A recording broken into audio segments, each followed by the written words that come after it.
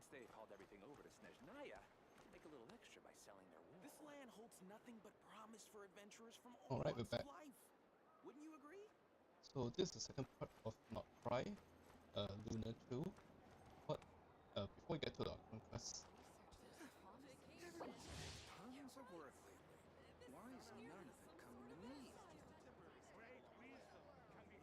okay, this is the roadblocks mode. I wanna check this out first. Yes, Imagine, if you can believe it, a whole other world within this universe. In that world, people found supreme bliss in what can best be described as lucid dreams. Reality became blurred, or rather, redefined. But outside of their flawless reality, the problems of the material world remained. And in the end, the cold, hard truths of the real world caught up to them in the reality to which they had escaped. Deep in the dark ruins, another soul who was fleeing destruction discovered the final remains of this world. These two terminals were once a means for the dreamers to manage the outside world. Now, they form part of the mage's collection. The mage once tried to form a world from things she had gleaned in her eclectic experience. But as the calm observer, she never found that spark of inspiration to bring everything together. Before fate caught up to the wandering mage, she paid one more visit to her wise and learned friends. She learned much during their time together, and although she did not find the answer, her loneliness faded away in time. But as she and her friends crafted other wondrous worlds together, she finally realized the missing piece in the world she dreamed of creating.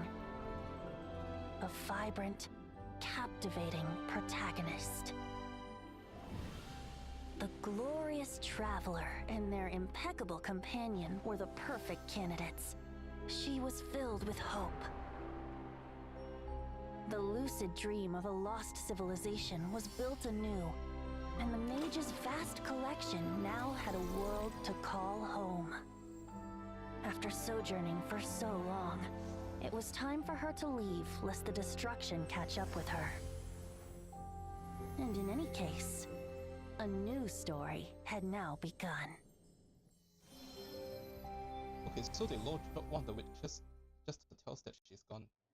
Okay.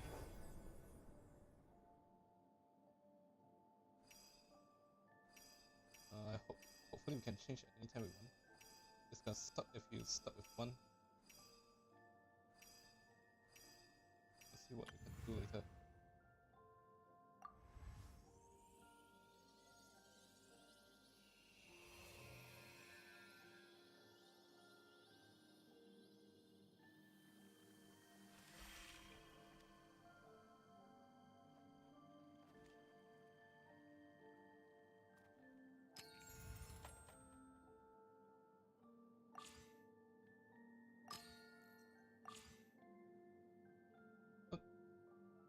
I don't think it matters right now because we don't really have anything.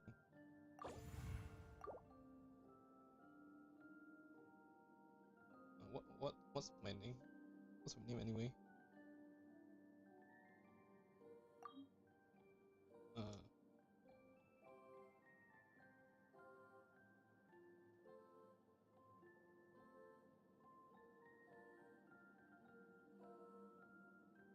I'll just use my Conquest around name.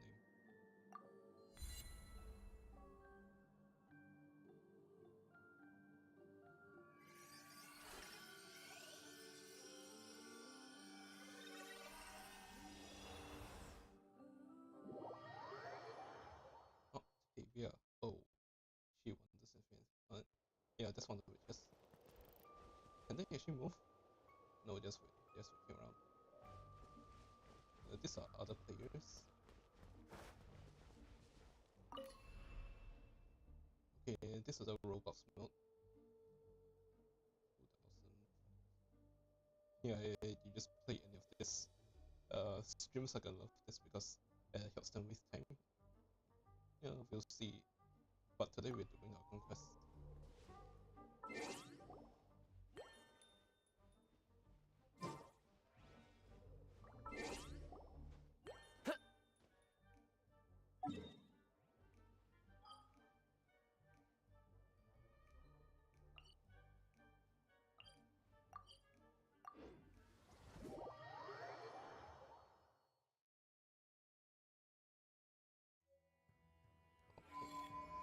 Yeah, you can use this character, but they kind of suck. I heard.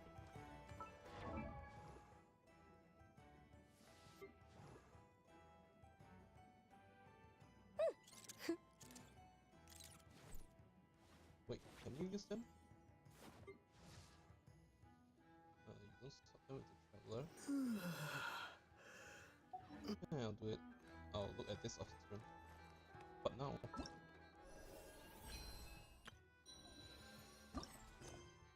Okay. Last time was pretty exciting. It was 9 hours long, but it was a really good setup. Basically, we revived one of the sinners revived, but they're weakened, and now we have everyone is working together trying to get rid of him.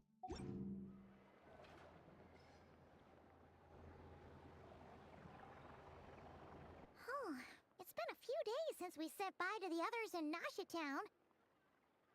This is Nasha Town. Still no news about Rarer, though. Where could he have slunk off to? If only he was gone for good. But with all the trouble he stirred up before, there's no way we've seen the last of him. We literally ran from him. Why would he be gone? Hello! You must be the traveler in Paimon? Mr. Flint has been looking for you. Unfortunately, there's been a serious wild hunt attack over at the quarry. He thinks it's time to regroup and figure out a plan. The wild hunt? Oh, uh-oh! Come on, let's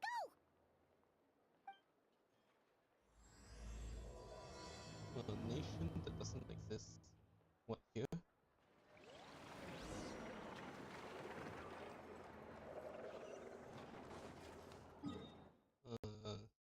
Okay, so we at least know that Waka is here just because, and Arlecchino.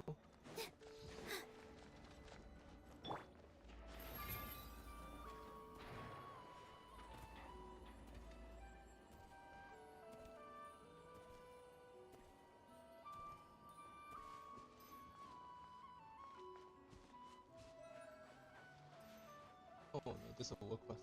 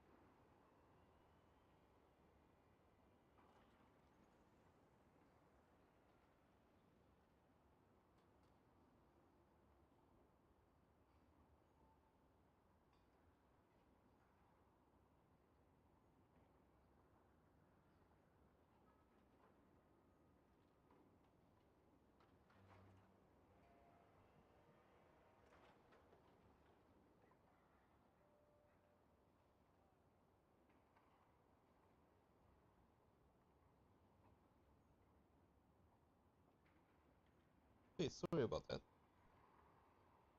I can barely sense any Kuvaki at all. This whole area feels like a soulless husk. When you're scared of him, last patch, you said the animals are affected by him. Looks like his appetite truly is insatiable. As if the power of that energy cannon wasn't enough. Oh, the Avengers are here.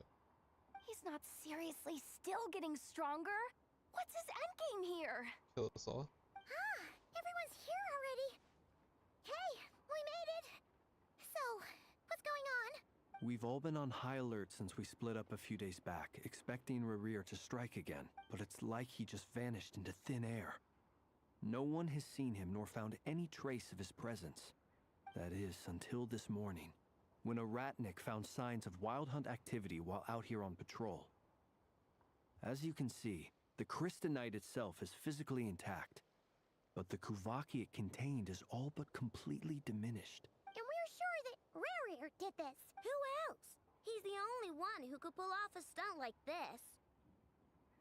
Kuvaki loss has reached critical levels. Reikir of Solnari set to maximum threat level. Warning, unless de-escalation measures are taken soon, he will pose a threat beyond our ability to contain. The consequences could be catastrophic. Alright, robot. Traveler, do you remember when we encountered Rerir just after regaining his body? There wasn't a shred of sanity left. Nothing but madness and rage. Yeah, didn't he shout out a bunch of names?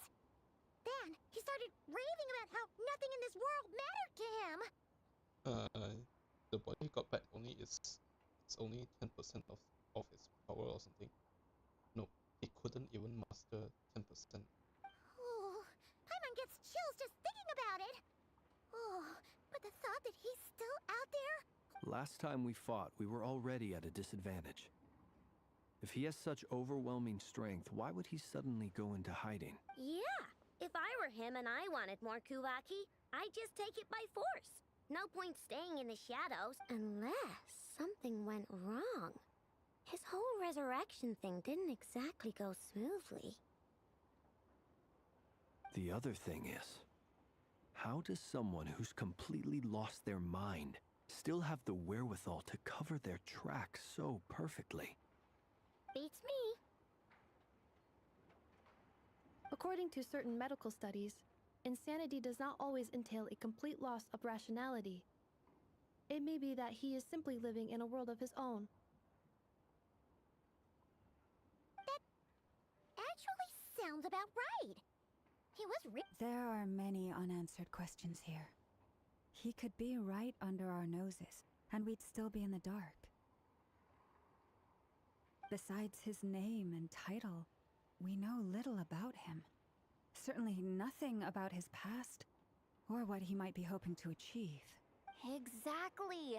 And we wouldn't even know where to begin looking. Even Boss hadn't heard of the Rahir of Solnari before all this. I'd be willing to bet that even if we gathered together every scrap of intel in Nodcry, we still wouldn't find more than, like, 3 useful facts about him. A specific number. So, if we do nothing, he'll just keep getting stronger.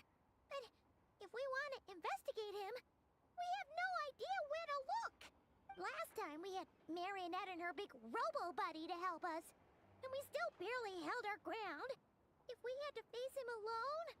Maybe we didn't really help her. Oh, Paimon's head hurts just thinking about it. What are we supposed to do against a threat this big? Well, I do have a little hunch about his next move.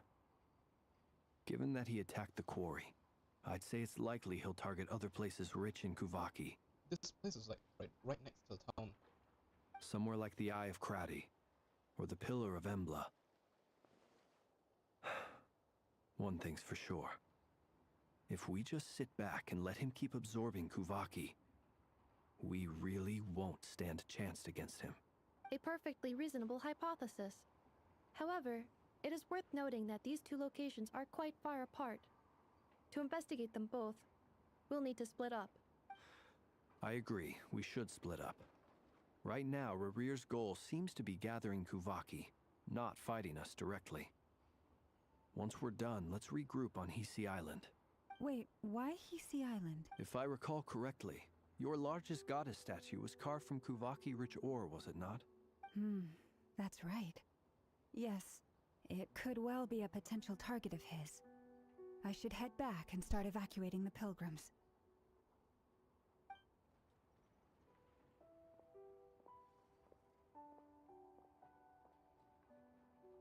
Splitting up's always gonna be risky.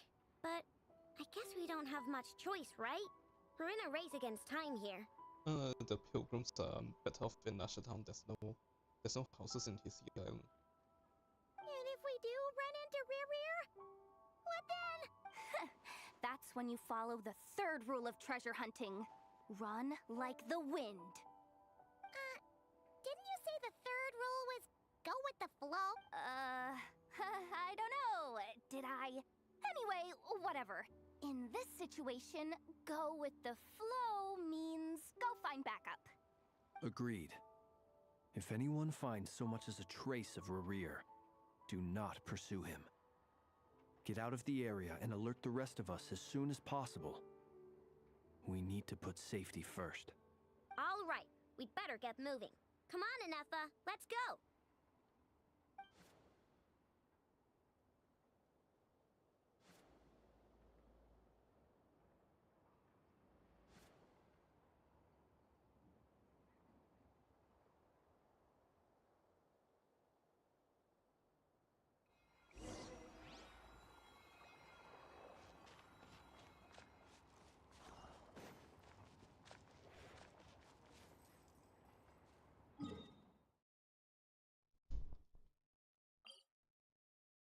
Okay, just now when they shoot the statue here, I didn't get the oculi, so when I saw it disappear just now. Yeah,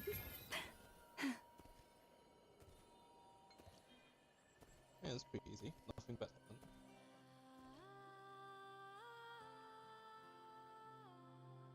Any leads? Nope. Diddly squat. No clues to where he might be hiding. It's like he's... It feels like we're sitting on a powder keg that could go off at any second. Ugh, I hate this feeling. I'd rather face him head on than be left hanging like this. So, you guys didn't find anything either? Not loving the word either. How about you, Flints? I questioned a few Ratniki and eventually narrowed my investigation down to one suspicious individual. But by the time I got to his place, he was already gone. Gone as dead, or almost as if he knew someone was on to him. Either that, or he's just extremely cautious and doesn't stay in one place for long. oh yeah, he can shift into anyone. Yeah, there's a lot of villains do have that ability. He's been biding his time for a while now. The question is, where or what is his next target? It could be one of us. No idea. Since regaining his body, he seems to have lost all interest in the fragment in my possession. If he did still want it, he's had plenty of chances to take it. All we can do now is hope that Aino and Anefa turn up some leads. Darn it, Rerir! If you've got the guts, come face me one-on-one! Wait, he's actually here? I didn't mean it! I swear! No, it's coming from Silver Moon Hall. The Lady Kutar might be in danger. He knows where she is. She doesn't. Let's get over there, quick! Uh-oh, cutscene. Wow, immediately.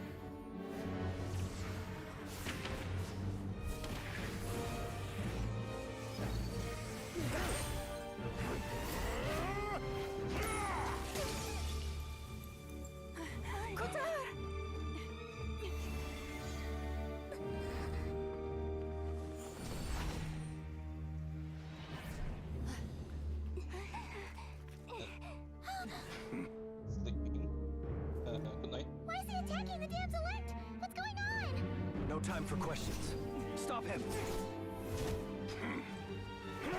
Oh, up for him. You're not gonna win.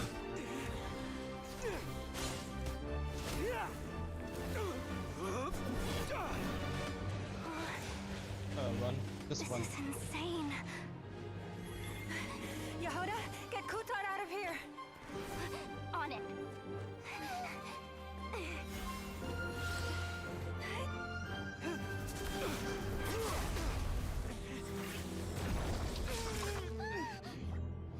Don't sell. Just go. Look where your feeble light has gotten you. Just Now go. you shall plunge into darkness.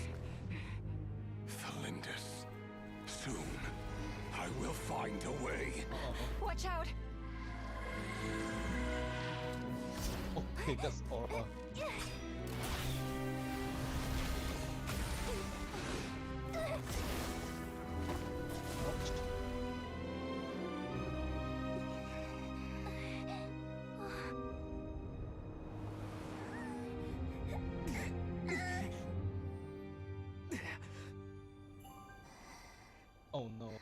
She keeps doing this for free.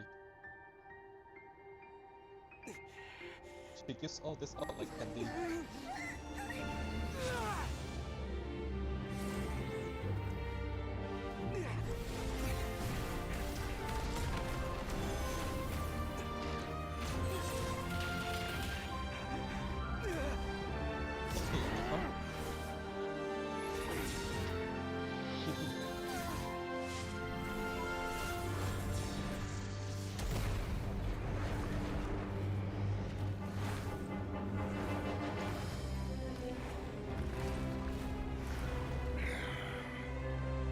Find them.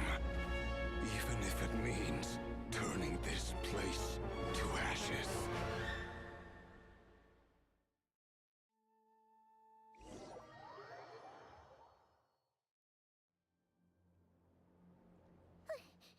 That was too close. I know it's in here, which is probably a good thing. We barely made it out of there alive. What's that guy's deal? How'd he get so crazy strong? He's a threat to this entire nation. I doubt his strength could even be measured by conventional standards. I have a question. Why are you here? When me and Anefa showed up, we saw him chasing after this lady like he wanted her dead.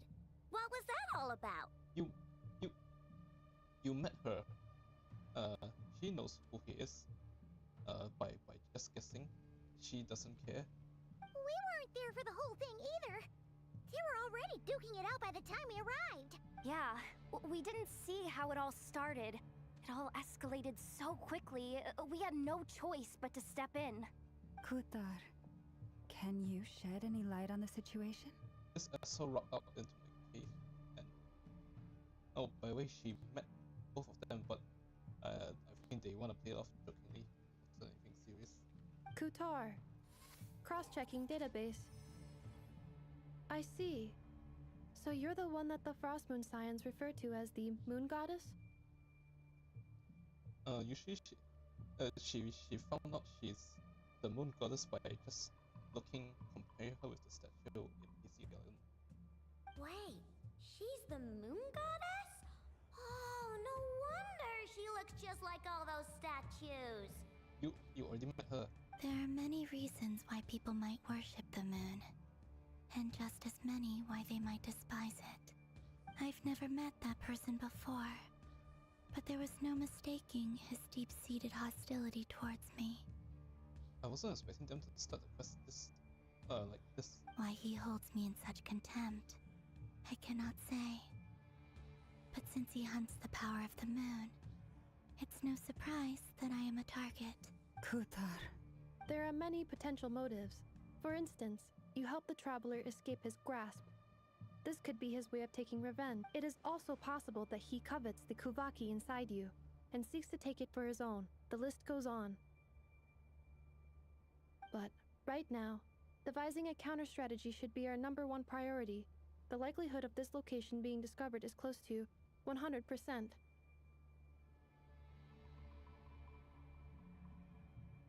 A counter strategy? But we don't stand a chance against an enemy like this. Surely our only option is to run. He's not gonna chase us to the end of the world, right? So as long as we can sneak out of Nodcry undetected... No, I can't say that. Come on, Yehoda. This is serious stuff. You can't suggest we all just chicken out. He's the only one who does this, surprisingly. He's out in space. She's clueless. We don't have anything to say. Running is our only option. Huh? You seem surprised. But what other choice do we have? We are facing an enemy we cannot possibly defeat in battle. Well, I mean, yeah, but still. It's not too late. I can distract him, so you have plenty of time to make your escape. Okay, but if he gets you, then it'll all be pointless, no? Wait, what? You're gonna act as bait? Doesn't that make sense? I'm the one he's after. There's no need for you to risk your necks on my behalf. A coyote doesn't stop for bypassers while it's howling at the moon. What is it, Loma? The Frost Moon Scions have already grown accustomed to life without their goddess. My presence here is no longer essential, and this is not my home, so you needn't ask me to stay. She really thought it through. She already thought of it through. We can't just roll over and let him get away with this. That's not our style. Yeah. We can't just call it quits after everything we've been through together. You met her for 2 minutes. Besides, she pretty much saved my life back there.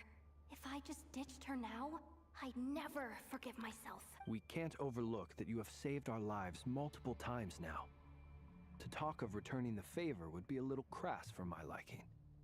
But suffice to say that we are friends, and friends look out for one another. All she did was this will be the third time. River's true objective remains unclear. Even if we were to sacrifice Miss Kutar, there's no guarantee he would stop. But... Kutar, I know why you left the Frost Moon Scions so long ago. It was because people started treating prayer as a form of trade.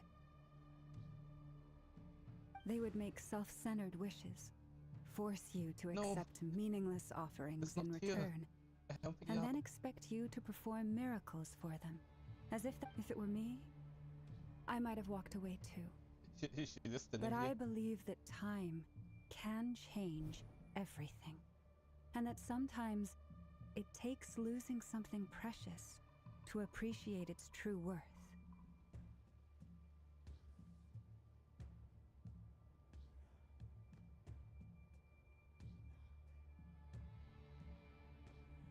After much reflection, I've realized that this was never about whether the Frost Moon Scions need you. Any relationship based on need is purely transactional. What I truly hope is that you'll choose to stay, not out of obligation, but as part of our family. We're really going through the whole thing together, friends, family, all those buzzwords. You were born here, and now you've returned. Who knows? Perhaps it was the moonlight that guided you home. Thank you, Lama. But my power is on the wane. I'm afraid I will be of little use to you now. I think she still fought him better than all three of us combined. Very well then. I'll do as you say. Both times you saved us, we were transported across great distances in an instant. Is that one of your powers as the Moon Goddess? It is, but I find it very draining. I barely managed to pull it off just now, and it will be some time before I'm strong enough to do so again. Oh, I get it. When we touched her, she immediately borrowed powers from the Moon Marrow in order to use her powers. If we didn't touch her, then we won't have enough powers to put in one. Rejected by the world, my power is dwindling. Like a lake, cut off from its source, slowly shrinking away. Now, it has almost run dry. Where the hell are we anyway? What do you mean, rejected by the world? The three moons belong to the ancient bygone era in which they came into being. From the moment I was born, the world itself has been steadily sapping away at my strength. So you need the Moon Marrow and borrow? The three moons are not one and the same. As the goddess of the Frost Moon, I cannot wield the powers of the other two. Yet moonlight has a way of blending together. Each can reflect the other's glow. So when our fingers touched, I was able to restore my strength by drawing Kuvaki from the eternal moon's marrow. If we keep holding your hand, then you have unlimited supply. But this method of recovery is painfully slow. If only we could find the... Uh-oh, here he comes. It's the Wild Hunt! Even faster than we expected. We'll have to finish this conversation later. See how those Wild Hunt creatures are running away from us. They're likely just a scouting party, which means Rerir won't be far behind. Then what are we waiting for? Let's get the heck out of here!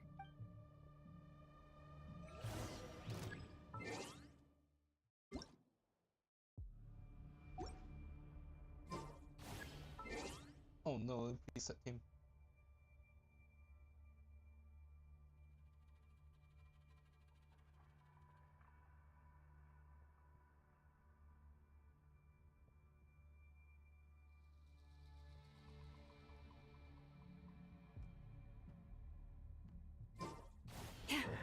You poor lost lamb, for the everlasting forest.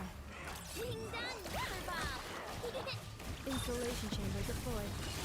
They just keep coming! This is driving me nuts! Oh no, what's the point of that? Rerir's closing in on us. We need to pick up the pace. There's too many of them! And this time, we can't fall back on Kutar's help to escape! This goes on much longer. Annihilation mode. Observe the night coming. Be silent. To dust. For the everlasting forest. Taking split. Wing done, River Bomb! Ultimatum protocol. Cleanup sequence in The long sleep beckons. Observe. To dust.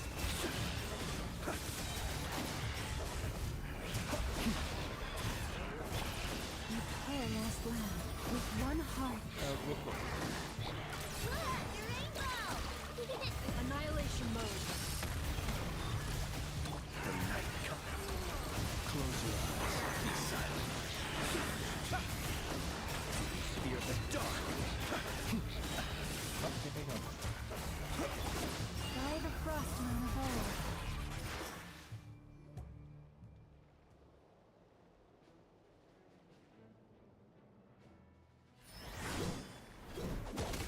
Oh, not cool. Someone came earlier than him.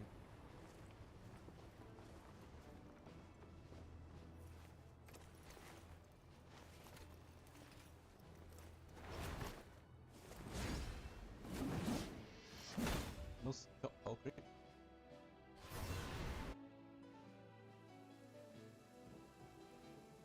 What's the matter? Bit off more than you could chew?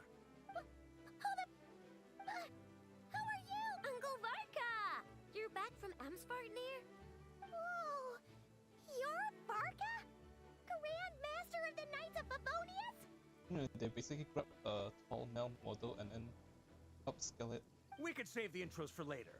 Right now, let's get you all out of this hellhole. Follow me. I know somewhere you'll be safe. Oh, is that where I think it is?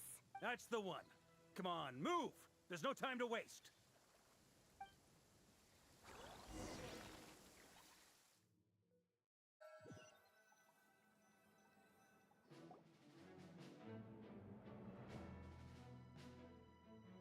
Wow! Where are we? This is so well hidden. Well, that goes without saying. This is the Knights of Favonius' meeting place in Nodcry, and a contact hub for the Northern Intelligence Network, aka the Black Market of Intel. No matter what faction you're with, it's the place to buy and sell information. Their headquarters are in Nodcry, but they've got contacts in every nation. As an expeditionary force on foreign soil, working with them has offered us the most effective way of getting our hands on reliable local intel. This is where we meet, so naturally, it's secure. Anyway, where were we? Folks from Nodcry should be pretty familiar with me by now. But I believe this is the first time we've met. Allow me to introduce myself. I am Varka, Knight of Boreas, and Grand Master of the Knights of Favonius. We've heard all This meeting's been a long time coming. It took like 10 hours. Why are you smiling? You look way younger than Paimon expected. But you definitely have that Grand Master vibe. Well, I'm no spring chicken. Just not showing my age yet. Definitely feeling some of that back pain today, though. Rushed back from Amsfartnir without a wink of sleep, only to get right into another fight with that freshly revived maniac. Another? You mean you fought him before? Yep. He wasn't nearly as strong back then, but he was still a formidable foe. I brought some of the knights along to give him a little surprise, but he saw us coming from a mile off. Did he die? My squad took heavy injuries, and I barely made it out alive myself. We knew it might have been our last chance, so we staked everything on it. But still, it wasn't enough to stop him. I tried tracking him down afterwards, but he didn't leave a trace. Even in his unhinged mental state, he's as cautious as any trained operative. So, I decided to come find you. And as luck would have it, turned up to find you being ambushed by the Wild Hunt. The rest, you already know. Is that why he's been frantically absorbing Kuvaki these past few days? Because he sees you as a threat?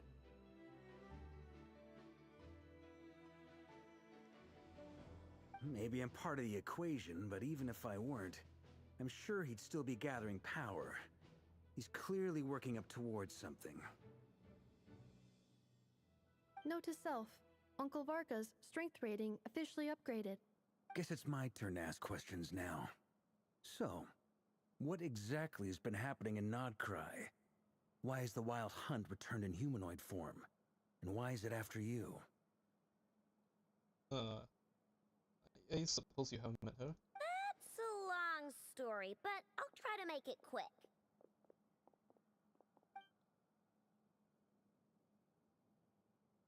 Wow, I had no idea so much had happened. Sounds like you guys have really been through it. So, the Kutar is actually a Fatui Harbinger.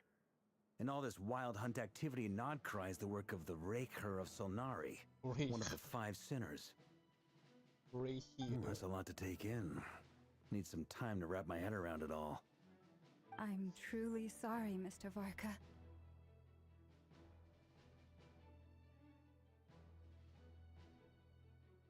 You stood with us against the Wild Hunt, and did everything you could to stop it from escalating into a full-blown catastrophe.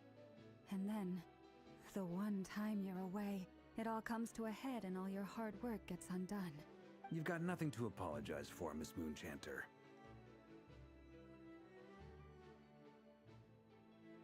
You can plan 100 steps ahead and still slip up. That's just life. No one knows what tomorrow holds. You can't predict which way the wind will blow next. And, to be perfectly honest, I can't say I'm surprised. For all the times we've defeated the Wild Hunt in the past, we've never been able to completely wipe it out. Turns out, we were just delaying the inevitable. But now that a new variable has come into play, fate may well take a different course. Why you the one saying this? A new variable? Who else? And in a strange way, I think his resurgence might not be an entirely bad thing. The Wild Hunt is like an unrelenting force of nature, but Rerir is an individual with an agenda. He's gotta have a weak spot somewhere. That said, while I was explaining everything just now, some of the points that Mr. Flint's added caught my attention. You mean about our mystery ally? That's right. From what you've said, not only did they lead you straight to some key files, they also shielded Hisi Island from a lethal Kuvaki blast. Okay, that thing was yellow. So, I think most people just think it's Nicole, the end, Alice's friend. I don't know who or what could pull something like that off. Heck, even Miss Columbina doesn't have a clue. I hadn't heard the story about those files. Would you mind repeating their titles for me? Wild Hunt Phenomena Log, a Nodcryan Ratnik's Field Journal, and Kuvaki Survey Log. Oh. No. Still doesn't ring a bell. She really wants to help. Another dead end. Guess all we can do now is hope that our mystery ally keeps showing up when we most need them. Still, it's safest to assume they won't be intervening again. From here on out, we'll have to resolve this crisis by ourselves. Your intel also explains something else I've been wondering about. The reason I led my team to Amsfarnir was because we'd had reports about a possible source of the Wild Hunt showing up there. But once we looked into it, it turned out to be a red herring. I don't know who was behind it, but clearly, it served its purpose. I doubt it's by chance that he happened to make his comeback while my attention was diverted. And from everything you told me, it sounds like his scheming began well before his return. So maybe luring me away was all a part of his plan. There's two sinners? But is it even possible that he orchestrated all of this by himself? I doubt it. He just revived. He just newly revived. The Moon Maiden and the Raker of Solnari. Nodcry of all places. Look at us. The way everything is unfolding, it can't be a coincidence. Look at this team. We're gonna do great. So, what do we do now? Got any ideas? Right now, we've got at least 3 things to consider. Let's go through them one by one. First, we need to figure out how to take down Rerir. If we can't beat him in a straight-up fight, the rest won't even matter. To my knowledge, the bulk of Nodcry's fighting force is already gathered here. But even with everyone united, we're still no match for Rerir in his current state, let alone with his power still growing. What if there was a way to tap into a new power of our own? How so? Have you thought of something, Columbina? 3 moons once watched over this world. The Eternal Moon was the largest. The Frost Moon was the brightest. And the Iridescent Moon was the most mysterious. There's a theory going around that Rerir has this thing over here. They say that back then, the 3 moon goddesses wielded immense power. Enough to shape the workings of the world itself. I now bear the Frost Moon's power, and the Eternal Moon's marrow resides within the Traveler. Hold on. Are you suggesting... The iridescent moon. The last piece in the puzzle. Oh no. That's right. If we can find the iridescent moon's marrow, I will be able to regain my strength much more quickly. The 3 moons are said to stir the tides and illuminate all things. Perhaps they hold further secrets beyond our understanding. According to my analysis, this solution is feasible. However, it is subject to one major condition. How do we locate the iridescent moon's marrow? I know a way, but we will need to visit the Fatui's Experimental Design Bureau. The Experimental Design Bureau? Are you saying we need to involve Marionette? Yes. I must speak with Sandrone. It's a long way from here to the Experimental Design Bureau. There's a high chance you'll be spotted. You shouldn't go alone. Then that's settled. Next up, our second priority. Somehow, we need to figure out Rerir's end goal. As you saw for yourselves, when he was still in his Wild Hunt form, everything he did was for the sake of recovering his body and resurrecting himself. His first act since then, after laying low for a while, was to try and assassinate this young lady. People's obsessions often reveal their greatest vulnerabilities. There must be a reason why he despises the moon so deeply. Perhaps it sheds some light on his title, the Raker of Solnari. The Wild Hunt has plagued Nodcry for centuries now. If we want to stop it for good, we have to get to the root cause of what's driving it. It's true. We still know very little about him. If Kuthar hadn't given us that lead, we wouldn't even know his name. But where would we even start? I doubt even the Intel Queen of Nodcry has a clue, and she has info coming out of her ears. Oh? That's a rather hasty conclusion for someone who's so painstakingly meticulous when it comes to dealing with machines. Ah, she heard me. What's this point of view? Huh? Yeah, hold that. What are you doing here? I'm now asking myself the same question.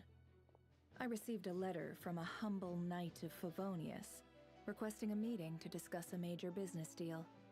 But it looks like this humble knight had something else in mind. Details, details. Miss Neffer, the important thing is that you've arrived at the perfect time. Since his failed ambush, I've been racking my brains trying to come up with a plan to fight Rarier. Given the severity of the situation, I think it's fair to say that our only chance lies in uniting as one. And I'm talking all the factions in Notcry. Just get other countries. We can't do this without the Curatorium. But I knew it'd be a tough job to win you over. So, I took the liberty of reaching out for a little chat. Wait a sec.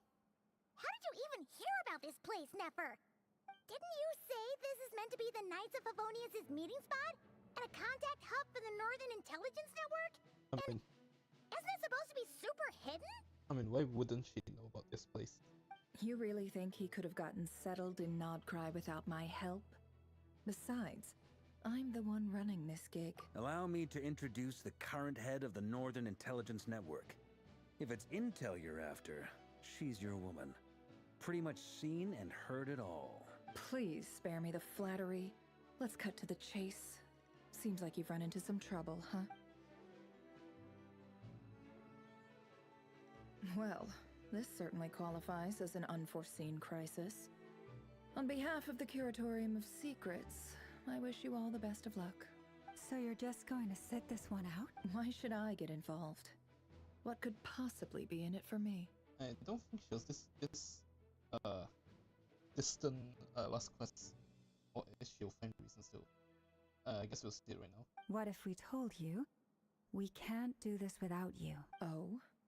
Then I'd say you'd better make it worth my while. I don't work for free. I can't put a price on something like this. It's just not in my nature. But then again, you and I have always been polar opposites in this regard. So I can't exactly say I didn't see this coming. Maybe she still met that... not now. Maybe she still met that Lamas found a way to trick Yehuda into this. If you insist on compensation, I will pay you. Consider this a formal commission. Sound fair? Okay, how are you gonna pay her? You don't have a house. You just don't give up, do you? Too bad. I know you well enough to know you can't afford my prices. The riskier the job, the more it'll cost. And a Moonchanter's stipend isn't exactly generous. Unless you're planning to start passing the donation box around among the faithful. She might just do it. Boss, just a thought. If they come up short, maybe you can take the difference out of my next few paychecks. Why are you being kind all of a sudden? Things got really dangerous during the fight with Rarier. If this girl hadn't saved me, I'd be ley line fodder by now. I'd be gone for good, boss. If there's any way we can make this work, I'd really like to help her. Please? I'm begging you. Okay. This is why I'm always telling you never accept favors. They are the hardest debts to repay. Yeah, she should just turn back to him. No, I don't want your help. Just take the hit instead of letting Colomina get a scratch. You have to be careful who you get involved with, or you invite all kinds of misfortune. Very well, Yehuda, I will help. But just this once. Don't count on this happening again.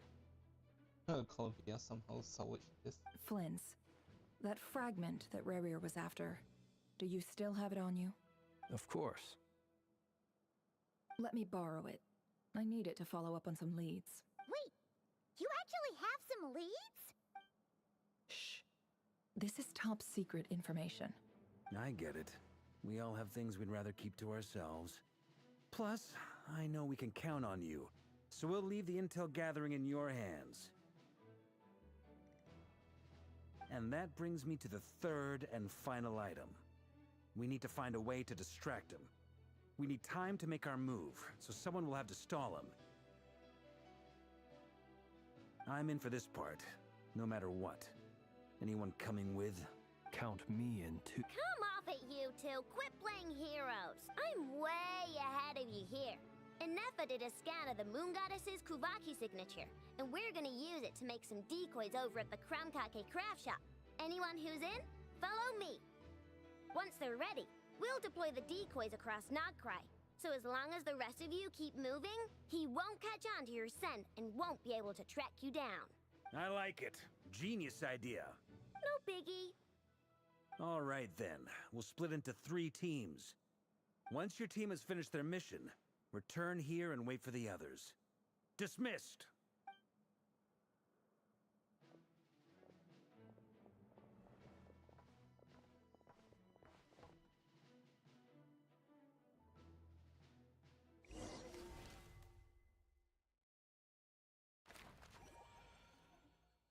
What is this?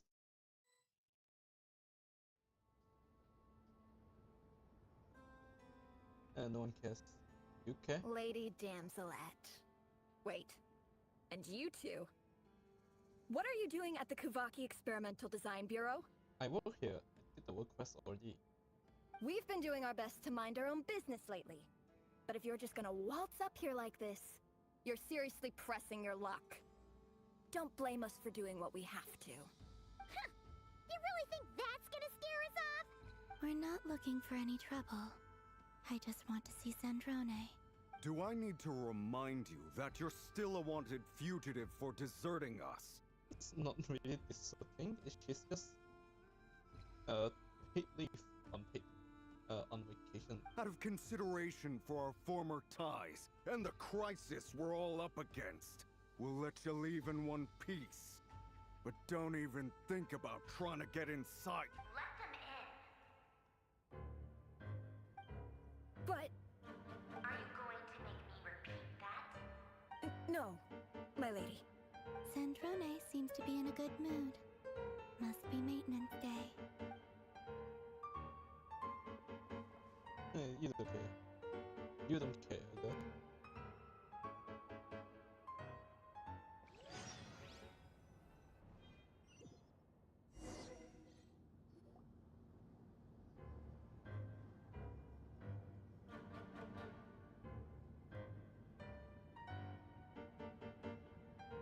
So tell me, to what do I owe the honor this time?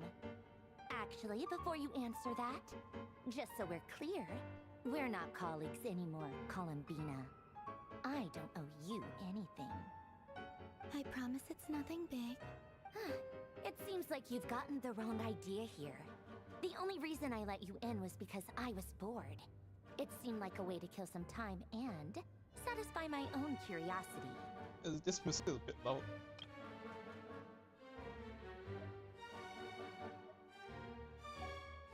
Whatever miscalculations I may or may not have made in the past, I haven't lost the plot enough to even consider sticking my neck out for your sakes.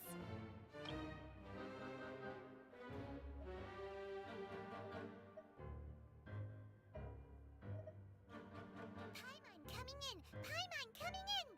Is this level okay? Can you hear Paimon? I'd like to speak with Arlecchino.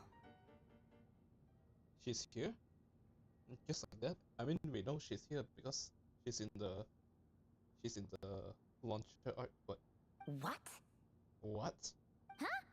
You mean the knave? I'd like to speak with Arlecchino. Is she in Nodcry? Oh, she doesn't know. No, she's not. Once the work on this facility was completed, she went back with the Rooster and Regrator. The only ones in Nodcry are me and... What is it you need to speak to her about anyway? Rooster and Regrator. And this is the money guy that Yelan is hunting. This is... I heard he's kind-hearted, a clean child. Rerir is hunting me.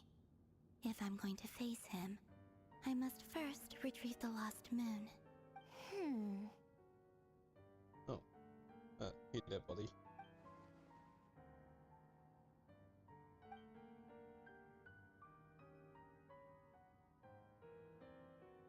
Is that a no, then?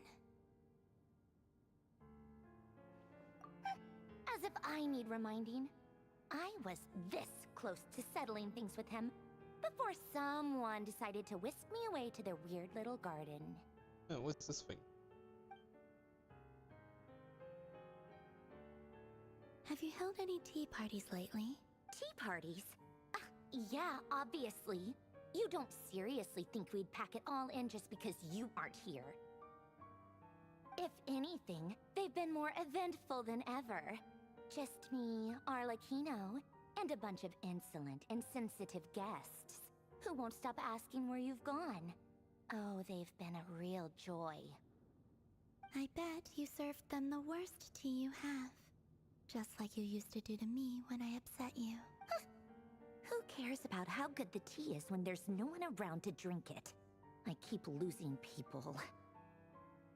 Huh. First Rosaline, now you? I'm running out of people who can make me laugh. Honestly, what could be more ridiculous than a multi-centenarian goddess who's only ever had the plain herbal tea she received as offerings? Oh, she's opening up. You'd always brew a different type of tea for me each time. Was it really just to see how I'd react?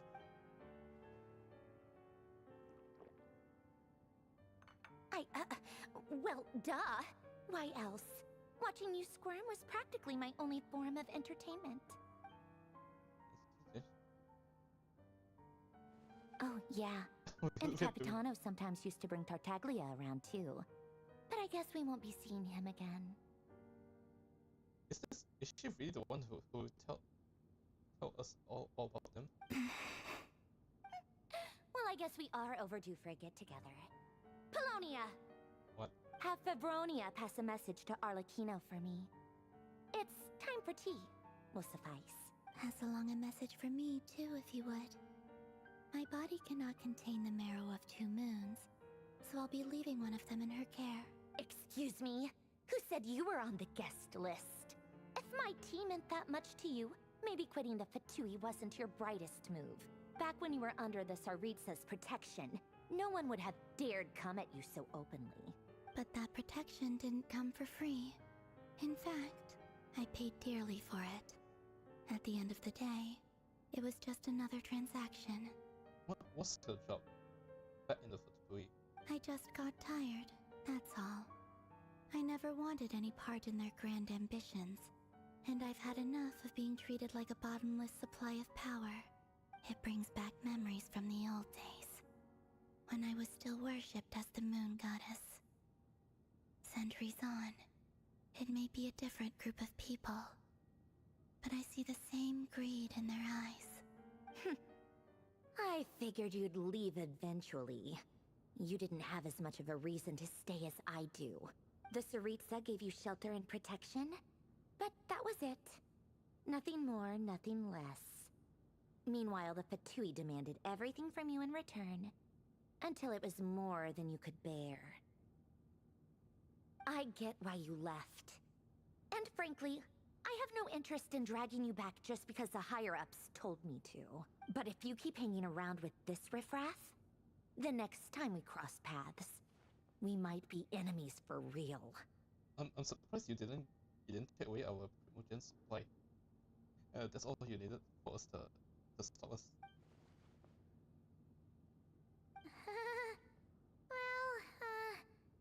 Guess that's our cue to leave. That might be your plan. But it sounds like someone else wants you to stay a little longer. Oh, there's someone here? Huh? What do you mean? Listen.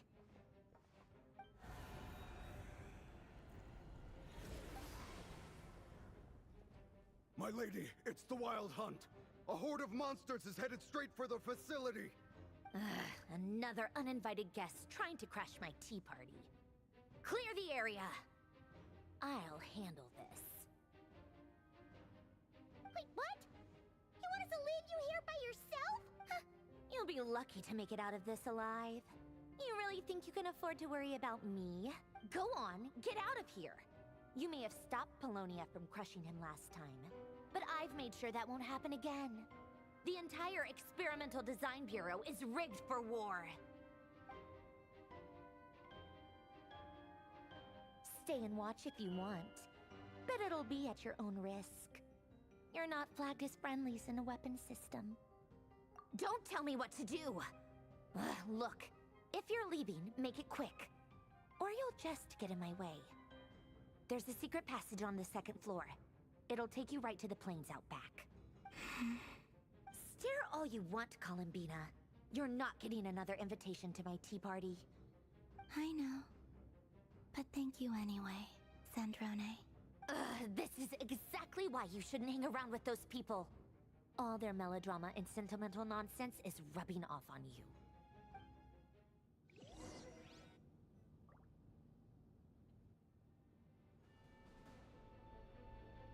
Come on then, Mr. Ray here.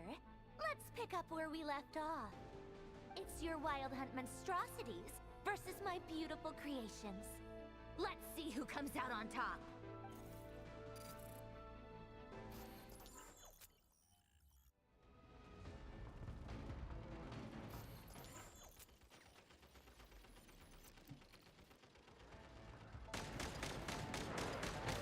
That's all.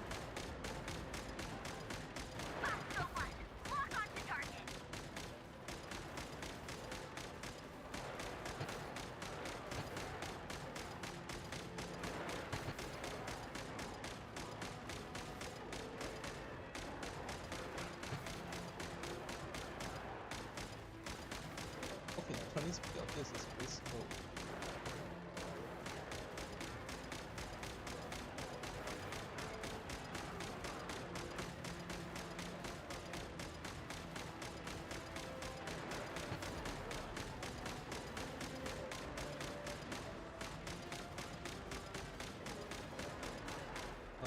Needs to one shot there.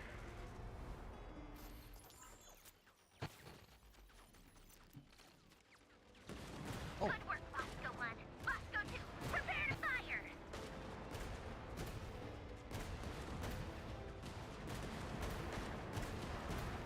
Okay, this one is way better.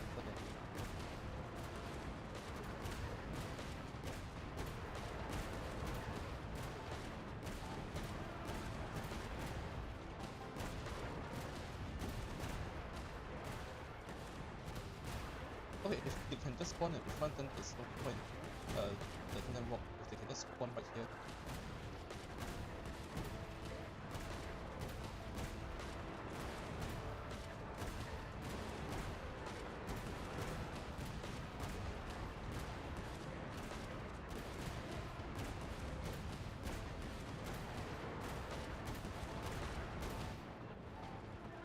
Okay, what will next do?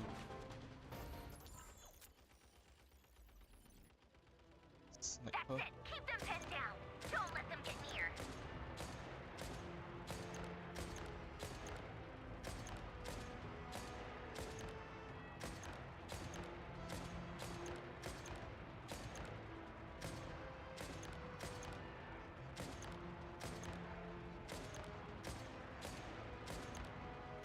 Okay, this one kinda sucks.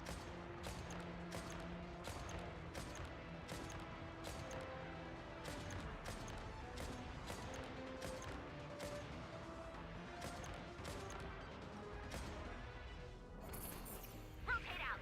Deploy all backup units! Get in there and hold the line! Oh no, not this. This one sucks. Okay. They're more tenacious than I thought. Whatever. This is where the real fun begins.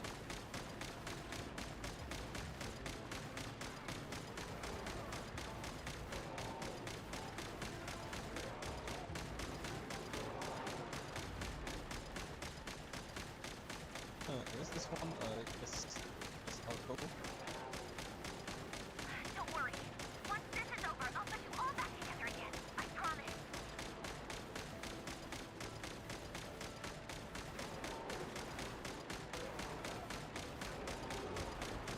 Oh.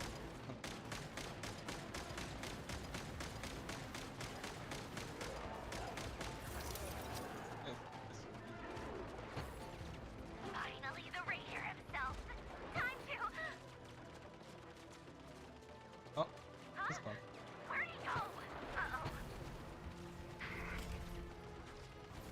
Oh.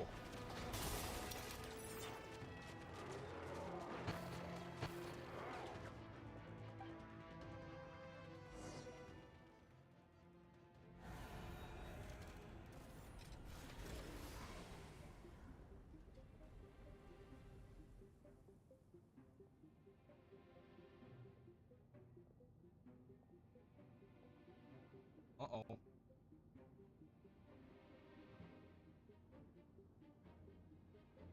Polonia, get him! I've upgraded Polonia again since our last encounter, and uploaded every last Uh-oh. scrap of your data. So let's finish this once and for... She's not here. Where did she go? Hey! Over here, you big... Curse it. Moon, go. Keep searching. She cannot have gotten far. Uh-oh.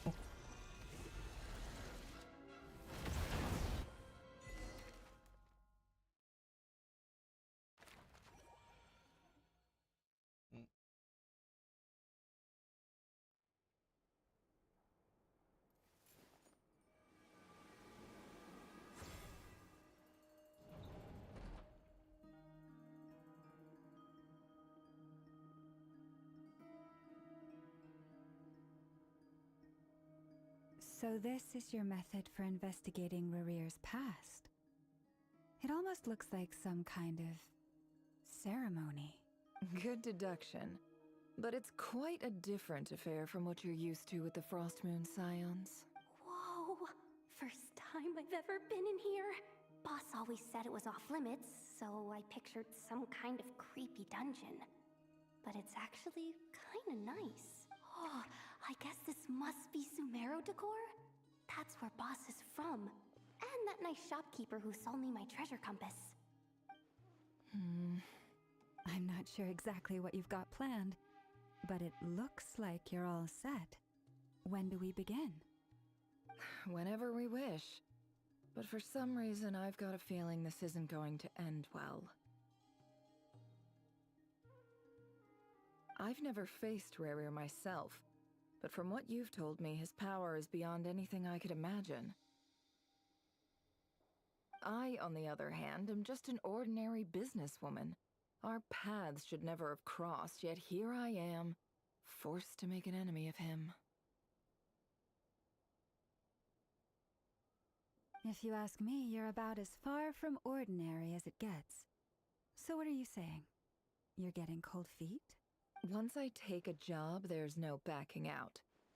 Still, I have to ask myself if the power I'm relying on will even work on an opponent of this caliber. And also how to make sure I come out of this alive if things spiral out of control.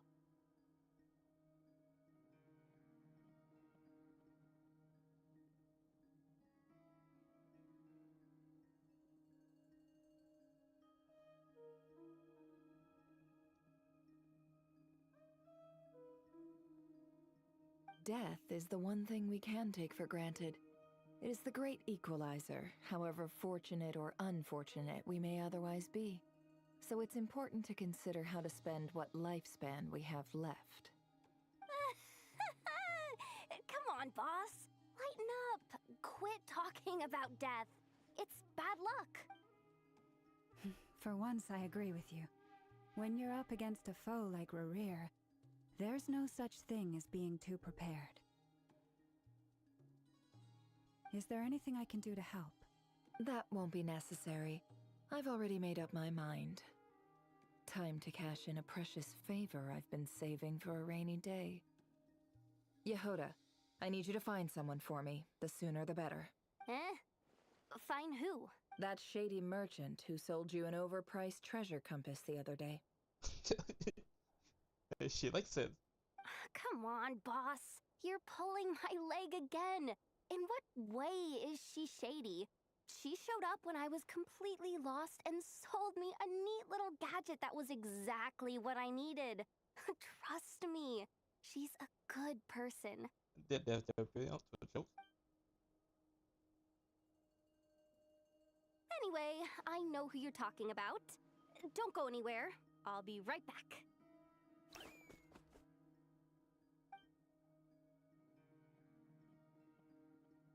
Quit dragging me. I genuinely can't run any further. Uh-oh. Hey, aren't you? What is it? Sunken What's the face. big rush? You dragged me out of a dream where I was literally swimming in Mora. I'm charging double my usual attendance fee. See, look how easygoing she is. After that rude awakening, she could have completely snapped at us. But instead, she kept it together and just asked for an extra fee. Dori Sangama Bay? I never would have pictured you two doing business together. How? If you want to make it big in Nodcry, it's all about connections. Lady Nefer just so happens to have a lot of intel that interests me. And she also did me a big favor in the past. It was back when I first arrived in Nodcry. My trusty assistant, the genie in my lamp, had an adverse reaction to the Kuvaki and fainted. And wouldn't you know it, that's when I suddenly find myself in a life-or-death situation. Good thing my compatriot was there to swoop in and save the day. I've been giving her a 30% discount off all of my goods ever since. Now, so that no one here feels left out, I'm willing to extend a 20% discount to fellow friends of Boss Nefer. Plus, any other friends you send my way will enjoy 10% off. What can I say? The great Lord Sangamabe is nothing if not generous.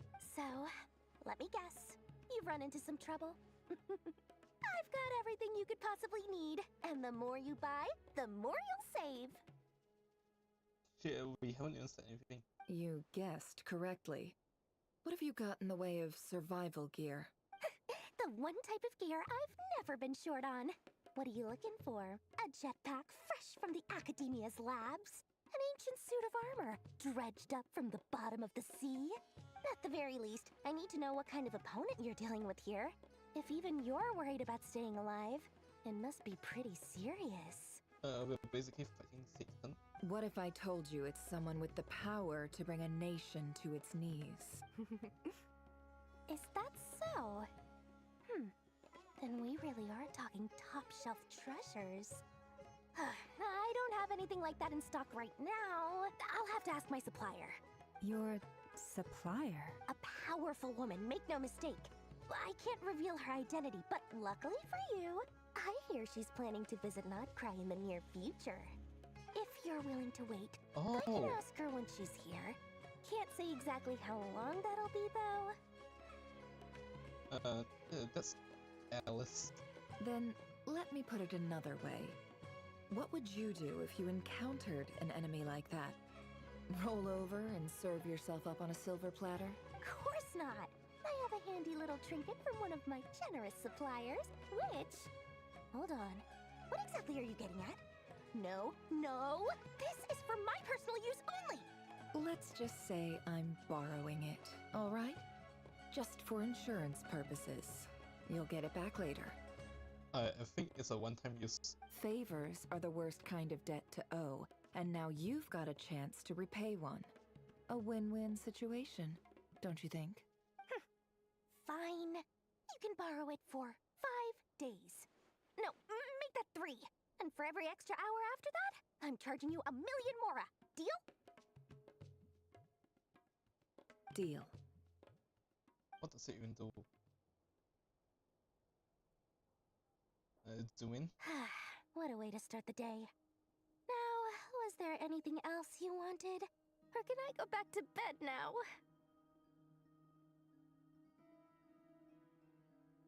Bye. That will be all. Take care now. Don't trip up on your way back, friend. What's so important? What's this thing for? See you later! You're my favorite shopkeeper.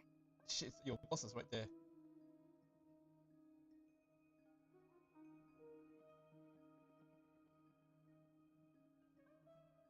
Excellent. Everything is well and truly ready. The ceremony can now begin.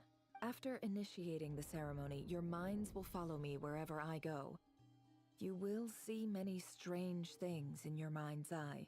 So remember, don't be frightened, and don't make a sound. Are we astro projecting? Now then, let us peer into the Raker of Solnari's past. Are we checking Urban Soul?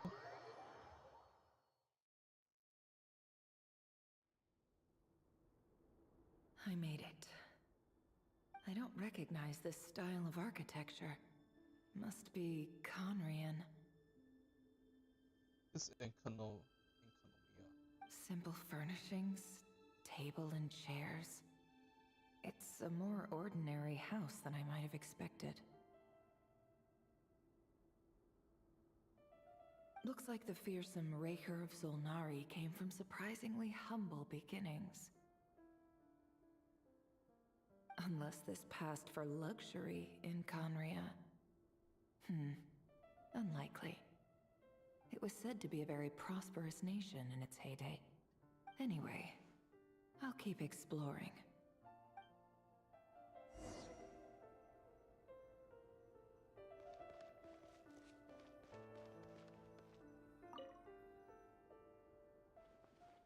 Hi, Reverie.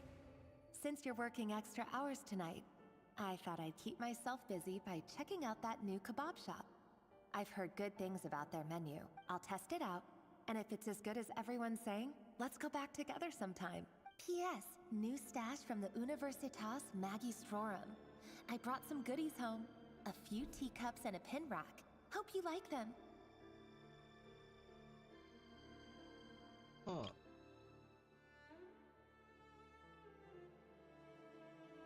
Is Korean really modern? They didn't sign their name, but they must have been close. Sounds like they were living together.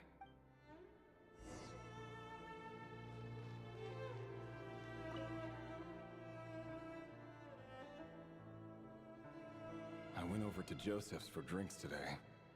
They have a fine collection, but I went alone. Felindis was tied up with something and couldn't make it. This one is sinners? No, I don't think so. Joseph asked why I came alone, but I didn't really have an answer. He then went on to ask about other things. If you ask me, someone who asks that many personal questions is too nosy for their own good. But if he invites me again, chances are I'd still go. Felindis. That's the same name Rerir mentioned. Crane imports keep falling. If things don't pick up, we'll soon be back to meat and mushrooms only. Honestly, I'm not a huge fan of that new type of mushroom everyone's been into lately. Didn't it start out as a lab-grown variety? I heard it's even mildly corrosive. Seriously, why would you even eat something like that? There's no need to... I don't care if it's an impressive feat of alchemy. That just isn't the kind of thing I like to eat. There's no need to rage against the fruit. The value of any... Grain has to be imported, and they're eating a diet of mostly meat and mushrooms. Could it be because Conria is underground, so it doesn't get much sunlight? The value of any question is... The value of any formula is its ability to... That would explain why they use so much stone in their buildings. As for the process of solving it, they even use alchemically modified strains for food. Seems like the people of Conria don't have many options when it comes to dining. I've just about saved up enough now. Time to buy it and keep it somewhere safe. Making a big purchase. I wonder what it is.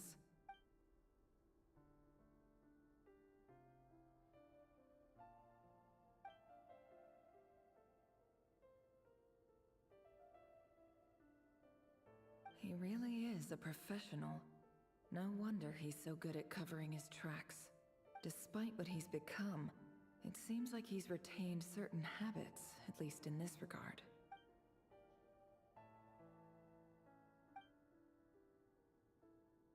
Did Rerir rip it out himself?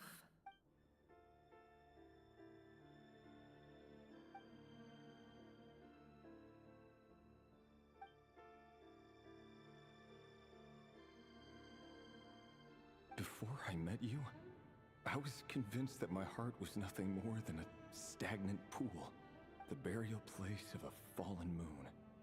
A withered, windless grove where the waters rested forever unrippled. It was you who helped me see that my heart hadn't entirely withered away, that it could still beat to the rhythm of love.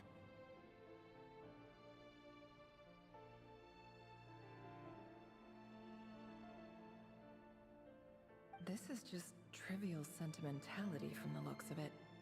Why would he go to the trouble of hiding that?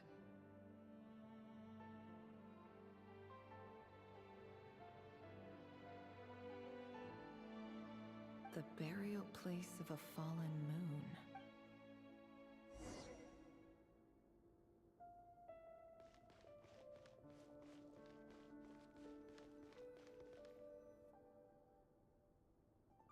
Reverie, over here.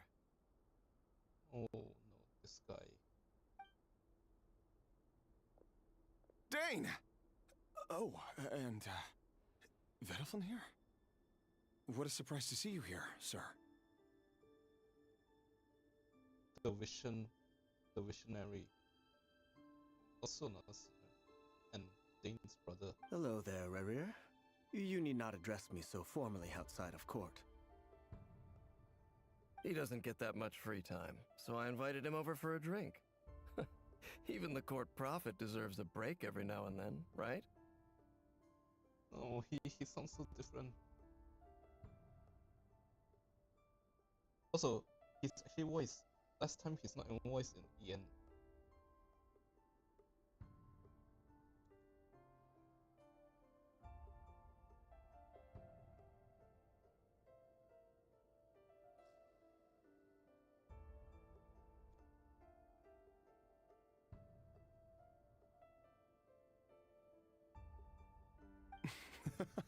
Well, I'm flattered. So, what are we discussing today? This guy is a rock, so they haven't given him a model yet. Hey, don't look at me. As far as I see it, we don't need an excuse to have a few drinks. Come on, don't give us that. Didn't you say you were about to pop the big question? How's that coming along? Who'd have thought the great Twilight Sword was an even greater gossip? I just didn't expect you to be the first one to settle down and get married, that's all. Yeah. If you told me that a few years ago, I wouldn't have believed you either. So, are you planning to come clean about your job then?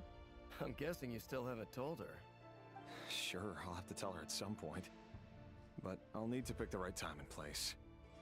To be honest, I have no idea how she'll take it. Come on, stop being such a pessimist. For all you know, she could be thrilled. I bet she'll be much more impressed by your actual job than the one she thinks you're doing now. A member of the King's Guard. Quite the cover story. Does the king himself even know? Of course he does. Anyway, enough about me. How have you been? Me? Same old, nothing much to... Huh? What's up, Ved? It's nothing. What, he can see the future? He can see the future? Vedafilnir, Dainslift's elder brother. Renowned throughout the court of Conria as the Visionary, and said to possess a wisdom far beyond the reach of any ordinary man. And yet, despite the gulf between us, he seems to have something to say about me. Does he even know me? Does he see me as a friend of his brother, or just another of the Vinster King's blades? Why did he react so strongly? Was it really to do with what we were talking about? Brown, curly hair and brooding blue eyes. So this is what Rerir looked like back in the day. Perfectly normal. No different from anyone else.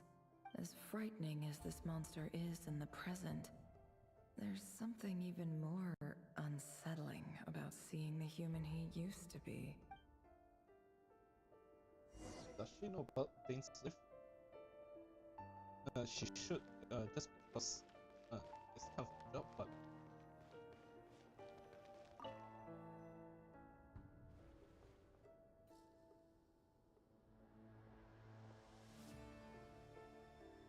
Oh, the shading there is pretty. Felindis? You're back early? Our equipment's being serviced today, so I got off earlier than usual. How's your day been? Aw, why the long face? Is something the matter? Has your boss been giving you a hard time again? Went for a drink with Dane and the others after work. Isn't that a good thing?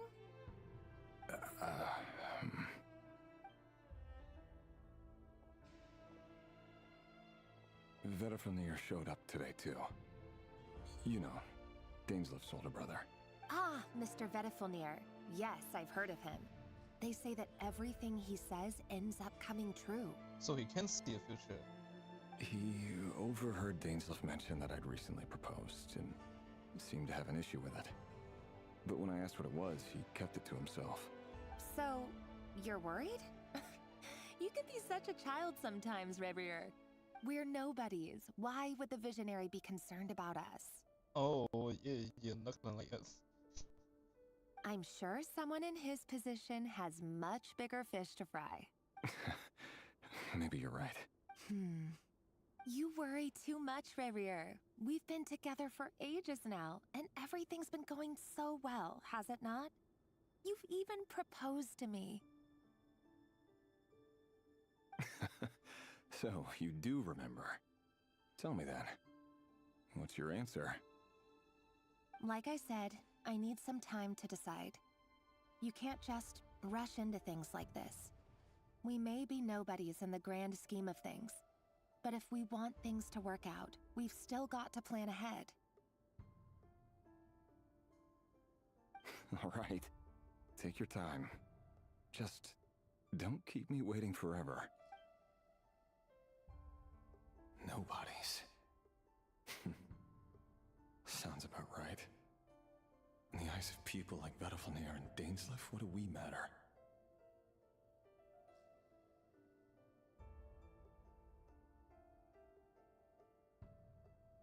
Well, do people sit in front of a mirror like this? Can someone whose gaze is so fixed on a far-flung future even see the present clearly? This lighting. Besides, the dynasty's fate rests with the king and his inner circle. Whatever I do, it won't make much difference. Meanwhile, every idea they come up with, every decision they make, it affects everything. These days, the king is lost in his research, and the purge of the Crimson Moon bloodline grows ever more intense. That's Arlecchino's one, right? The opposition tried to speak out, but nothing came of it. And I'm under no illusions as to why. Because we eliminated them and got rid of their bodies. A man can have 1,000 reasons to carry a sword, but there are few good excuses to use it. Yet the king has never even considered a gentler approach, and he never will. What becomes of someone who kills on another's behalf? Can he ever find true peace? What happened? You just proposed to someone and that's what you think about?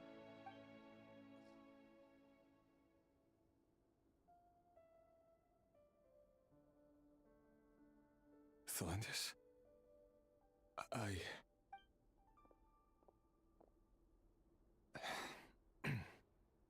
It's nothing. You were right. Fate has never smiled upon nobodies like us. But by the same token, it's unlikely to bear a grudge against us either. There's no reason we can't keep living happily together, cherishing the simple joys of each day as they come. See? You just need to stay positive, Revier. I can feel your warmth, your breath. You're right there, right by my side. Just seeing you makes me happy in a way I can't explain. And that's something that no one could ever take away from me. So smile, my love. Let go of that frown. You're right, Felindis. I've just been overthinking things. That's better. Getting caught up about things like this will only ruin our evening. Speaking of which, all set for the ball tonight? I need to go get ready. You go ahead. I just have a few things to take care of, then I'll come join you. Even busier than the big shots, huh? Fine, I'll go get started. But don't be late. If you keep me waiting too long, I won't be a happy bunny. Relax. I'll be there.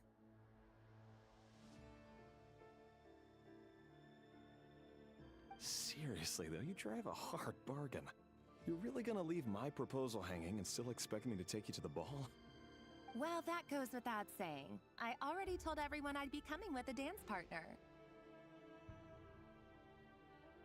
Besides, they're two completely different things. Let's take it one thing at a time, all right?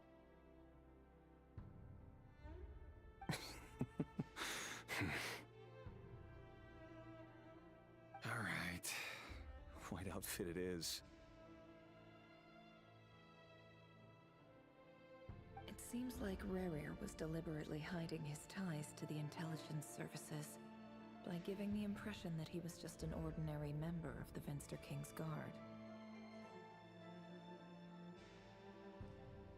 He clearly doesn't want his would-be fiancée to know about his other life. Then again, that's hardly surprising. People in the intelligence trade rarely do. Who'd have thought we were in the same line of work? Why are you smiling? Let's dig a little deeper.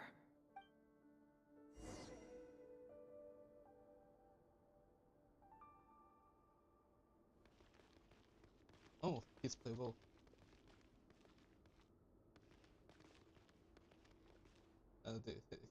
Okay.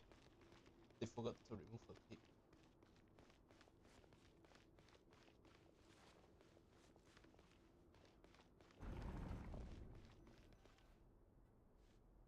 Our last operation was a resounding success, and all thanks to you, Rehir of Solnari. In total, we apprehended 32 dregs of the Crimson Moon, and 67 accomplices. Oh, yeah, he's the one doing it. After all these years since the dynasty's fall, so many of them still linger on. Indeed, it cannot be denied. Yet it was destiny that the Crimson Moon should be overcome by the eclipse, and that His Majesty, the all-seeing Venster King, now guides our nation on the path to prosperity. Conria has no further need for a dead moon. But alas, there will always be those who refuse to see the truth, choosing instead to romanticize the past. That's not entirely true. Much about the Crimson Moon era was worthy of remembrance, and that's exactly why they keep trying to see it restored. Many of its secrets remain unsolved to this day. As it happens, that's precisely the field of study my partner is devoted to. You still haven't told her what you really do for a living. Where would I even start? How do you tell someone that you're one of the king's hand-picked executioners? That your hands are steeped in blood? You didn't choose this life, any more than I did. Orphans like us don't get a say. But I'll sure as heck be the one to pay for it. He's a cleaner. Speaking of which, we need to be more rigorous in the way we identify direct descendants of the Crimson Moon. Someone, it seems, has strong opinions about my future plans. Most likely my marriage in particular. I have a feeling that we may soon become targets of the Crimson Moon's retribution. Your concerns are not unfounded. They've taken out many of our colleagues these past few years, and for that very reason. These are no helpless lambs we're leading to the slaughter. They're wolves in sheep's clothing. Take care, Rehir of Solnari. I look forward to toasting you at your wedding. Thanks, Thorkel. Look after yourself, too. I forgot his name. Did we heard it before? I know Halfdan.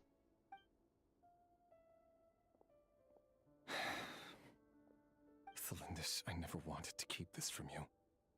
You're the last person I would ever want to lie to.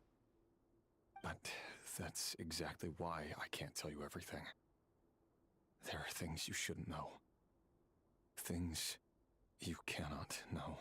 The moonlit dynasties are a thing of the past.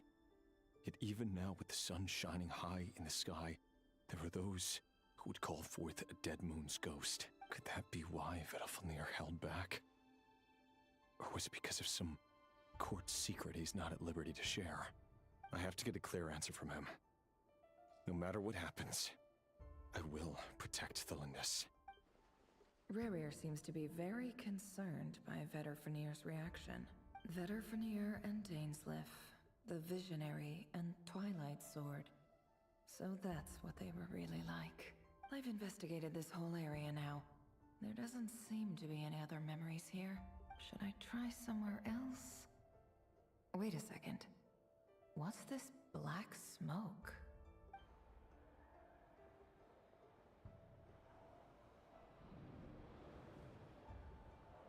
Oh, she has Dory's thing.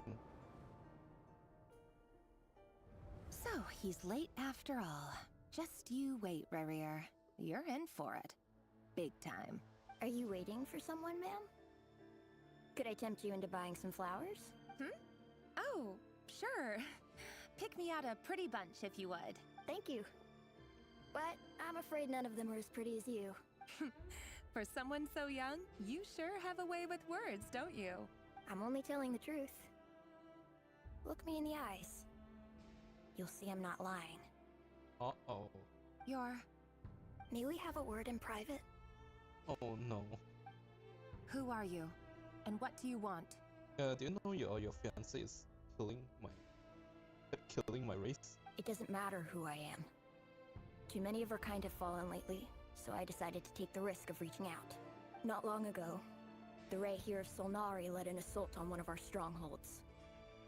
We suffered many casualties, and many who came to our aid lost their lives as well. Sorry, I don't know why you're telling me this. And I don't want to get involved.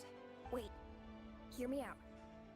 This time we finally got a clear look at his face and learned his true identity. His name is Rerir, and he claims to be one of the King's guards. What did you say? A cruel irony, isn't it? The man you're set to marry leads a double life as a brutal executioner. But surely, you must have caught a whiff of the blood on his hands. Why are you telling me all of this now? Simple. It's because... How strange. Rerir was nowhere to be seen in that memory. It clearly belonged to the Lindis. Rerir couldn't possibly know what happened if he wasn't even there. Why would her memories appear in his fragment? The ceremony won't last much longer. I think it's time to call it a day. Yeah, this thing is here.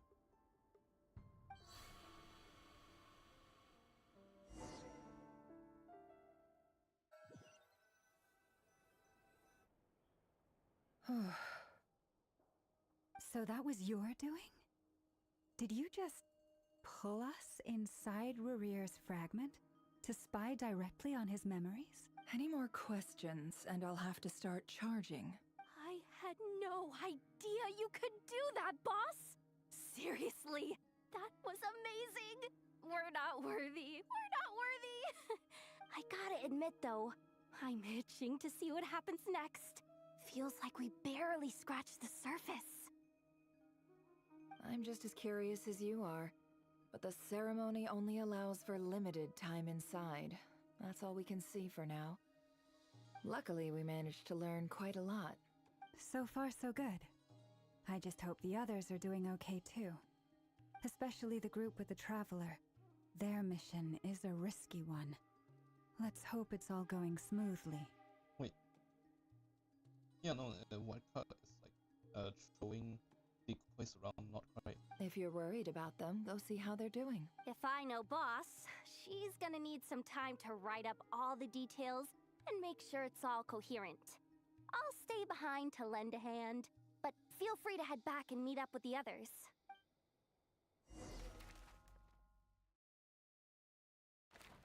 Wait, it's still not there? What are we doing here?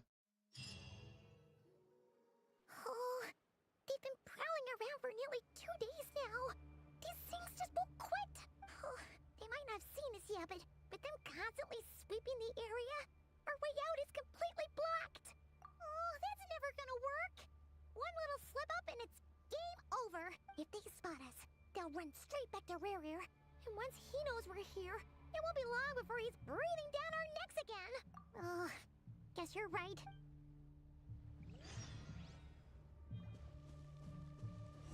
Hide! We almost got spotted! Phew, that was a close call.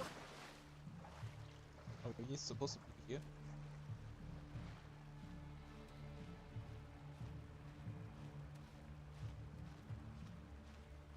No, really, game?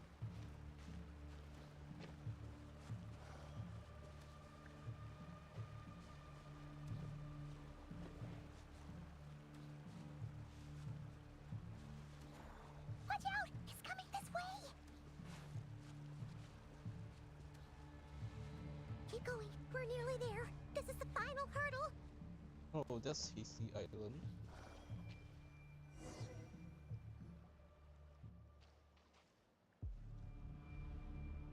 Oh, there's no end to these things!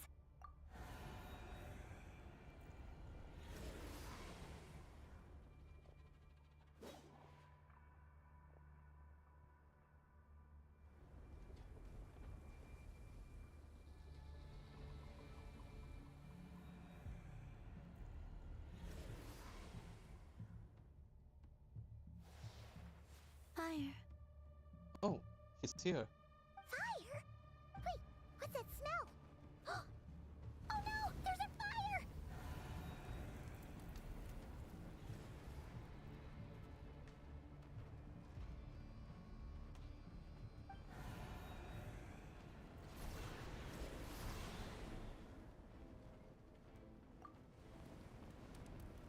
Oh, it made it in time.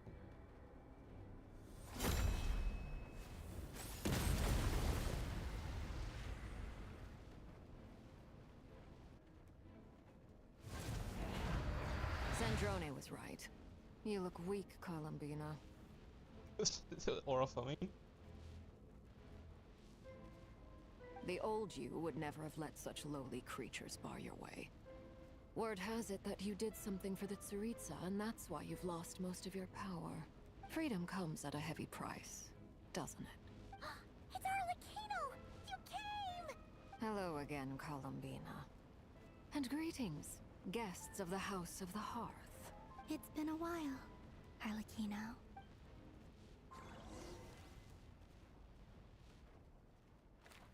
Okay, what's your story? What's this?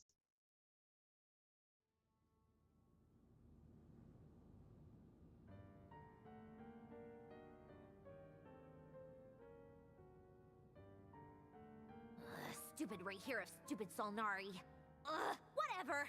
I've got all the data I need. Next time we meet, you're finished. He sure doesn't pull his punches. Excuse me, do you need a hand? You can do me a favor by staying out of my way. Can't you see I'm busy? Wait a minute. I recognize that voice. Hello, Miss Sandrone. Father sent us over to help. How considerate of her. Yes. Oh wow, they actually came. I thought only Arlecchino. Hey, Fremine, get over here and help me fix this. Lenny, you do your thing. Just keep your sister away from my machines. Meow. Nearly every machine that cat girl touches ends up going haywire. Go put her on cleaning duty or something.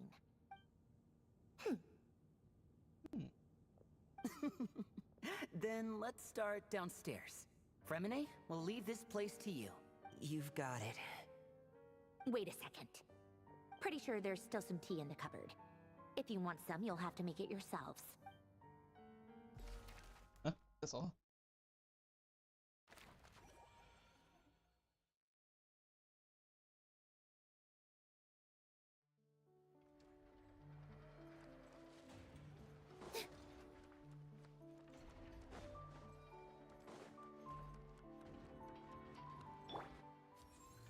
Flicker.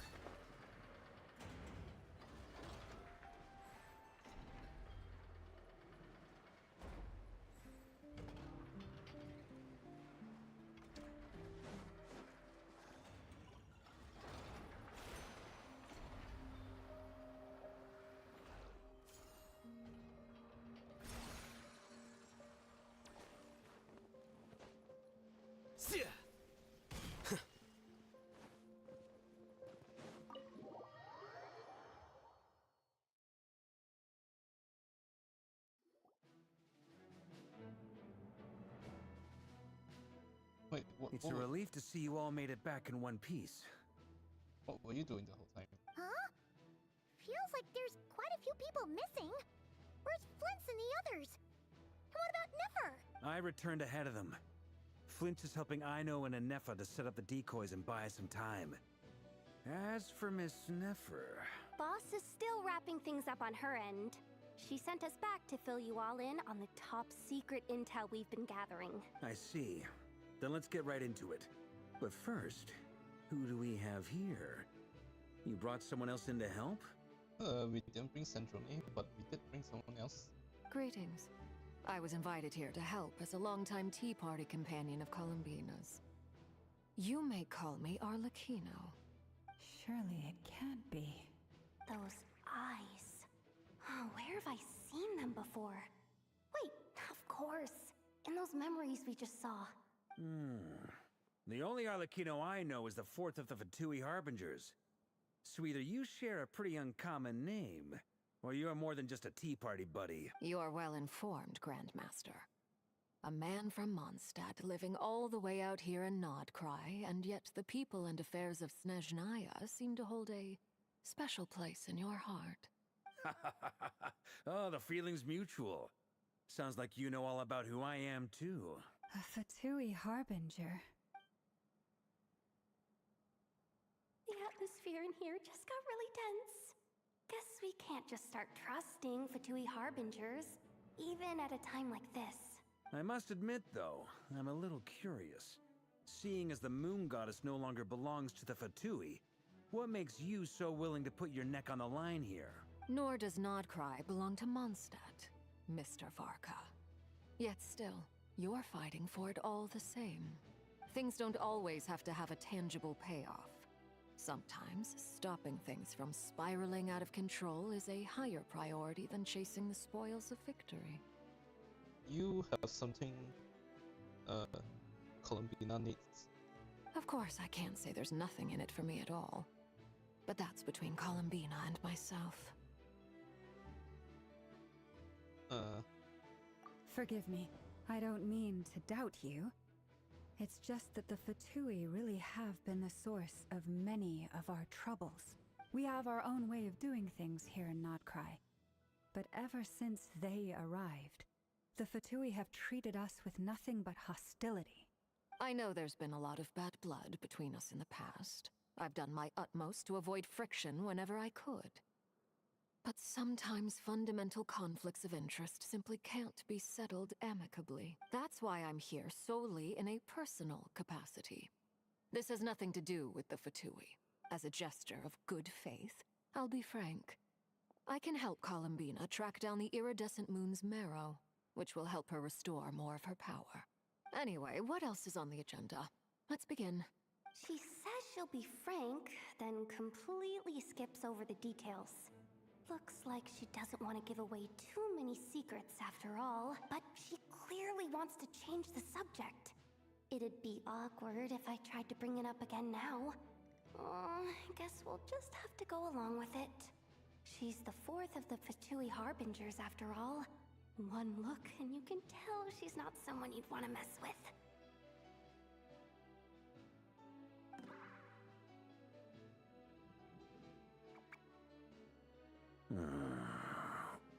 Well, since Miss Arlecchino sounds confident in her ability to handle that, we'll proceed to the next topic.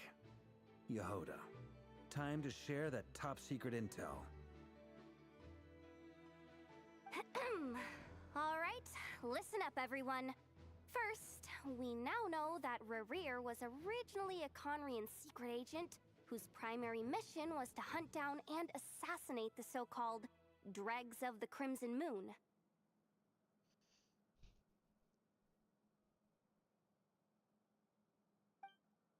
Oh, the Dregs of the Crimson Moon? In the memories, there was a lot of talk about the Crimson Moon and Eclipse, and a whole bunch of other stuff from the time of Conria. Uh-oh. I mean, she didn't really live through that To time, my so... knowledge, those were the names of two different Conrian dynasties. Long, long ago, it is said that the people of Conria worshipped the Crimson Moon. drawing a mysterious power from its reflection. But one day, Aku saw the Crimson Moon eclipsed, hence the name of the new dynasty that replaced it, and how it became the new emblem of Conria. Still, long after the Crimson Moon dynasty had fallen, the last ruler of the Eclipse dynasty, the Vinster King, still coveted the secrets it left behind. So, he sent the Rehir of Solnari to secretly hunt down the Crimson Moon's few remaining followers. In those days, Rerir showed no signs of madness. In fact, he was as normal as any other person. Oh, and he had a fiancé, or at least a would-be fiancé, called Tholindis. What's the matter?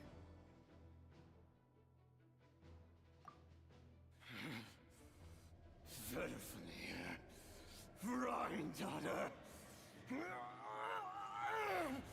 Flinders!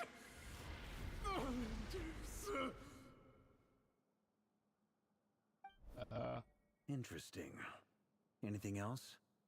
What about this would-be fiancé of his? Do we know anything about her? There's two names you need to say. One of the two names that will make it very easy for us. Well, she was a researcher at the Universitas Magistrorum, but it felt like she was hiding some kind of secret. Oh, and one more thing. For some reason, Rerir's fragment also contains some of Tholindis' memories, though only a very small portion. I want to spell out. There's also two other people in the memory. Well, no shortage of potential leads, I'll give you that. In any case, it sounds like we can conclude that while Tholindis was still around, Rerir appeared to be lucid and quite normal. Tholindis, it seems, must have been the one thing in this world that he couldn't let go of. Tell me, though, were these pure-blood Conrians we're talking about here? Why do you need to know that? Hold on. If she was a pure-blood Conrian... Oh yeah! Just like how it was with the captain! If we could somehow find her, do you think there's any chance Rerir might regain some of his sanity? Why do you bring out the captain before the enslave? It's possible, but it would take a miracle. We can't pin all our hopes on that. That merchant who Nefer knows, Dori Sangama Bay. Maybe we could hire her to look into it. All right, then. Let's keep working in our separate teams. Traveler, Paimon, Kutar, and Miss Arlecchino will go look for the iridescent moon's marrow. As for the others... On the way over here, I noticed that the Wild Hunt monsters had grown even more frenzied in their search for Kutar. At this rate, the people living here will be in grave danger too. So I'm thinking of gathering together some of our followers to go wipe them out. I'll head back to the curatorium and meet up with the boss. Feels good knowing we've all got something to be getting on with. Given that the Wild Hunt has been a lot more active lately, the Lightkeepers have likely begun their own operations too. If that is the case, someone will need to pass the news on to Flint's. I'll hold the fort for now. Then discuss our next move with Flint's, Aino, and Anefa when they get back. All right then. Well, the clock's ticking. If that's everything, we'll be on our way. We'd better get moving too. We'll try to buy you as much time as we can. Relax. Just do your thing. Now, I decided to call in some backup since things are getting so hairy. Our reinforcements should be here any minute now. What, extra monster people? Stay safe, everyone. Dismissed.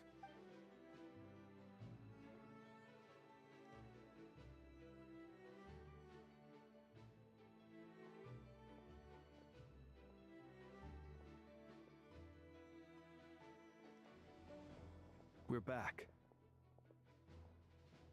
Did we get here a little early? Or a little late? A tad late. The others have already set off. To summarize, our resident moon goddess has found us a new ally, and Boss Nefer has uncovered some promising info. Everything going smoothly on your end? Not great. I don't know how long we can stall them for. The decoys are getting taken out way faster than we imagined. I'm gonna make some more later, but I need a timeout first. I'm so tired right now. Oh, right! Inefa, could you fill in Uncle Varka on what we just discussed with Flint? Sure. Uncle Varka, You previously told us about how when you went to investigate a source of the Wild Hunt in Amsvartnir, you discovered that it was just a diversion. But according to Flint's intel, several outbreaks of the Wild Hunt had already occurred in Nodcry in the period leading up to that. That was before Rerir had regained his body, when he was far from regaining his full strength. In other words, in theory at least, he still lacked the means to act in two places at once. So there's a second enemy? Flint's, with everything that's been happening, the Lightkeepers across Nodcry are rallying to fight back against the Wild Hunt. They're gonna need your help. I know, I'm sure you're capable of coming up with something far more effective than decoys. But for now, you should stay here and get some rest. And Effa and I will head back over to Amsvartnir to see if there's anything I missed. I told you Uncle Varka would say that, didn't I? A deal's a deal.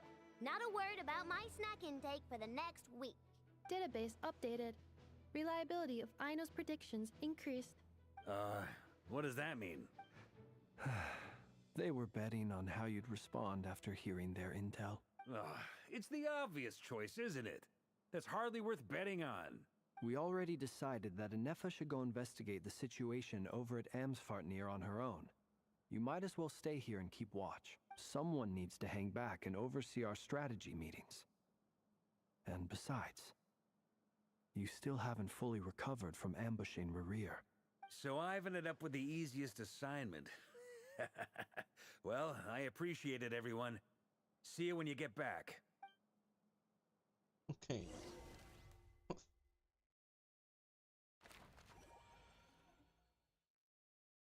Yeah, this again.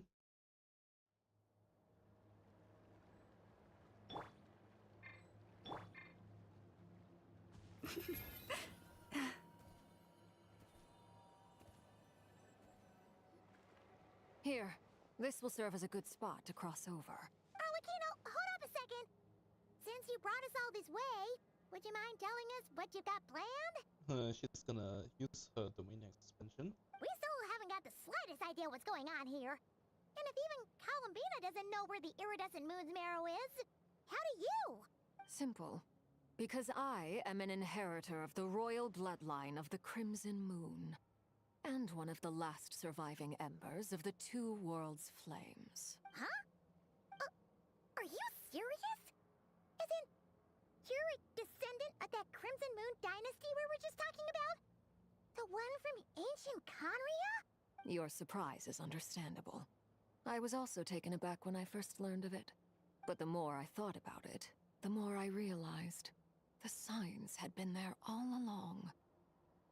When I was young, I discovered I could wield a very special kind of fire.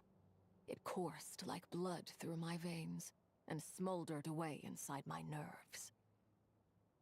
What's more, whenever I experienced strong bursts of emotion or drew too deeply on this power, it was like some kind of presence within the fire would begin to gnaw away at me, consuming me from the inside out.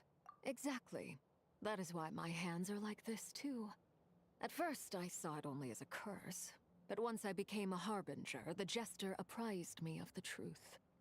Together with my own investigations, over the past few years, there are several things that I have gradually come to understand. The jester should also be Conrian, the old man.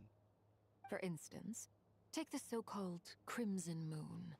In truth, it is nothing more than the shattered remnants of the iridescent moon, fused with the abyss to prolong its lifespan. Since this blood flame was bestowed upon me by the Crimson Moon, it is a fusion of the iridescent moon's former power and the corruption of the abyss. You all understand the nature of the abyss well enough.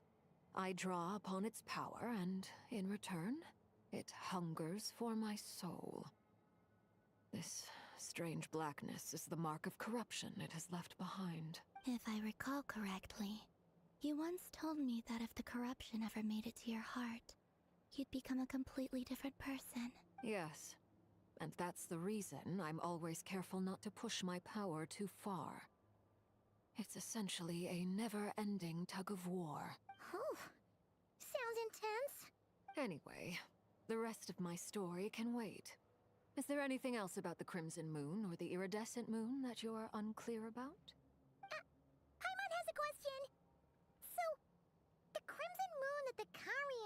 to worship was actually the iridescent moon, right? Which was one of the three moon sisters. Does that mean that the Karians were to the Crimson Moon as the Frost Moon Scions are to the Frost Moon? So much of that history has been lost. We have no way of knowing exactly what they were like. But I would suspect that the Conrians weren't as devout in their moon worship as it might appear. The iridescent moon's remains simply served as their link to the Abyss. Later on, perhaps someone discovered a way to make direct contact with the Abyss. Or maybe there was some kind of ideological divide. Either way, a dissenting faction staged a coup and drove out the royal heirs of the Crimson Moon dynasty. Still, even with the dark sun looming high overhead, the Crimson Moon's glow never truly faded. If you want living proof, it's standing right before you. The first time we met, I sensed something familiar in your presence. When I looked at you, I felt I could see that mysterious red moon in the corner of my eye. In your flames, I saw its broken image, surrounded by a strange black aura. Well, I appreciate that you kept it to yourself. Much about the Crimson Moon is still a mystery, and I'd prefer not to end up as the object of an insane research project. Anyway, time is against us here, so if there's any other questions, they'll have to wait. I just want to make sure I've got one thing straight. In her letter, Sandrone mentioned that since you are unable to contain the iridescent moon's marrow yourself, you intend to leave it in my custody, correct?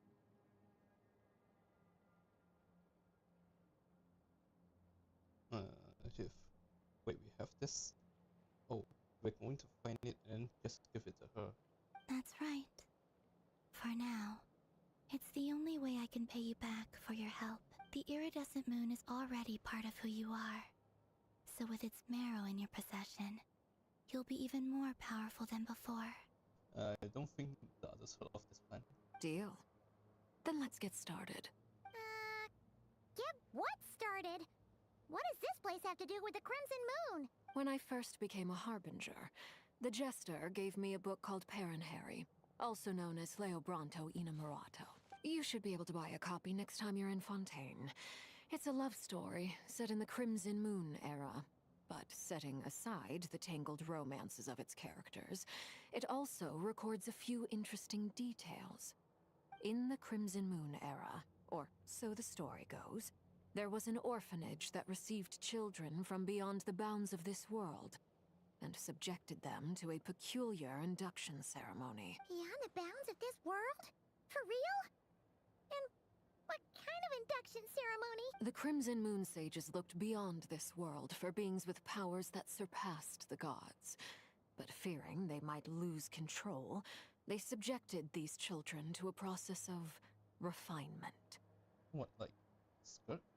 They made these children crawl up a fireplace and kept asking them, "Have you died? Did you see it?" Until they finally admitted to having died and seen a crimson moon. The adults embraced the children who passed the ritual, telling them, "Within the fireplace, you have traversed the flames between two worlds. Here and now, you are born anew." The book leaves much unsaid, but I suspect that this was their way of branding the children they had enrolled, leaving an indelible mark upon them so that they would forever live in the Crimson Moon's light. That explains why I can't sense the Crimson Moon's marrow in this world. It makes sense that it would be sealed in a special space that can only be accessed temporarily through some kind of ritual. But there's no fireplace here. Do you see a chimney anywhere? Oh, are we supposed to build it ourselves? Okay, fine. Paimon will go find some bricks. I mean, we see a door right there. That won't be necessary. The fireplace is purely symbolic. The key to the ritual is crossing the flames between two worlds. In other words, the flames that burn within me. Those burned away by such flames leave behind a kind of ghostly afterimage in the world. In the days of Conria, People believed they could be used to bridge the gap between the two worlds of life and death. That's a story quest. In short, I can open a passage to that space for you. That's the easy part. The catch is I'll need to stay on this side to keep the passage open. So I won't be able to come with you. Once you're inside, you'll have to find your own way. Very well. Then I'll open it up.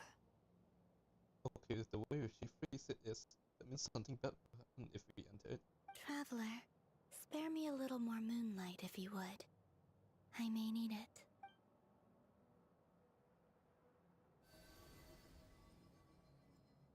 Thank you. I feel like I've recovered some of my strength now. It should be enough to move us across short distances and confront whatever dangers might await.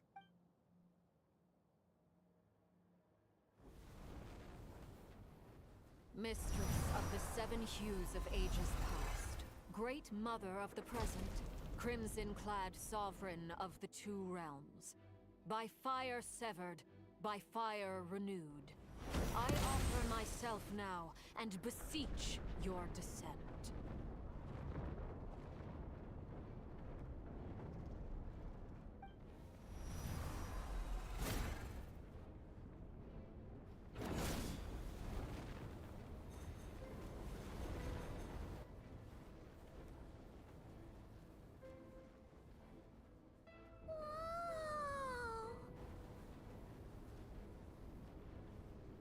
One word of advice.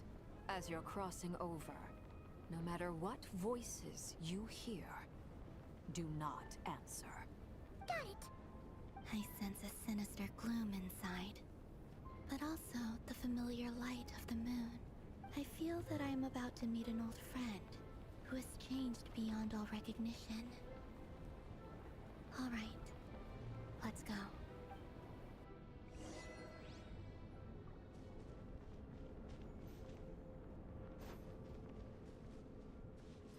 Any last words? Seismic changes often begin with small windows of opportunity. This could be your window.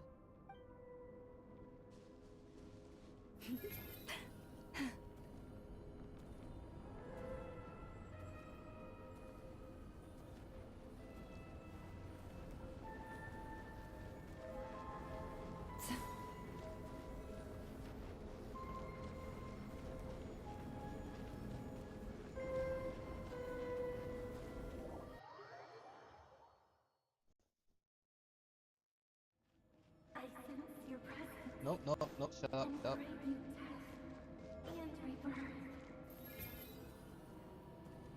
I'm not listening. Why are you? Shut up, not listening. You have crossed over from another world. Shut up. Transcended fate itself. I have no right to. Hey! Look up at the sky! A red moon!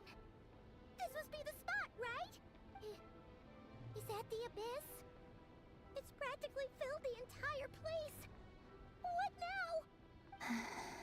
What a tragic sight.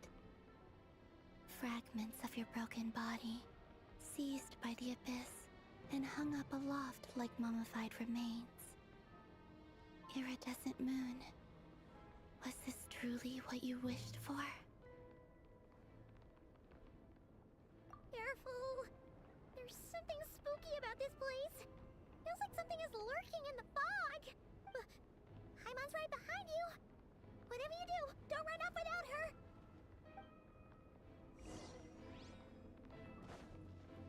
By the way, Columbina, didn't you tell us that the iridescent moon had shattered into pieces? The moon up there looks pretty whole to Paimon. How is that possible?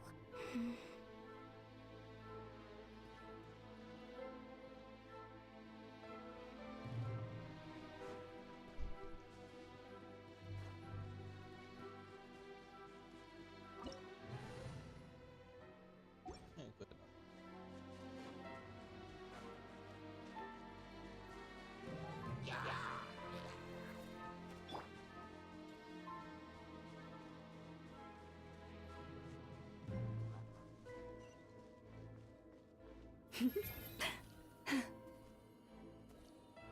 Just like I thought. It was only a facade. Yep.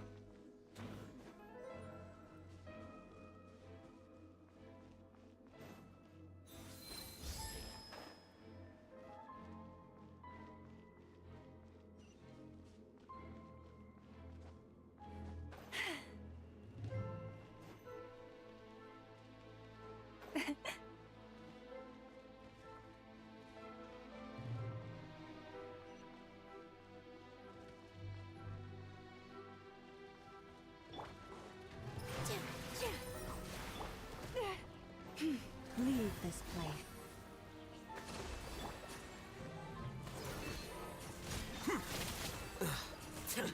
How bold.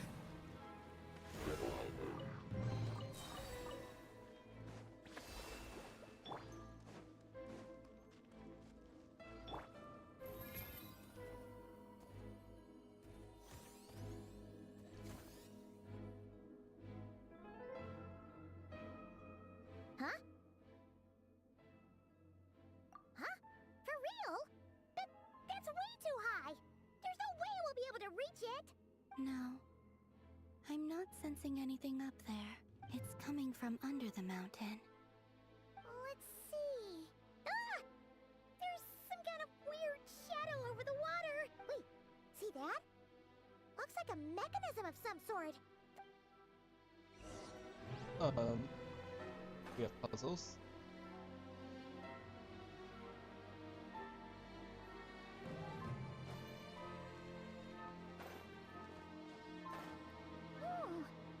Looks like a device from the time of Karia. Maybe people once came here to study the Crimson Moon's domain, and they left this behind. Oh, if we can activate it, we might find some clues. With all my strength.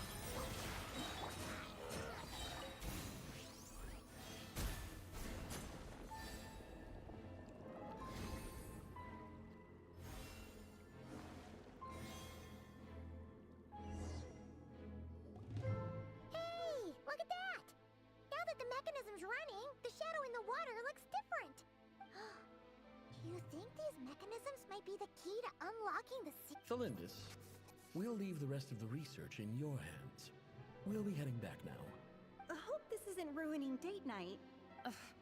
Mind your own business. Just leave me some snacks on the table. Felindis? Is that Rere's girlfriend? How come we're hearing her voice here? Oh yeah! So, do you think she was studying this strange space all along? The Abyss has made this space extremely unstable. Maybe that's why some of the things she said and did were preserved here. Like echoes. Or after images. Whenever I see this view, it takes me back to a poem from my childhood. Waning moon, oh lifeless damsel, weeping on the mountain crest. Mourning still in wistful tone. For me, of all people, to be here investigating the mysteries of the Crimson Moon space. Is it a coincidence? Or something more? I wonder if we can learn everything we need in here instead of whatever Nefer did. They kind of downplays what she did.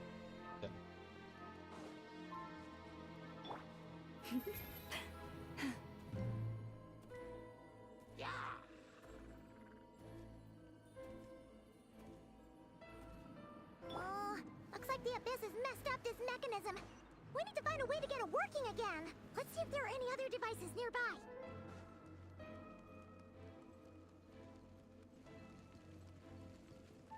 Positions.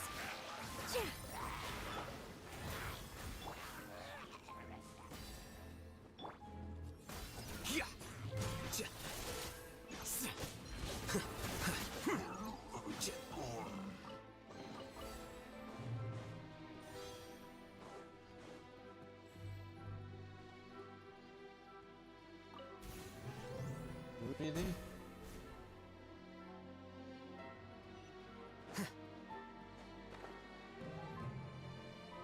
Really, the device to turn off, to turn on the other device.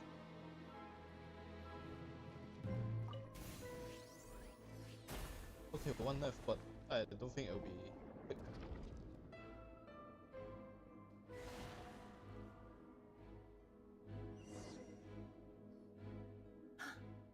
I see. So the moon marrow, or rather the power of the 3 moons, is the key to unlocking. If it really does exist, then maybe this madness can finally be put to an end.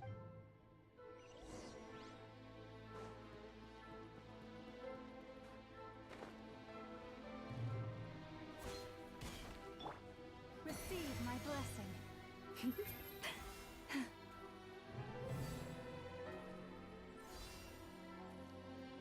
Take cover behind the rocks! Ouch.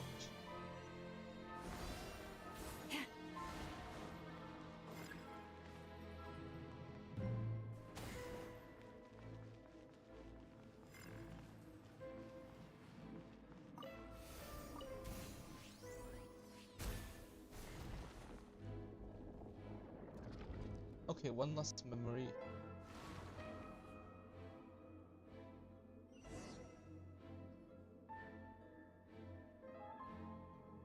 With the Abyss inhibitors in place, I should be able to access the chamber with the moon marrow. Oh, Rerir, with every step you take, you're drifting further from what you truly desire. But you're not the root of the problem. Ever since that outsider set foot in Conria, the Vinster King has sunken deeper into madness. Is this our sibling, our sister? If only I could get my hands on that outsider.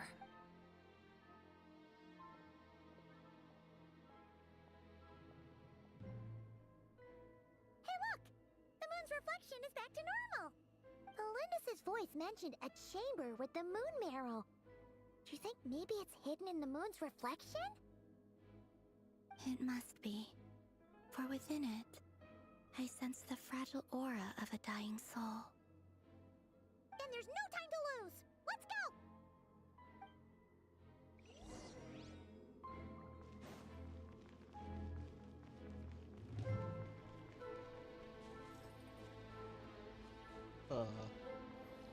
Oh, nothing.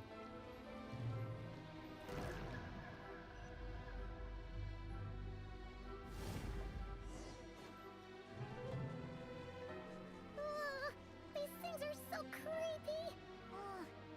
Looks like we'll have to destroy them if we want to get to the iridescent moon's marrow.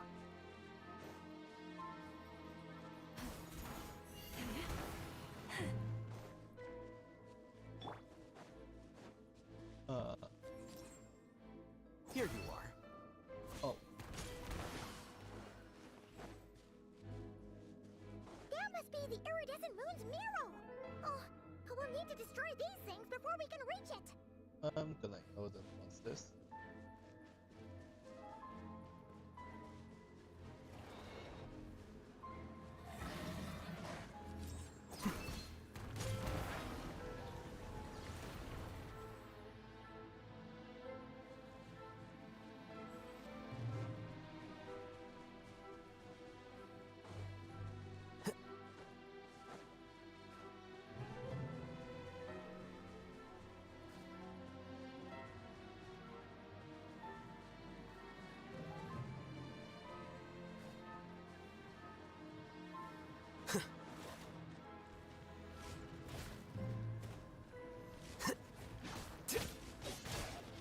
Hang in there!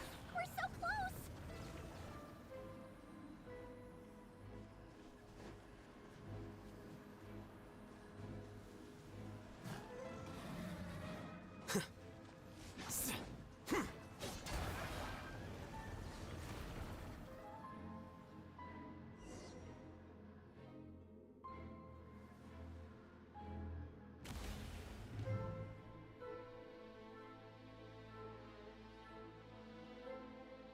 Now we give it to Archon. We finally did it!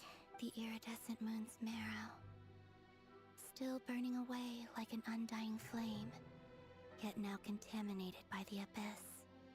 So no one It has taken on a new form entirely. Isn't it another ball? Just like our moon marrow?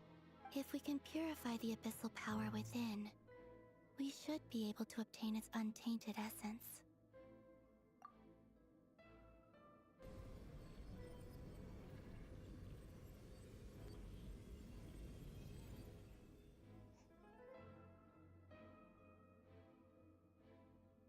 It's so cold. Shut up. Shut up. Don't listen. Don't listen. Is it you? Huh? At long last, I can see you once more. I'm sorry. I lied to you. The moment the moon shattered, my body began to split apart piece by piece. Wait, don't listen. Don't listen. I was being... Tell me, what was it? You look so puzzled. That's how I felt too when I first saw you. But trust me when I say that everything happens for a reason. Farewell, Hypo.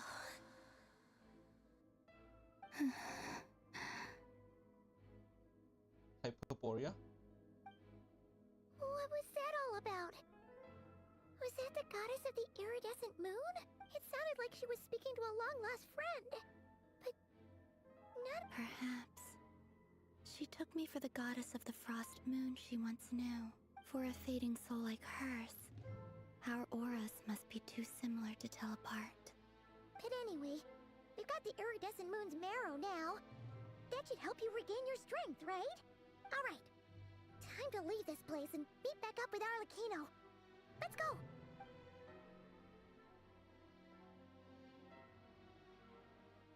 That's odd. This place looks different than when we came in. Waning moon. Huh? Oh, lifeless damsel. Oh.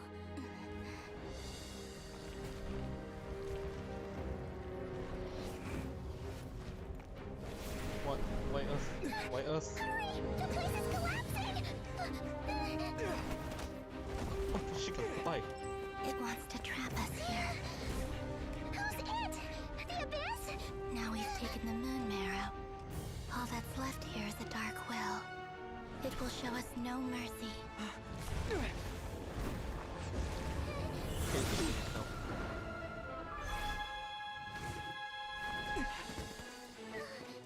Give it back! The crimson moons! My marrow! My heart!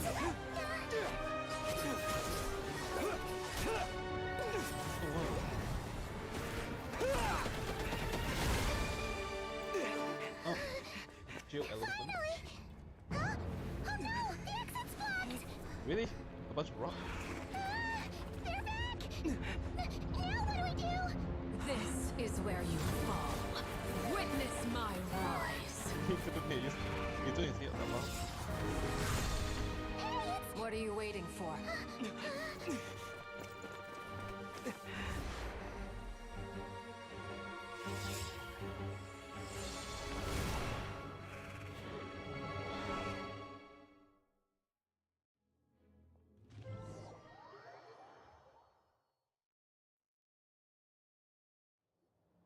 Okay, that went really well.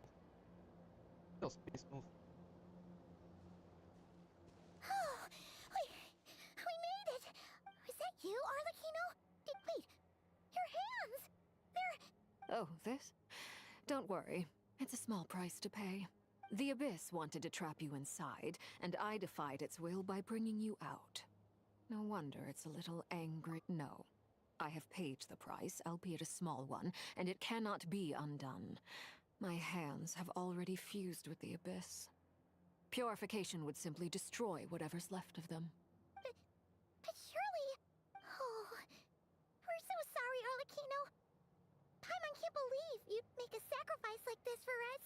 Yeah, she can't either. She's doing it for Columbina. As much as I'd like to call it a favor, the truth is I was simply holding up my end of the deal. Well, Columbina. Yes, you did your part. And as promised, I will leave the iridescent moon's marrow in your care. From this day forth, may the two worlds' flames burn ever more brightly. Is that all she's gonna do, not right? Yoink. And take it with you. Thank you. I'll take that as a blessing. Now, Columbina, give me your hand. Accept this moonlight I offer in return. And she's giving those out like candy.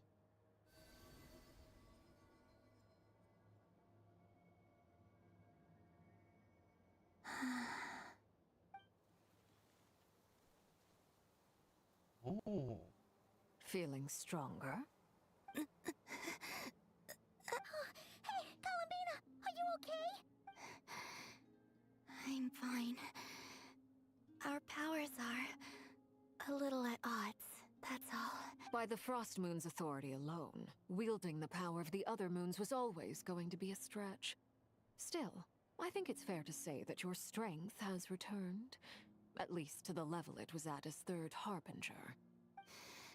It's still not enough. There's no way I can hope to challenge Rayrir like this. Just one more ray of moonlight, if you would. It's okay. I can take it.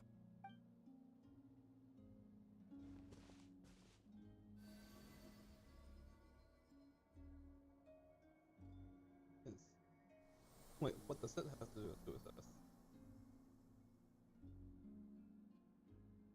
Uh-oh. Okay. How about now? Fighting fit? At the very least, I won't have to stay hidden like before. I want to see him gone from Not Cry. The Ray here of Solnari and his wild hunt must be sent back where they belong. Well, it's good to have something to aim for. You certainly seem more alive now than you did earlier. When I first met you, you didn't strike me as a ray of moonlight. More like a wisp of fog drifting in from who knows where, ready to scatter at the first sign of a breeze. But now, you're full of vitality. Just like the Frost Moon, once the brightest of them all. May you keep shining, Columbina. This is who you are. Thank you. Look after yourself too, Arlecchino. I know you have plans of your own, and that's why you're always seeking to grow stronger. But whatever you're after, don't let the Abyss take a hold of you. I do not wish to see you go down the same path as Rayrir. I appreciate the concern, Columbina. Although perhaps it's time you took a new name. Yeah, wait. Yeah, Kutar? A new name? Kutar, the Moon Maiden, Columbina. They're nothing more than code names. They describe who she is and the roles she's played, but they're not her real name. We often use code names in the House of the Hearth, too. But it's knowing your real name that keeps you grounded. Up till now, you've been living a wandering life, so you've probably never really cared. Oh, don't tell me we're gonna have the name or something. All I'll say is this. Once you've defeated Rayrir, give it some thought. We're gonna beat him this story chapter? Alright, that's it from me. I'll get you back safely first, then go meet up with Sandrone. Okay, we'll see her around. You're the best! I appreciate the gesture. It speaks to your good character. Anyway, let's get going. There are more urgent things to do right now than trade compliments.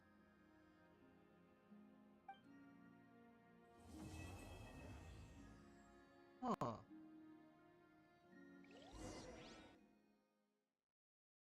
My plan. It was a close call, but we got the iridescent moon's marrow and restored Columbina's strength, and that's all that matters. In other words, mission accomplished. Paimon wonders how everyone else is doing. Hey. Huh? The 2.5 hours for part 3 and part 4. Well, I plan to do this for 4 hours and 4 hours and 30 minutes, more or less. Then we'll finish off the rest in a row. But we'll see where we go from there. Hopefully there's a good stopping point 4 hours in. Okay, this place is a bit hard to go to.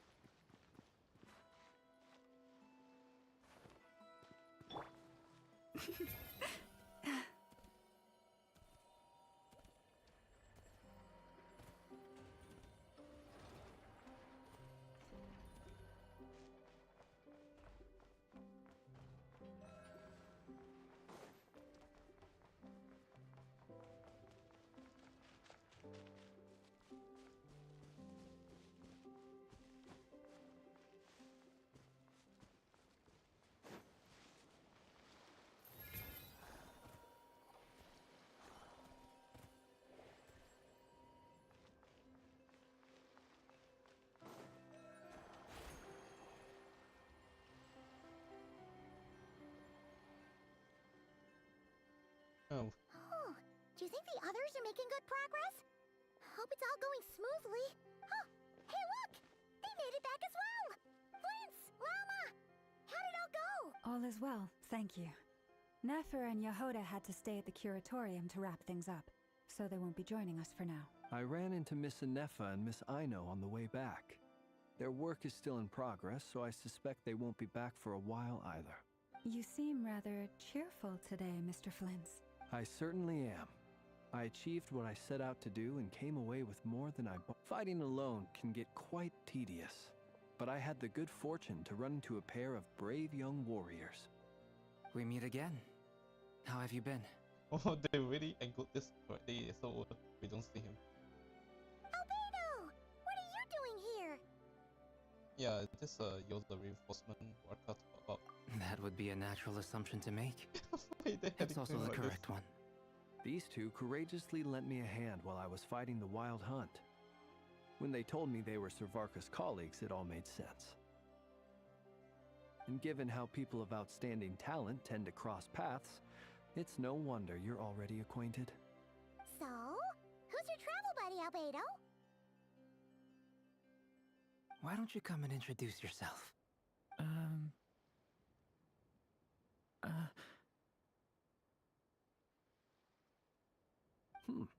A gentleman of few words, I see, and a rather stern countenance. I presumed you were acquainted with him. Is that not the case? It's nice to meet you. Again, we've technically met before. Is your voice deeper than last time? Should be right. Wait a sec! You're Minnie Durin! That's right. It's me. I'm glad to see you again. By the way, he says it's okay if you drop the mini. Yeah, I'm not as mini as I used to be. Interesting, isn't it? The first step towards blending into human society appears to be reflecting on whether one's name really reflects who they are. Wow! You look so different! In a good way, of course. It's great to see you looking so healthy. Thank you, Paimon. And although you're as mini as ever, I understand that diminutives don't always convey endearment. Okay. I'll be sure to simply call you Paimon, as a sign of my great respect for you. Wow! You're such a smooth talker now! Paimon could get used to this. From now on, you may refer to her as your esteemed guide, Paimon. Hey, you're not getting shit. Personally, I think our little Paimon is the perfect size. When people call her Little Paimon, it's just because she's so adorable that they can't help themselves. If that's not a sign of endearment, what is? You're absolutely right, Miss Lauma. My brother still has a long road ahead of him when it comes to understanding human relationships.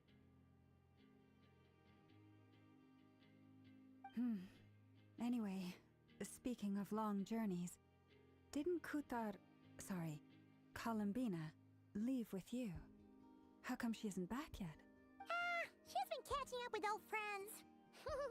Wouldn't be surprised if she stopped for a cup of tea or 10 on the way back. Uh-oh. People are talking about me. Hope it's nothing negative. Oh, I thought we won't be seeing you for a while. Judging from your expressions, I'm guessing it all went well? It's getting crowded here. I'll go grab some chairs. Not out here. No need.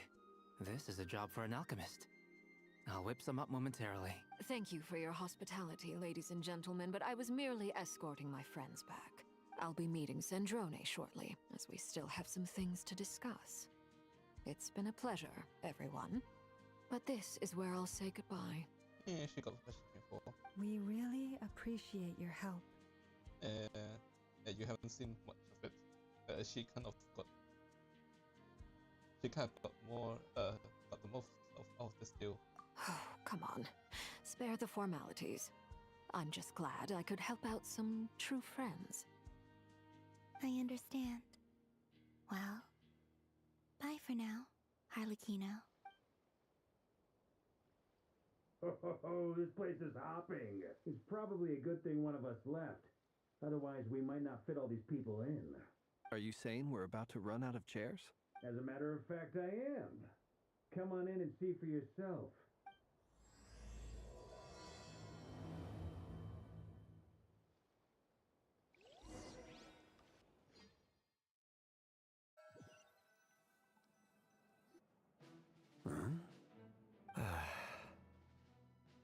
You came.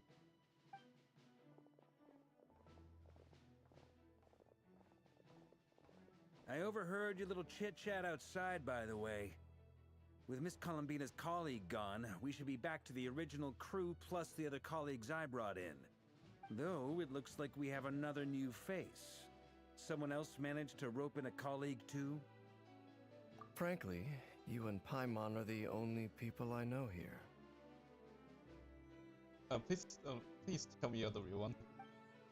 This here is Deansliff, colleague of Tibet's greatest guide, Paimon, and greatest adventurer, the Traveler. Well, not exactly colleagues, more sort of friends. You've seen him.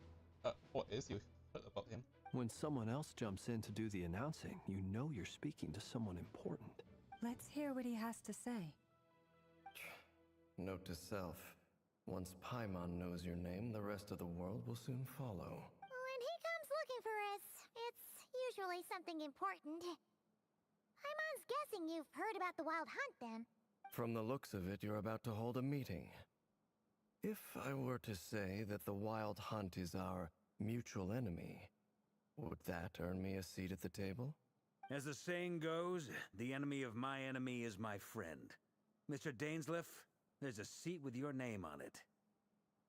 He's gonna be talking for hours. He has all the answers. Though, I can't promise the same for everyone else. Hey, Albedo, think you can rustle up a couple more... After all this time apart, Grandmaster Varka's first order is to rustle up a couple more chairs. I've missed this. Is he being sarcastic? Hey, he's your brother. Why are you asking us? I've still got a lot to learn about the nuances of human conversation. Trying to decipher Albedo's way of speaking has been like jumping in at the deep end. Oh, good point. Paimon gets you now. Don't sweat it. There are people who go their whole lives without getting the hang of it. You're ahead of the game already.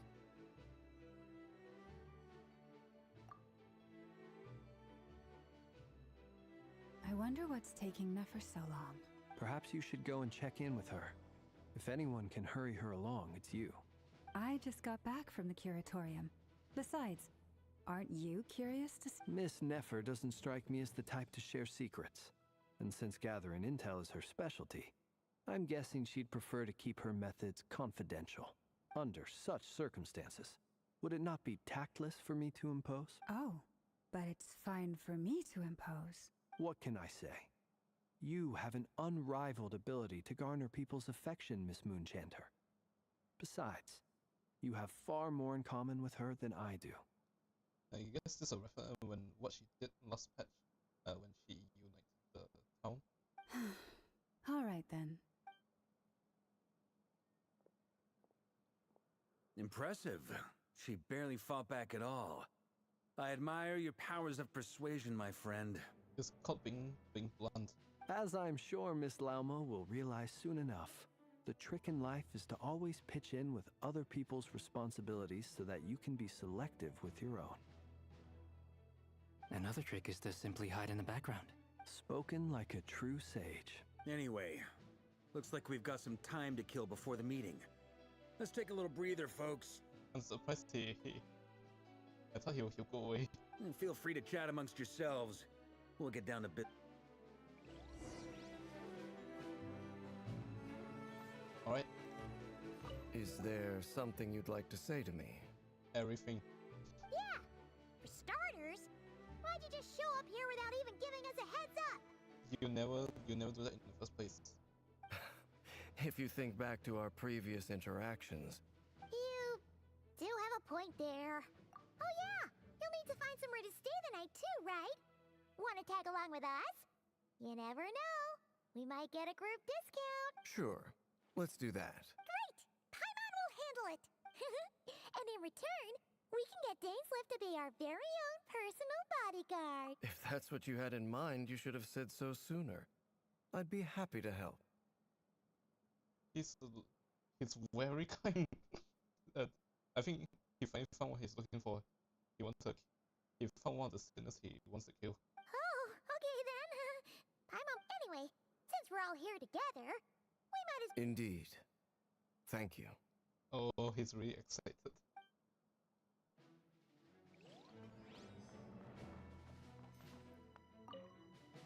You're both awfully quiet. Why don't I... Have either of you ever had your portrait painted? That sounds like a lovely idea. I dabble occasionally. He's an excellent painter. Tables, chairs, people, dragons. I'm flattered. If I ever get the chance, I'd like to give it a try myself. In her scenic quest, one of the cool hankies drew a really beautiful portrait of her. I'll bear that in mind. Anyway, how about you, Durin? What sort of portrait would you prefer? Oh, I'd be fine with anything. Whatever style feels best to you. Very well. Then I'll play it by ear. You can replicate any style I want? I can try. If you show me a sample. Thank you. In that case, I'll dig up some...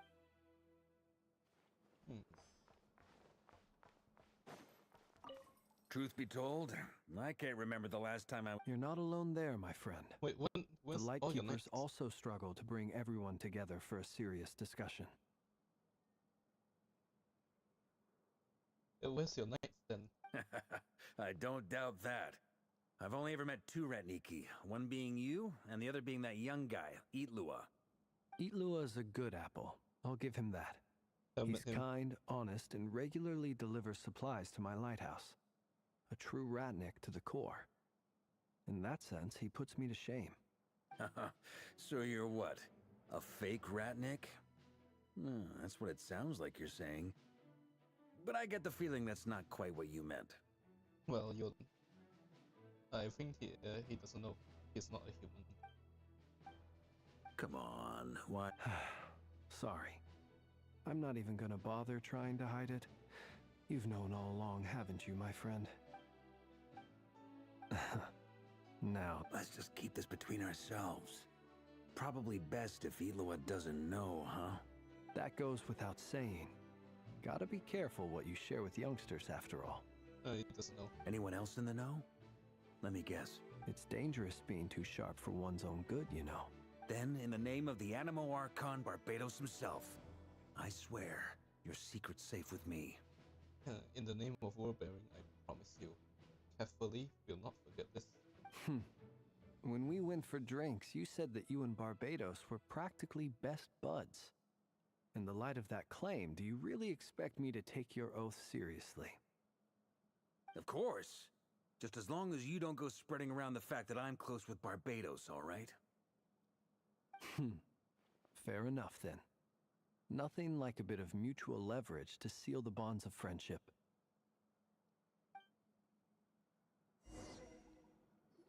Okay, Dane, what do you have to say?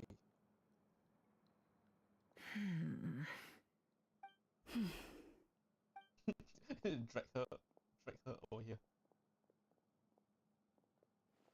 Ah, Miss Nefer, you made it after all. But what about Yehoda?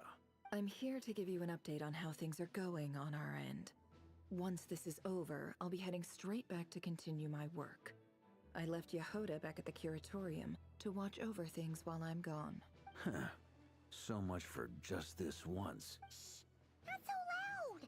We're on a roll here! What if she remembers and suddenly decides to back out? Did you say something? Huh? I didn't say anything. Right, Flints? Must have been a fraud. Anyway, before we begin, there's a few introductions to make. Let me start by saying that it's an honor to be speaking before so many distinguished colleagues and collaborators. First up, we have Miss Lauma. As Moon Chanter, she's the leader of the Frost Moon Scions, a local religious community in Nodcry. Then there's Miss Nefer, boss of the Curatorium of Secrets, an intel gatherer extraordinaire. Nefer is leading the investigation into Rerer's background, assisted by Yehoda and Lauma. From the little I've heard, they're making some great progress. Over here, we have Mr. Flintz, a Ratnik and guardian of the abandoned lighthouse. In our last operation, he courageously distracted the Wild Hunt to buy time for the rest of us. For those of you who've never met, this is Mr. Albedo, a renowned alchemist and captain of the Knights of Favonius investigation team. By his side is a new face for us all, myself included, Mr. Durin, who has come to lend his aid. Next up, we have the Moon Maiden and former Fatui Harbinger, Miss Columbina. Okay, we don't need this. Then we have the Traveler, who's earned more titles than I could possibly hope to list out, so I'll spare you the rundown. And Paimon, the ultimate travel companion and quite possibly the best guide in all of Tevat. Okay, it's pretty talkative. Okay, last but not least. Wow! That's a lot of people! Great turnout! Miss Nefer, it looks like you might have another job coming your way. So, congratulations on the booming business, I guess. You think I haven't got enough on my hands as it is? Who's looking for me now? That would be me, Miss Nefer. I have a commission for you. And you are? Who I am doesn't matter right now. What does matter is that I'd like you to gather more intelligence about the Recher of Solnari. He wishes to see him 6 feet under, just like all of us. Well, it's not as if we never take on anonymous commissions, but in your case, I'll have to decline. I'm gonna take a wild guess and say your job's probably more hassle than it's worth. Something about you seems like bad news. Well, it's time to spill the beans. It's my eyes, isn't it? Conrian, I assume. And what's with the mask? Are you trying to hide your identity? In any case, the fact that you're even still alive raises an awful lot of questions for me. It's like hiding one. It's barely hiding anything. My name is Dainsleif. And yes, I am from Conria. As I'm sure you're aware, the Recher of Solnari's real name is Rerir. He was once an acquaintance of mine. Really? Then you must have been quite an influential figure yourself. You flatter me, but none of that matters anymore. My point was simply to clarify why I have asked Miss Nefer to investigate Rerir's background. If you please don't ask him. Please don't ask him about him. You have like 5 or 6 quests worth of low dropped gold. So you're both from Conria, and it sounds like you used to be friends. What am I missing here? Surely you already know how he became one of the 5 sinners. I'll tell you everything I know. The history of Conria. Oh boy. The names and identities of the 5 sinners. I remember it all like it was yesterday. I have never spoken openly of this before. But the truth was exactly as people say. The 5 sinners were each driven by their own desires, and it was by playing upon these that the Abyss tempted them to their fall, tearing Conria apart in the process. The visionary, Vedafinir, who wished to foretell the future. The wise, Haroptatir, who sought limitless knowledge. I don't think we know much about this one. Gold, Rhine-daughter, who desired to create life. The foul, Sertologi, who pursued supreme strength. He's not here anymore. And last, but not least, Raker of Solnari, Rerir, Ravager of the Moon. Of the five, Rerir is the only one who remains a mystery to me. He never harbored grand ambitions. So what changed in the space of a single night? How did he come to fall like the others? In other words, you're saying that his change came as a shock to you, and you have no idea what actually happened? That's right. You mentioned how the Abyss tempted them, which led to their fall. But what did that look like in practice? And what other context can you give me about the events of that time? The more detail you can give me, the better. Strangely, now that it comes to it, I hardly know where to begin. The fateful night took place during the era of the Eclipse Dynasty. One day, my elder brother, the visionary, Vedafenir, was summoned to the palace by the Vinster King, only for the king to gouge out his eyes and cast him into the dungeons.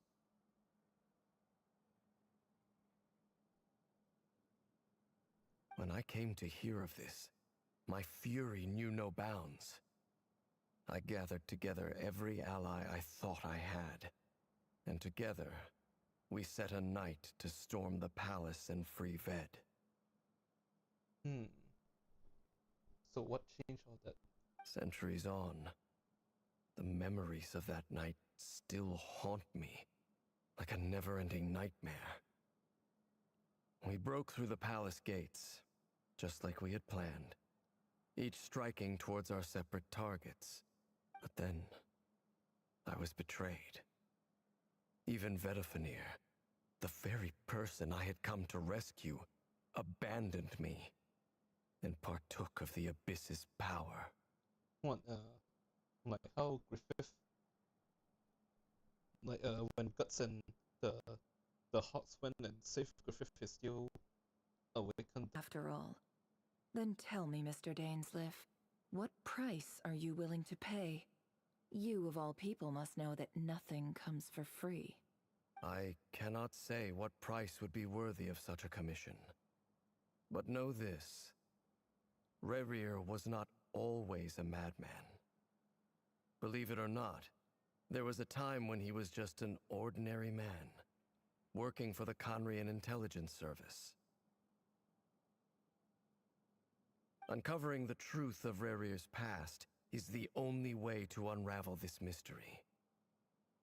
But before you decide if you will accept my commission, I will tell you more about him. Enough, I hope, to help you plan your next move. Sounds pretty good to me. Feels like we just flagged down a random passerby, only to discover he's actually a master strategist who has a score to settle with our enemy. It must have been all the good karma we've been building. Yeah. Can I borrow your halo? It could be useful in the lighthouse. Hey, enough with the wisecracks! Besides, isn't that lamp of yours bright enough already? Relax. It was meant to be a compliment. If that was a little over the top for your liking, I'll make sure to tone it down next time. I'll give your proposal some serious thought, Mr. Dainsleif. Let's speak in private once the meeting is over. Before that, there's a few things I'd like to share. Yeah, there's so much that you actually voice the first time this quest. What the fuck?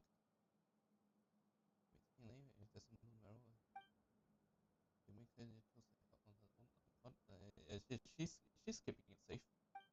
Now that we've united the hearts of the three moons, your power should be greatly enhanced. But it seems like that hasn't happened yet? I believe it will take a little longer. You've done so much for me, so I want to be completely honest with you all. Even though I'm doing a lot better now, the truth is, my recovery will likely be an ongoing process. From the moment I was born, my power has been slowly ebbing away. And that is because Tevat has never accepted me. Even with the moons united as one, rejection cannot be undone. Is the moon not gifted to it? So far, I have yet to find a solution. It may turn out to be a problem that will plague me until the day I finally leave this place behind.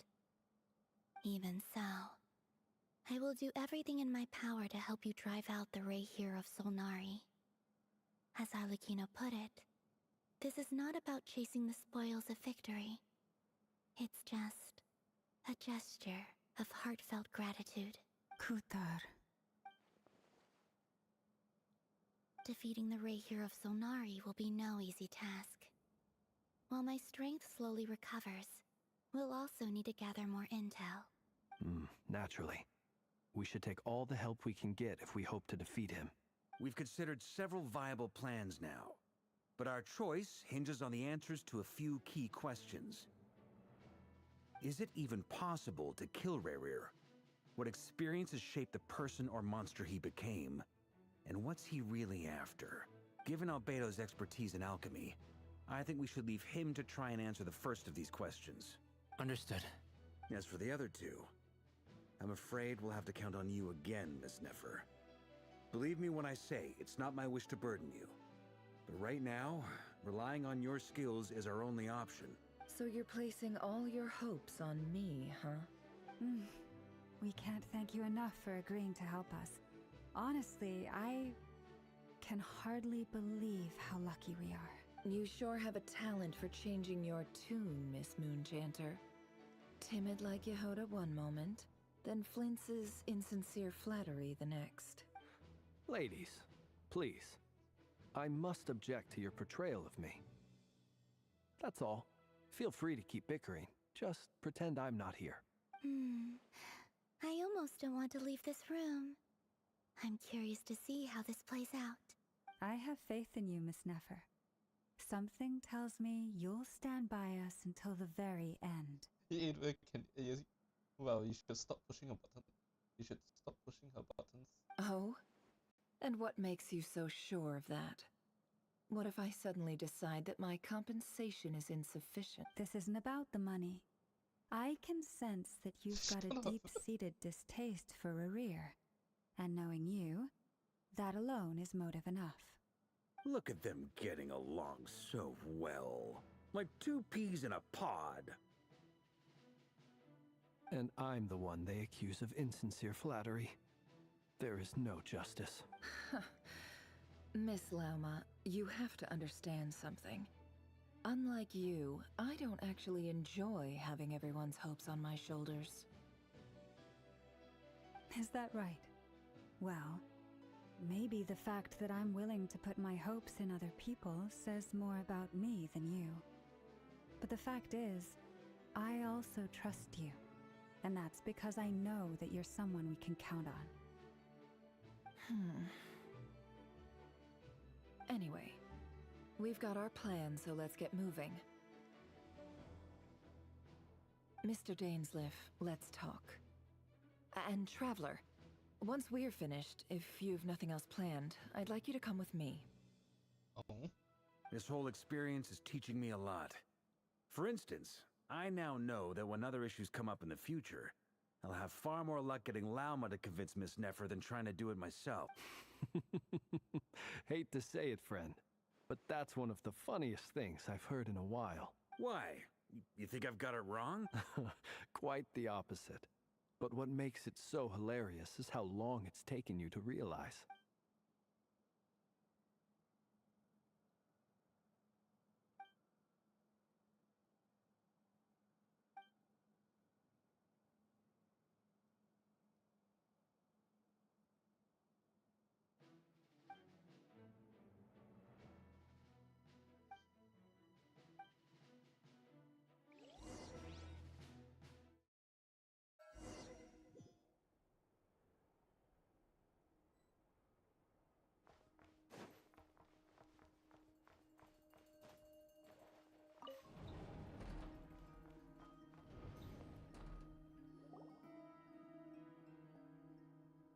Thank you for waiting.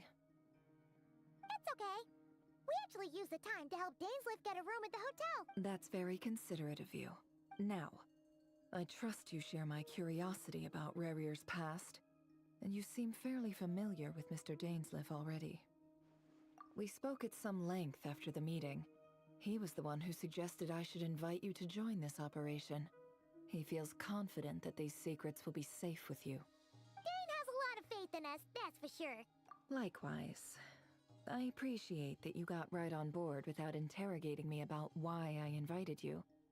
It shows that you trust me to explain everything in due course. That's because we know what you're capable of. We appreciate you too, Nefer.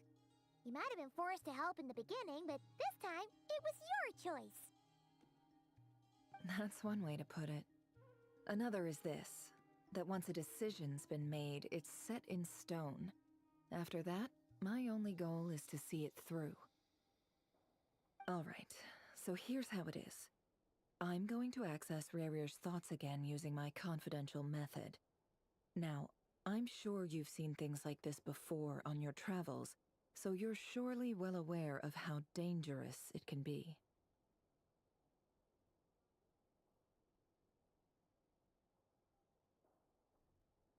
The reason I've gathered you all here is to ensure my safety during the proceedings. I plan for us to enter the fragment of his consciousness together, and once inside, I will focus on searching for information. Think of this as a diving expedition into someone's brain. If I'm the diver, you are my safety equipment, tasked with keeping me alive while I'm under the surface. We still don't know. Once the ceremony begins, we will all be spying on privileged information. But in the interests of safety, you must remain absolutely silent at all times. We will discuss our observations after the ceremony has concluded. Lastly, any individuals of a weaker constitution are advised not to partake in the ceremony. In any case, Paimon has her own job to do, which requires staying in the room, but not joining the ceremony.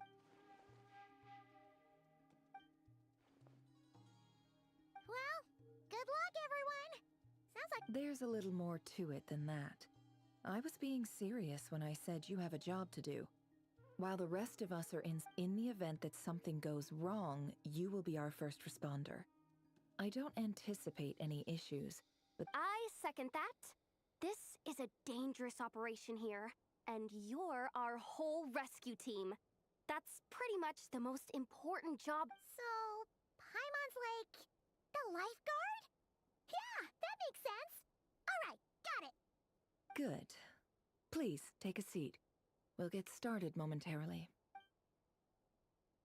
Didn't expect all the way she can contribute. She can straight up read So, people's minds. did Mr. Dainsleif tell you anything else? He told me that he believes Rarir kept some big secrets in his life. He's not sure that they were the cause of his eventual downfall, but he's asked me to uncover what those secrets were all the same. But surely you're not planning to go through with this. If you think that, you'd be overestimating me. I'm a businesswoman, not a mercenary. But I do have my own professional reasons for taking this job. You think I'd turn down the opportunity to get a first-hand glimpse into Conrian history? No chance. Well, as long as you don't let morbid curiosity get in the way of safety concerns, we're good. We'll do whatever we can to help you. She did say she wanted to be a storyteller, so Conrian is rich of info for that. You're such a killjoy.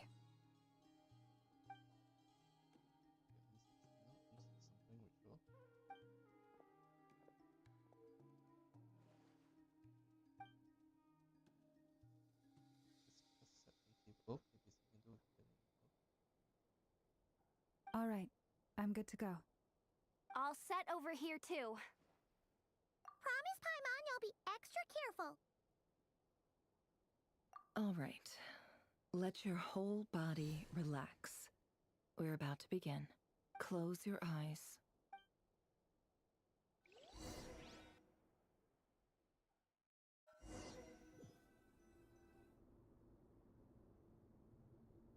Phew. Could this be his office. Pretty standard setup. Bookshelves, paperwork, files. According to Dainsliff, Rarier used to be an intelligence operative. Chances are there's plenty of top-secret intel stashed away in this room. Is this where you keep your secrets, Rarier? Can't say I'm not looking forward to this.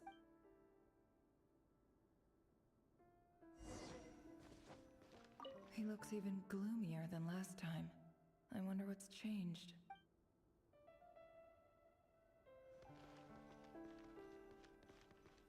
He looks even gloomier.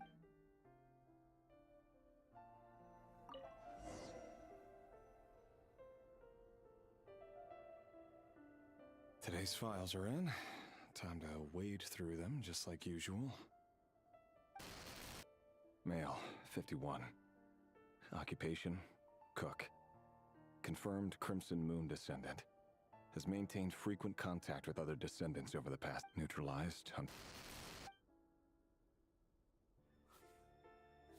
This one should be archived under Purged.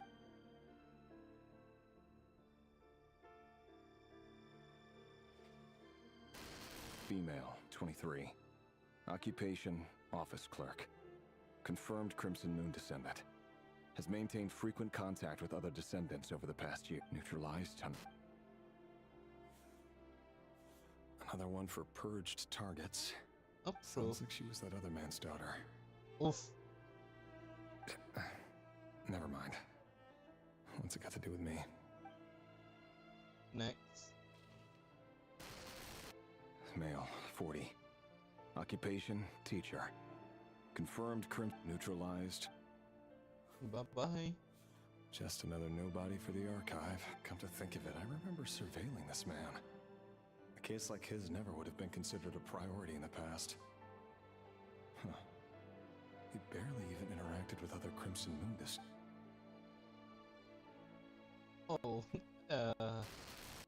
Female, 16. Occupation, none. Orphan and confirmed Crimson Moon descendant. Has been observed making contact with other descendants during the past year. Neutralized on... Yep, cut off, it's slice of throat, off, chop off her head. Filed. I have no recollection of this girl. None whatsoever. She doesn't seem to be anyone important, but then again, how many of them really are?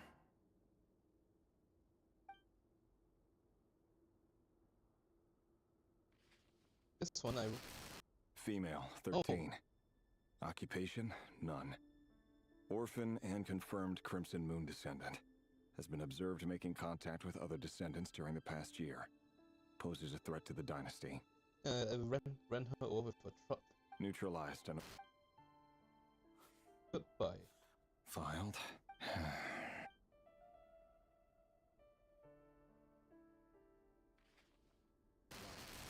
Male, 11.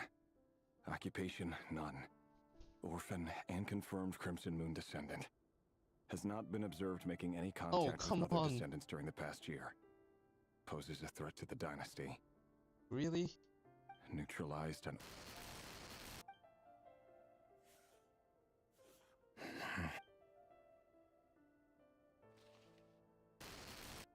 Male.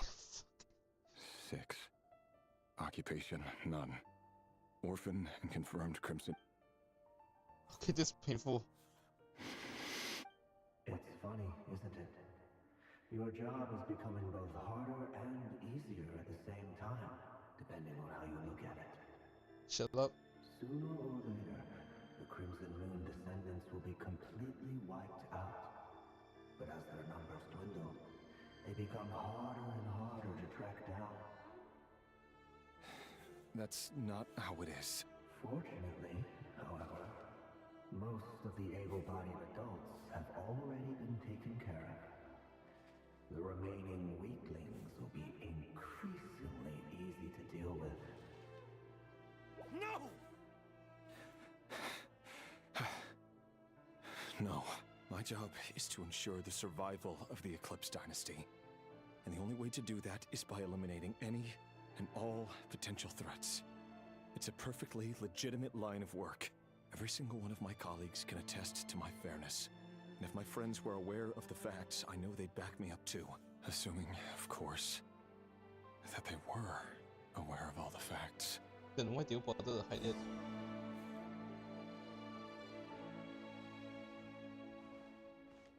It all adds up. No more lies.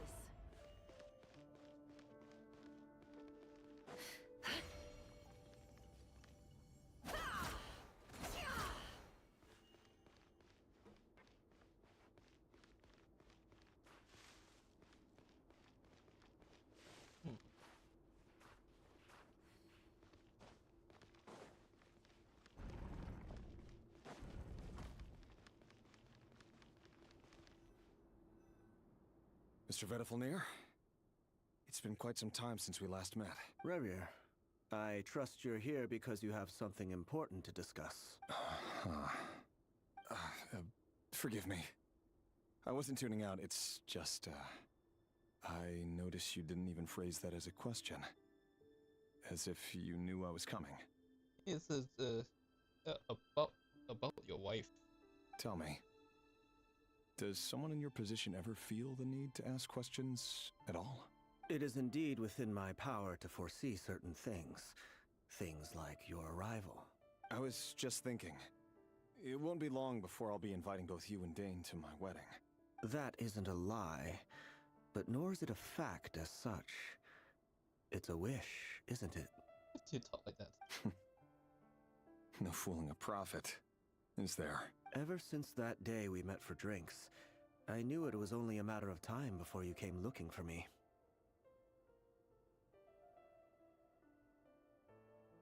Does it feel good? Knowing how the future will unfold. I'm afraid the notions of good and bad fail to capture the complexity of what such a power entails. Once you've seen what will come to pass, it can be all too easy to succumb to fear and melancholy. Unless, of course, you learn to abandon these feelings. You fear my silence, and long to hear the words I left unspoken that day.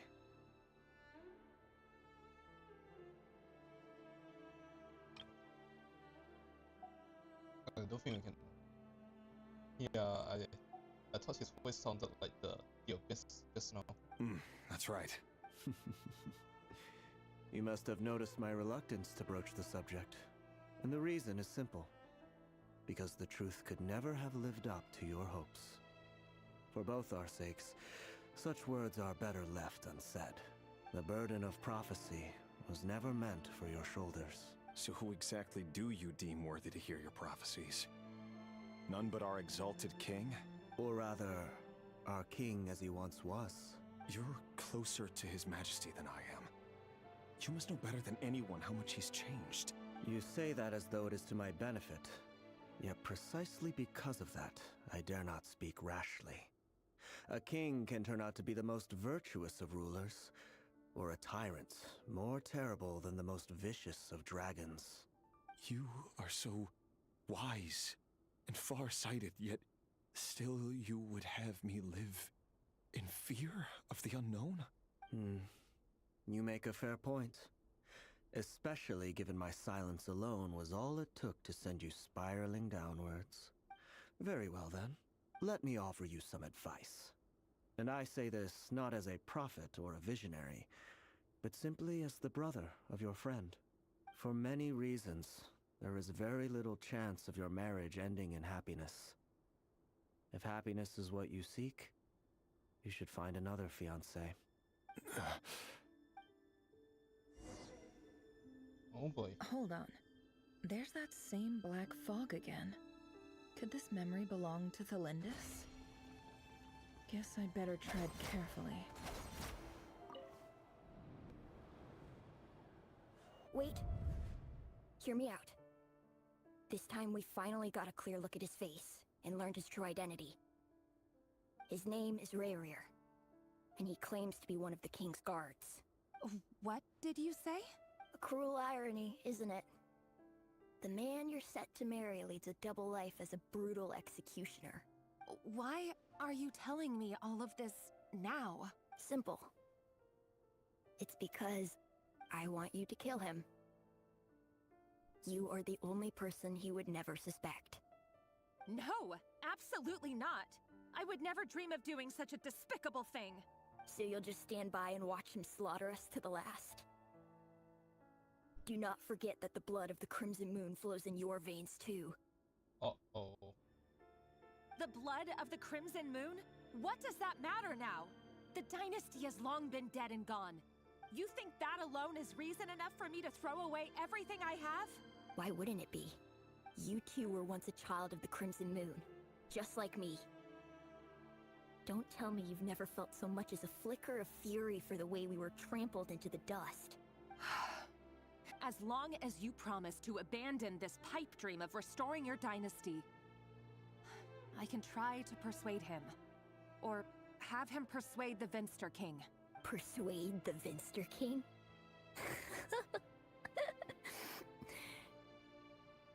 Do you even know why he's so obsessed with hunting us down? Why he keeps trying to force us to hand over our secrets? Over and over again? Or why we refuse to give up on restoring the dynasty? The Vinster King. A blind fool. His eyes clouded by powers from beyond this world. A petty little man with a miser's heart. And he dares to sit upon the throne? Mark my words. Sooner or later, Conria will fall. And it will be his doing. If you can't bring yourself to do it, so be it. Just you watch. It won't be long before calamity descends upon us all. The Rehir of Solnari. That really is quite a secret you've been keeping from me, Rerir. But who am I to talk? Am I really any better? I've kept my own past a secret this whole time too. Love should be built on honesty. But ours was born from lies.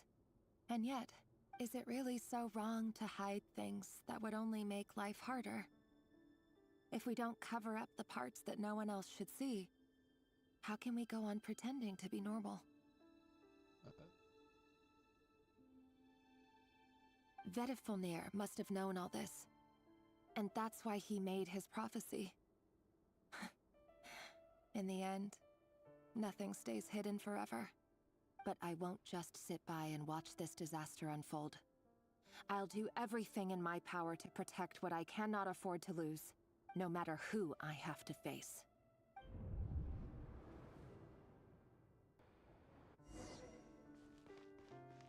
Huh? Was that Rerir who just walked past the window? Doesn't it give you the chills that he still takes the same road to work every day? As if nothing ever happened. Those people at the deli. Enough already. They're clearly pretty taken by their own disguises, so just smile and play along. Pull the rug from under beasts like that, and you'll risk having your throat torn out.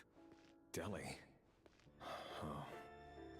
They're talking about those people from the opposition. Right. I'd almost forgotten they used to run a deli. People of no consequence always vanish so easily. And no one even remembers them.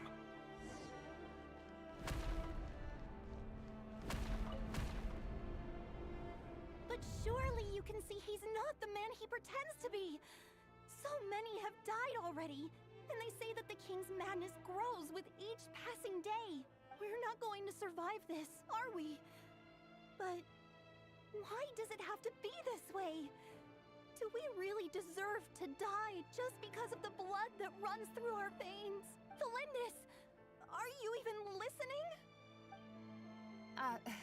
Sorry, Freether. My mind was off wandering. I heard you, though. You're talking about what Rerir said. He's just following the king's orders. He's a secret agent, and it's his job to hunt down rebels and dissidents. Oh, it's more than that. If you have the blood, then you're dead. By the time you first met him, he'd already taken lives. Maybe he was using you from the very beginning. No. Rerir has no idea I have anything to do with the Crimson Moon. My family are only distant relatives of the main lineage, and besides, my eyes are perfectly ordinary. Truth be told, apart from my teacher, pretty much no one knows I have any connection to any of it. It's been a long time since my family severed ties. But as Orlog said, who could possibly talk sense into that raving lunatic of a king? No one! I'll work something out. Trust me, I'm with you all. But for now, you need to keep yourselves hidden. Don't let anyone find you, anyone at all. Don't forget that Rerir is an Eclipse operative. You need to be extra careful when he's around. And when I am too. For now, don't come looking for me. And if anything happens to me, just act like we've never met. If even you can't escape this, what hope do the rest of us have? But after all this time together, surely he wouldn't lay a hand on you. I won't speak in his defense, nor can I give you a clear answer to that question. But I'll do everything I can to put an end to this. Here, hold on to this. If an opportunity to escape presents itself, take it. You'll be glad you took some spare change. You call that change? I've got a job, and there's still money coming in.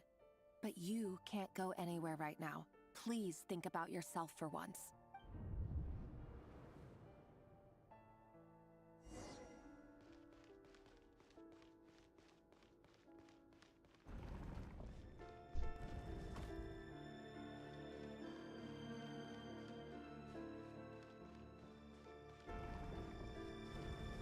Another day, another round of assassination training. Training ground is just beyond this hidden passageway. When you kill a person, doesn't it bother you when you end up covered in their blood? Why would it? Aren't we all just walking blood bags? But not everyone is accustomed to hunting down others like prey. You've been a hunter for so long now, you seem to have forgotten that most people don't just go around killing one another. Leave me alone.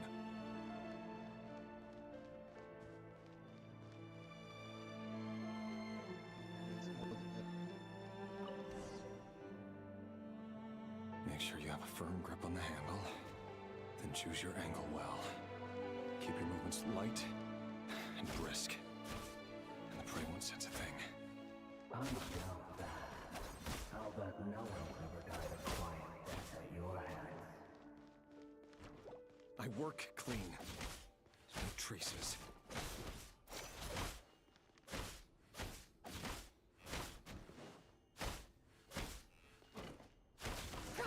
That doesn't make it open above board, though. The king just happens to need you right now. What if someone doesn't? That won't happen. He's changed. Ever since he fell under the spell of that power.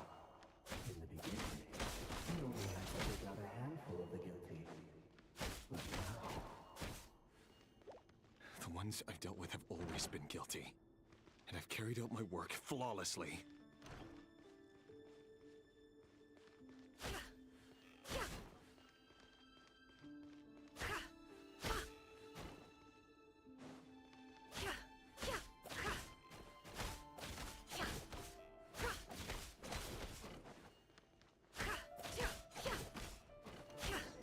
You know why Felindis didn't accept your proposal, don't you? Was it because she didn't trust you? Or something else? Enough!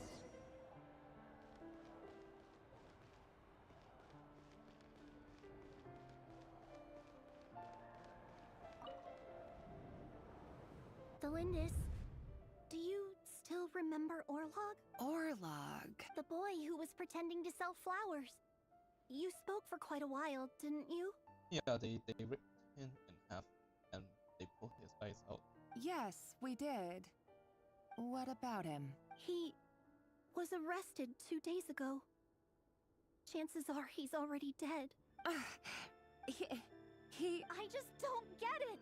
After everything he's done, why do you still stand by him? Or does it mean nothing to you that people keep dying? No, that's not... Just hear me out. I need to go now, Thalindis. They're looking for us. You take care too. If you ever need a place to hide, come find us.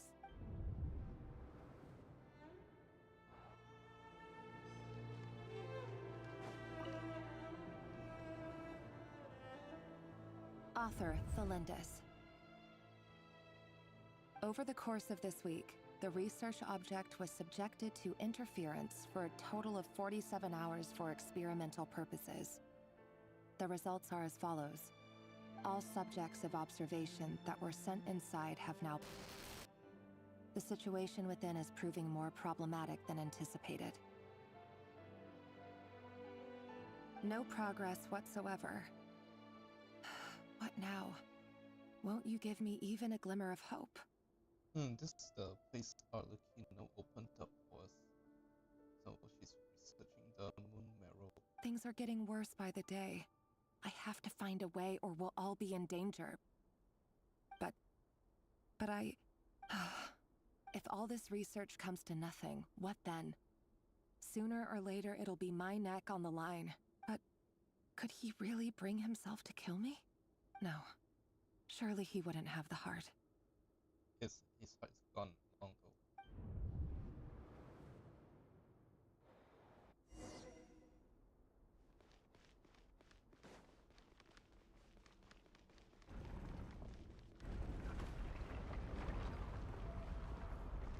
Why won't you just let us go?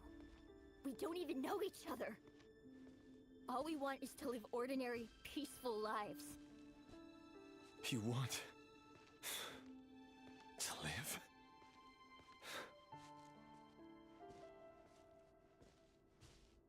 Yes. I just want to go on living. Is that really such an unforgivable crime?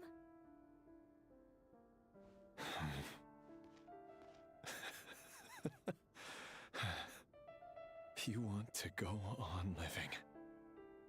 I want to keep living too. To keep living forever. That's why I have no choice but to continue on the path I'm on. If only some savior would suddenly swoop down and change the way the world is. Too bad that's not going to happen.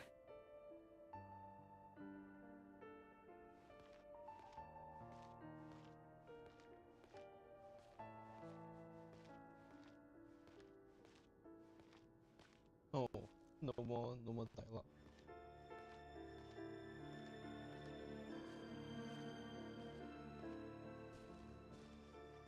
Imagine that. If there really were such a person, you and I wouldn't be standing here like this, would we?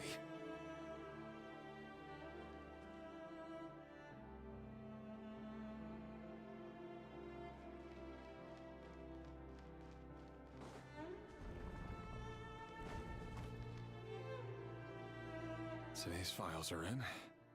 Time to wade through them just like usual. No, I don't get tired of it. It's my job. And not only am I lucky to have it, I'm good at it too. Huh. Wait. That's... Thalindis? No.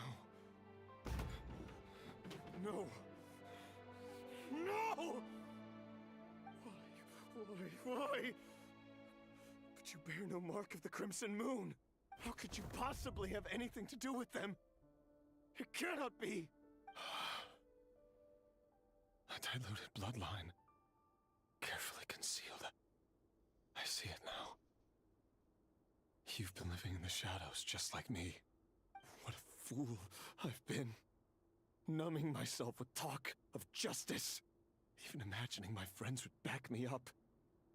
But in the end, Irminsul. Finster King! How far are you going to take this? From the direct bloodline to secondary offshoots? And then what?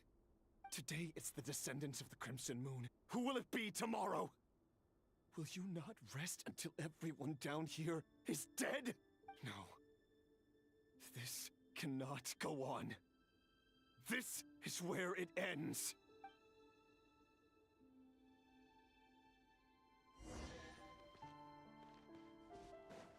Wait, you?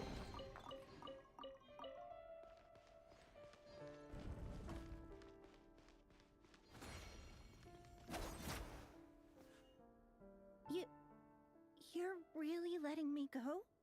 I am. As long as you can guarantee that no one will find you. Don't worry, I'll be extra careful. No one will know I was here. But what about you? Me? If you let me go, you won't be able to complete your mission, will you? Good point. In that case, maybe you should stay. Make up your goddamn mind. No, please! I just want to see the outside world again. To... Go on living? Yes. I know you're a man of your word. So please, just let me go. If I let you leave, what will become of me? Just kidding. Go, now. But remember, don't let anyone know you were caught. We'll be seeing each other again very soon if you do. Even shadows in the dark must live by a code. But you can't save everyone. You've been whispering in my ear for days now, Vedifalnir. What are you trying to do? Break me down? Huh. It's already corrupted. I only say this because you long for an answer to your problems. Let her go, Rerir, or you risk losing everything. I will not abandon Thelindis. I mean, it makes sense. He's the one who's Then you'll need a little more vigilance and a lot more power. The world is changing, Rerir. Keep your eyes peeled for your moment of opportunity. That voice used to be so unclear, but now I know exactly whose it is. It's Vedifalnir. He won't tell me how to actually resolve any of this, but he keeps trying to manipulate me like a puppet. What's his game here? Tell me then. What will this moment of opportunity look like? Oh, you'll see. It's really big. And no answer. He's like a ghost. Always disturbing me when I'm on edge, but never answering when I need him most. So, the Eclipse Dynasty was purging, well, massacring the descendants of the Crimson Moon. And it seems like it was all connected to the Vinster King's research. The King's obsession with abyssal power left the future of Conria hanging in the balance. No wonder every aspect of Rerir's life was so unstable. And it looks like this Thelindis, Rerir's would-be fiancée, herself belonged to a sub-branch of the Crimson Moon Dynasty's descendant. It almost defies belief that a couple like them could hide the truth from each other for so long. If the Vinster King hadn't intervened in such a drastic way, they might have gone on deceiving each other for the rest of their lives. And why does Vedifalnir, Daneslif's older brother, keep talking in Rerir's head? This guy kept more secrets than I ever imagined. The human mind is like a vast desert of shifting sands. When you follow the flow of someone's memories, you only ever see the parts they're willing to let surface. Time for something a bit more creative. We've been inside Rerir's mind this whole time, building up a picture of his psyche. There's already enough clues on the board to start reading between the lines and mapping out the rest. Now, we can finally begin to put the pieces together. Sure, it'll only be a reconstruction, part simulation, part reasoning, but it's usually pretty accurate. Once we've built up a cognitive profile, we just need to cross-check the logic behind his actions. And then we'll be able to take a sneak peek at whatever it is that Rerir has really been hiding.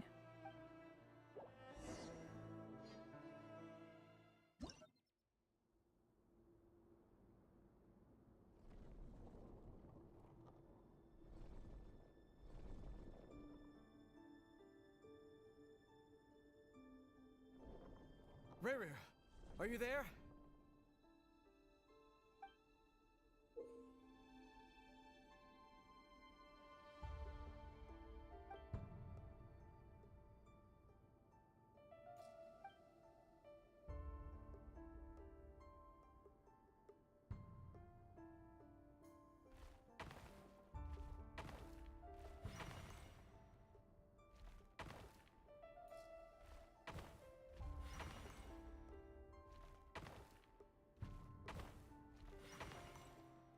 What is this? Hey, Rerir!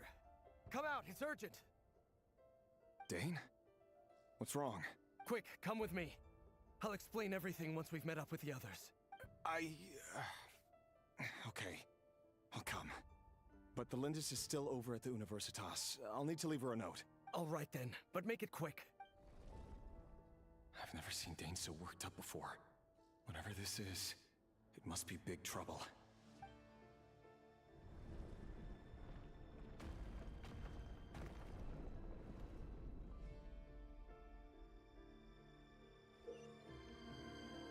This is gonna be an event.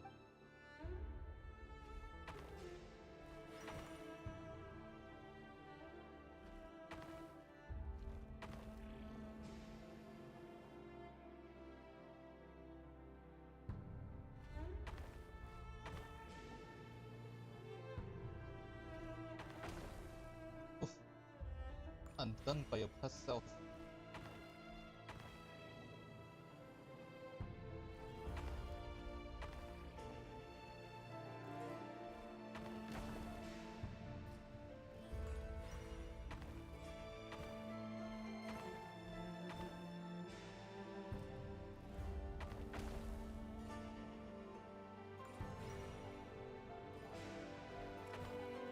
It is hard.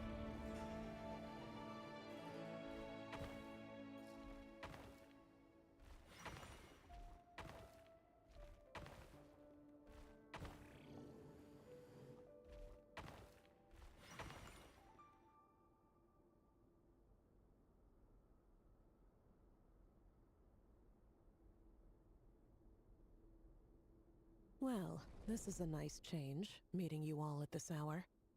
When men and women of ambition can speak face to face in broad daylight, I say that's a big step forward for our Don't be ridiculous. We do not fear the day. Why would we seek refuge in the night? This fuckers. And his voice. You might ask your blade that same question. I'm told it prefers the cover of darkness. The word on the street is that Sir Delogi only strikes when he has an unfair advantage. But that is patently false. I see you're missing an arm and a leg. Surely only a fair fight could explain that. If this is your way of offering me replacement limbs, believe me, I'll take them. Oh, we can certainly discuss that. With bioalchemy, anything is possible. Assuming I have your full support in my research. Luke. Raptatir. What brings you here? The Weiss. Why, Dainsleif, of course. He invited me.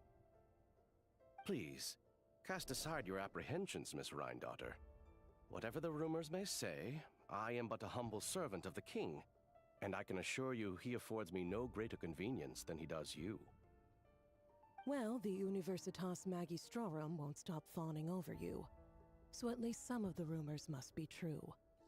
You're clearly doing well for yourself, so drop the humble servant act. It endears you to no one. You're president of the Universitas Magistrorum, the chief royal mage known as the Wise by royal appointment, and by far the most favored among the 4 pillars of Conria. Vice President Veit doesn't even try to hide his envy when he sees you. My success is the product of hard work and good luck. It's as simple as that. Were the king not such an extremist, I hardly think I would have received a senior post at my age. Of course, no job is without its gripes. Serving a king like ours can be a challenging task, as I'm sure you can imagine. And as for Efterveit, In missing out on the presidency, he's dodged a mountain of stress. Like everything else in life, it comes with pros and cons. You're all here. I apologize for the short notice, but it was an emergency.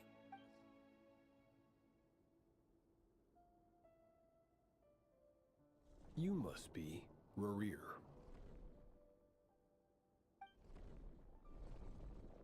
Mr. Sertologi.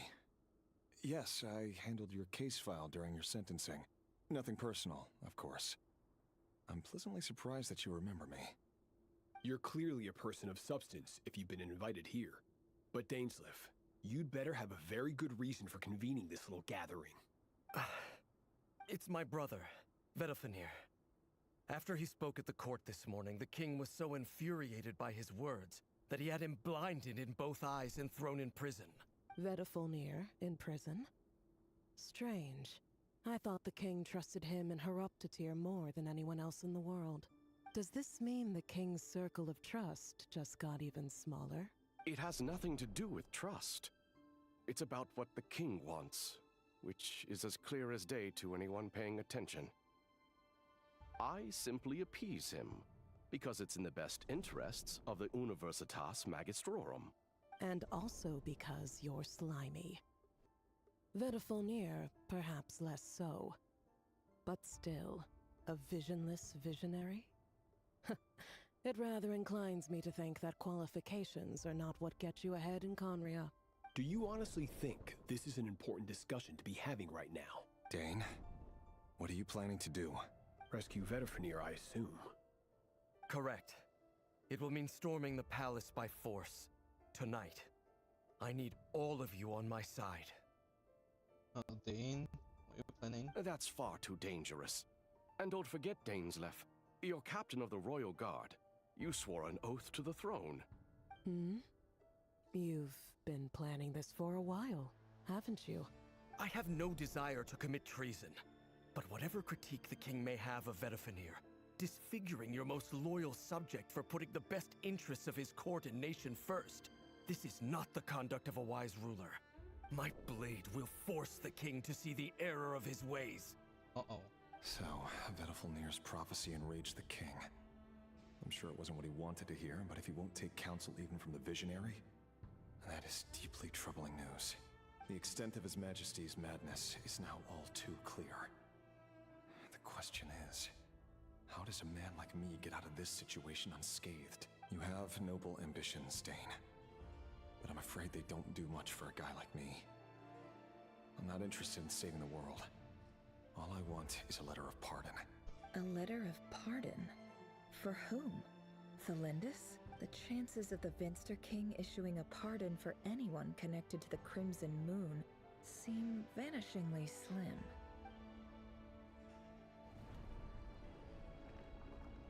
Oh no, nothing really.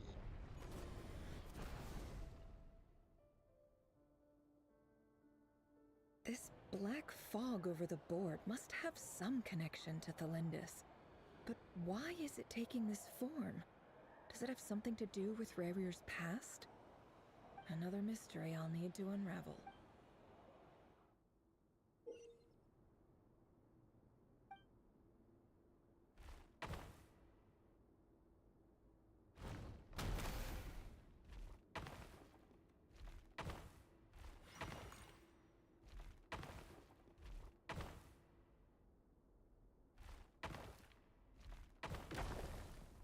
Undone by your past self.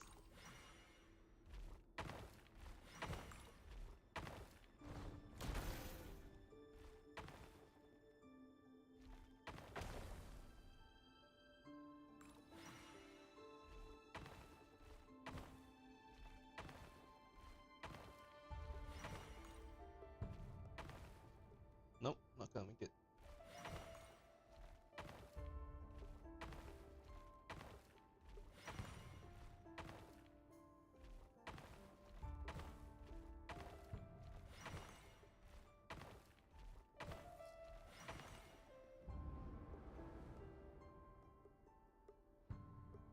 Author Thelindis.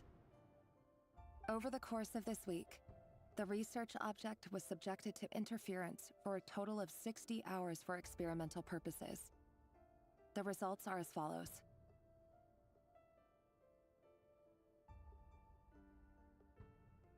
Research dating back to the Crimson Moon Dynasty has established 2 points regarding moon marrow.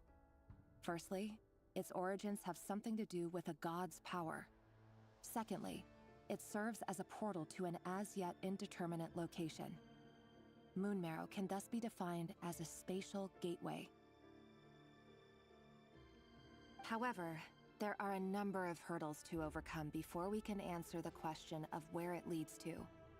To start with, opening the gateway requires a specific power source, which the relevant literature indicates an enormous amount of power is then required to keep the gate open.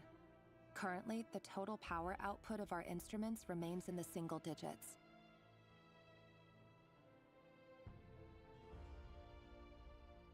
To make matters worse, I am now the only staff member remaining in the Moon Marrow lab.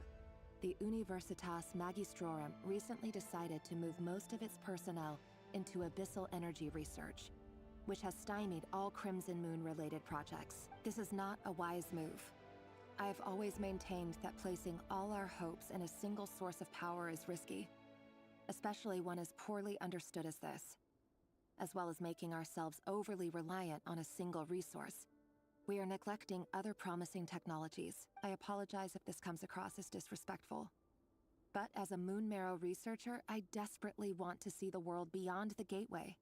If we really made it there one day, what would we find? And how would we go about taming the unknown? My imagination is endlessly fueled by questions such as these.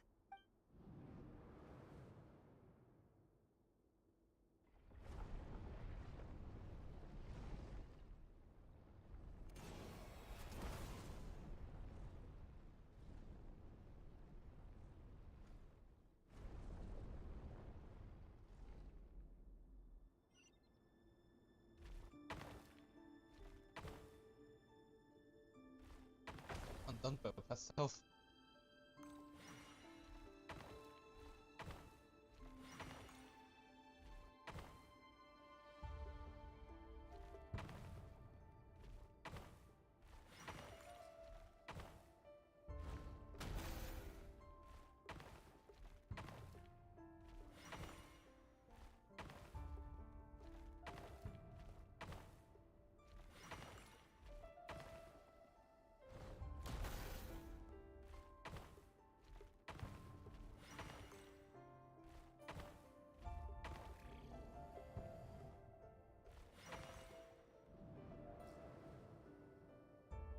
This is for you.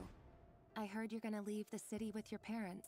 The Lindis, did you hear about what happened? I've heard nothing. Rerir got back very late last Friday, and he was acting a little unusual, but he slept pretty well, so I'm guessing whatever he did was a good deed. You never saw him, and I don't know what he did. And this conversation never happened.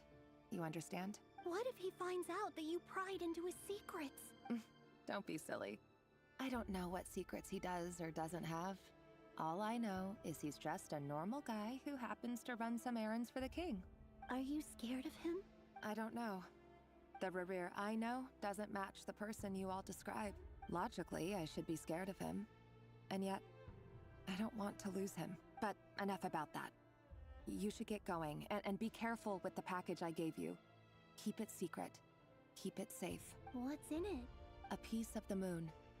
All you need to know is that as long as you keep it safe, then in the future, everyone will be able to see a red moon. A red moon? You mean our moon? That's right. Our moon. Promise me you'll look after it. I promise, the Lindis. The Crimson Moon bloodline will never die out. Its light, the color of blood, will become like a fire that flows in our veins, no matter how long it takes.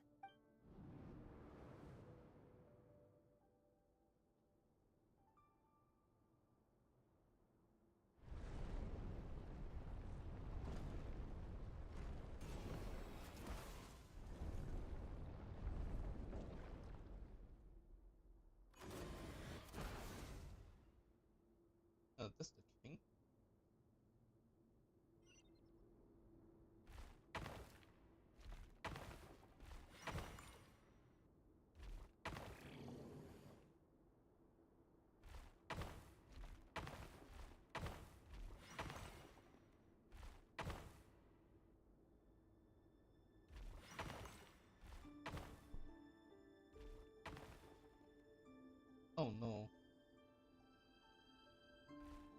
Undone by past self.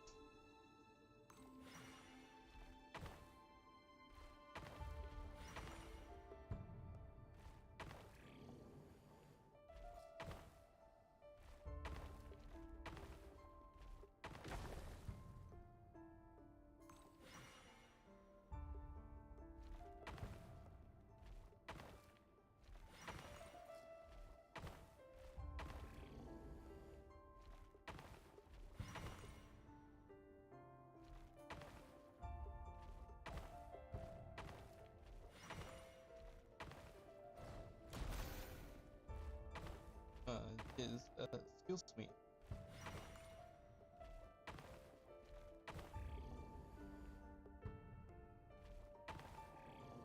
Uh-oh. No. Please.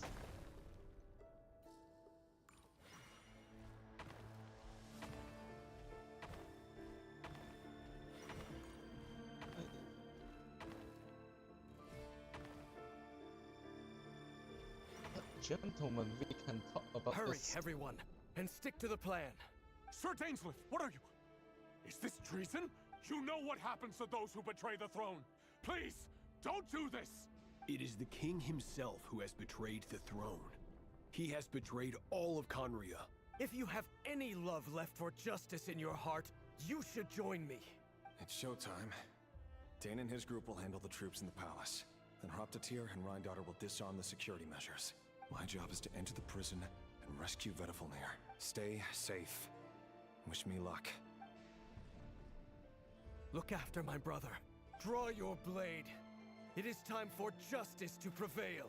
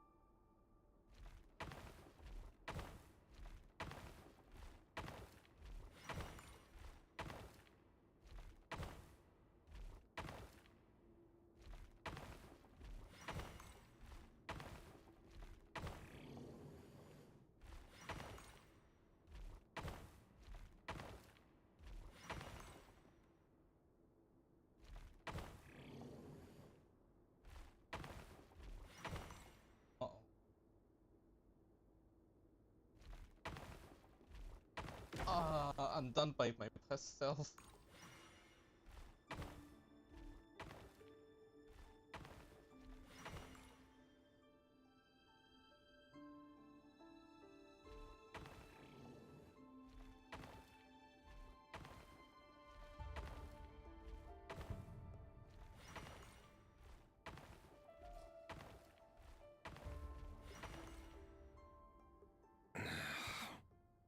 This place is filthy. And the smell is abominable. Clearly, the king doesn't allow his prisoners a single shred of dignity. This is dire. Found you. Hello, Mr. Vedifalnir. Ah, it's you. Surprised? Oh, wait. I guess surprise isn't an emotion that prophets feel very often. I certainly felt some surprise in the moment when I was blinded. Surprise at the king's sheer ignorance. Surprise at just how unfairly this world responds to words of earnest remonstration. I'm curious. What did you prophesize this time? It wasn't a prophecy. It was a word of warning. Someone had to say it. He's a snake. The king has forsaken all reason in pursuit of his obsessions. I simply told him that if he continues on this path, Conria will surely fall. But he didn't listen. Worse still, he stabbed you in both eyes and locked you away. Dane asked for my help. The court is in complete chaos now, but I'm sure you predicted that. Everything is transpiring as I foresaw. Yet I am powerless to change it. Fate is an immutable force. I can but lament as the inevitable unfolds. I do wonder whether giving a man the power to see the future There's nothing more for him than slowly crush his spirits. Forgive my curtness, Vedafulnir, but the king did not suddenly turn on you today.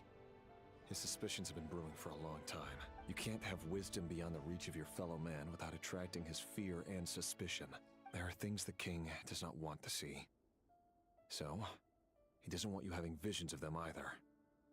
He blinded you because he thought this would make the visions stop. That's straightforward, but at this point it doesn't work. He wasn't entirely wrong. I did indeed lose my power to see the future. Right up until... Oh, he's right. Until what? Just now. I believe I saw something new. Well, tonight could go a lot of different ways. 5 of us banded together to storm the palace, also we could rescue you. This will go down as the most tumultuous day in Conrian history. I sense hatred in you. But also hope. A desperate hope that with the tyrant deposed, that will be the end of the story. But this is not the end.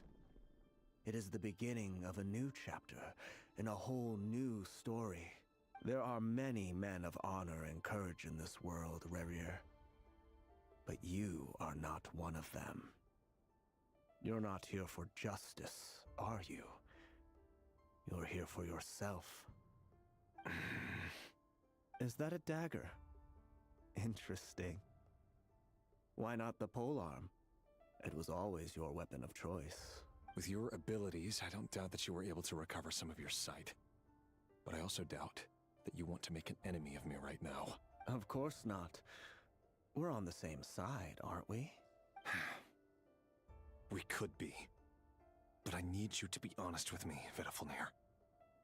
At this point, you're my only hope for the future.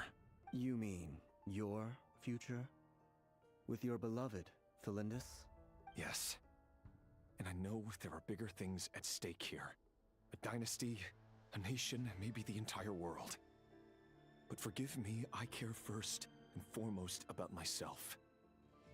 I can't abandon the one I love to save myself. I just can't do it. But you see a broader picture of the future than I. You see the solutions to the biggest problems of our age. So tell me, what is my solution? What's the answer? In matters of fate, answers are either right or wrong. What will be and what will not. Maybe you are willing to pay a certain price in the pursuit of happiness, but unfortunately, fate does not negotiate. That is the cruelest thing about fate. It is unmoved by your sacrifice. That can't be true. I know it's your voice that I keep hearing in my head, urging me to see how the world is changing, to seek more power, so I can protect the things I love. You show me disaster, but you won't show me how to avoid it? Why? Why are you doing all this? My voice. In your head.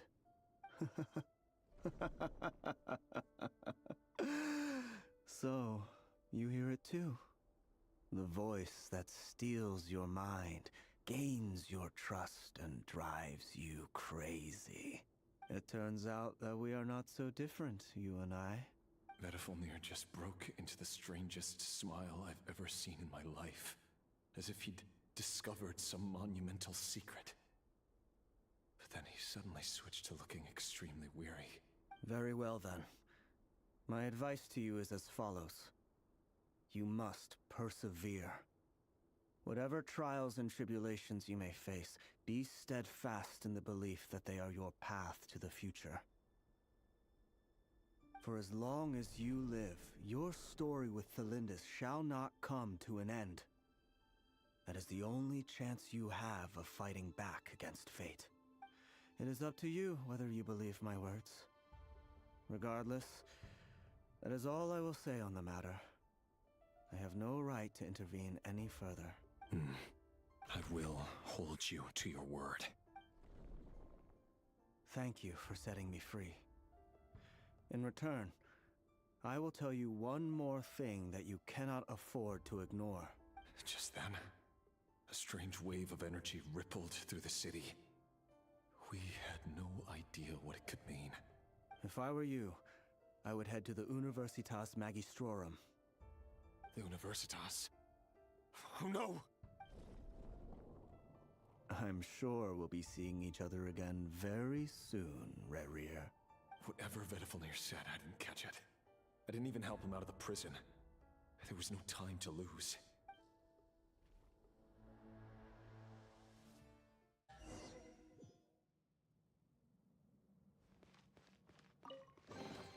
Oh boy.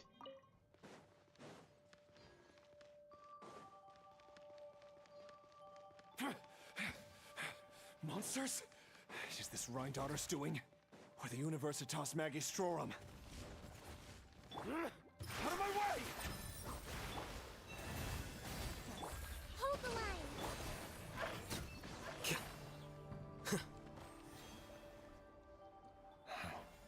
The Universitas. That reminds me of a rumor I once heard. Allegedly, the king installed secret mechanisms in the palace and around the city. No one knows where they are or what kind of power they hold. But if they were ever gonna activate, it would probably be on a night like tonight. Help! Help! Hold on! Don't let them anywhere near you!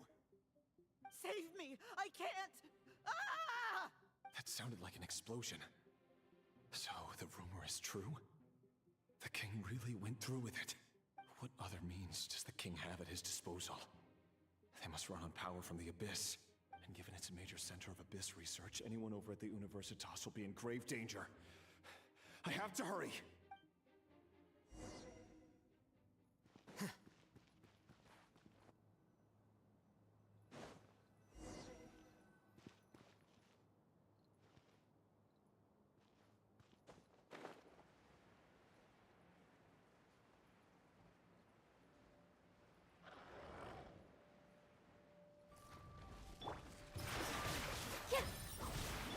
With one heart, we pray.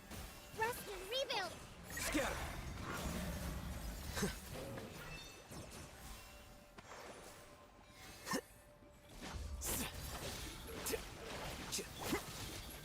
Here! Forest, protect. Billowing surge! Hold the line! Let's move out. All eyes on me! With all my strength! For the everlasting forest, the ebb and flow is over. Oh. She doesn't work. The deception ends here. Can't hide the truth. No more lies.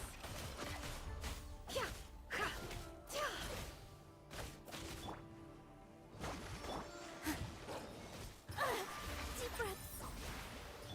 Leave this place. Hold the line!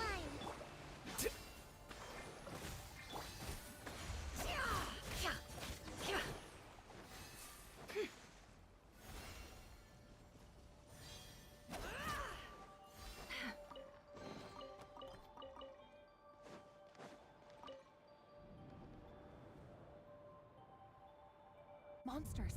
At the Universitas Magistrorum? Why now? Oh no! They're coming! It's no use. The table won't hold out much longer. The weapons. Where are the weapons? Of course. All the lab equipment was upgraded after the inspection last week, but the new weapons haven't been allocated yet. I'm done for. Is anyone there? I need help! Ah! Stay back! Please stay back! Please!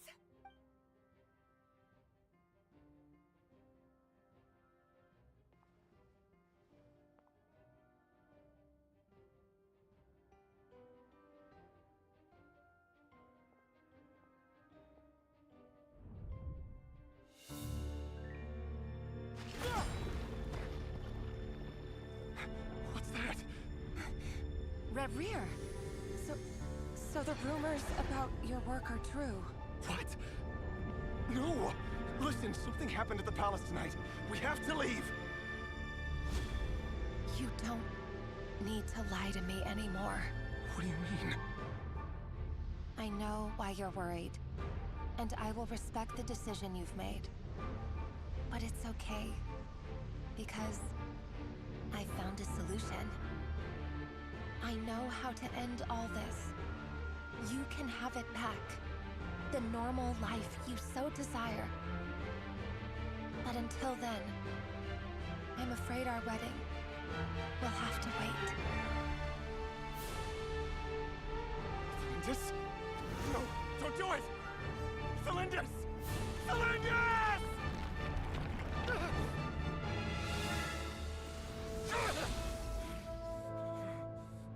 I told you, Rarier. Let her go. You will find someone better. No! No, I won't do it! I have to save her! By what means exactly?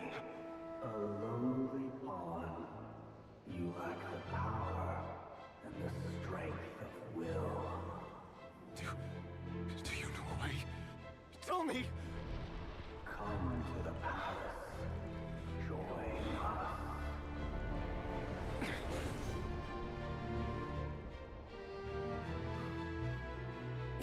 That's Dane? Rarier, thank goodness we... Step forth and take your share. You made it. Not you too.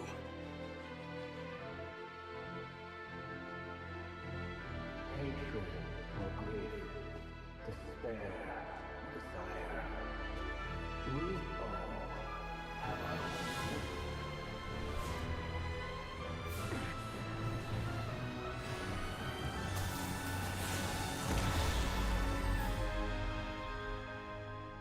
Rarier. Rarier. Cylindus? Were you daydreaming?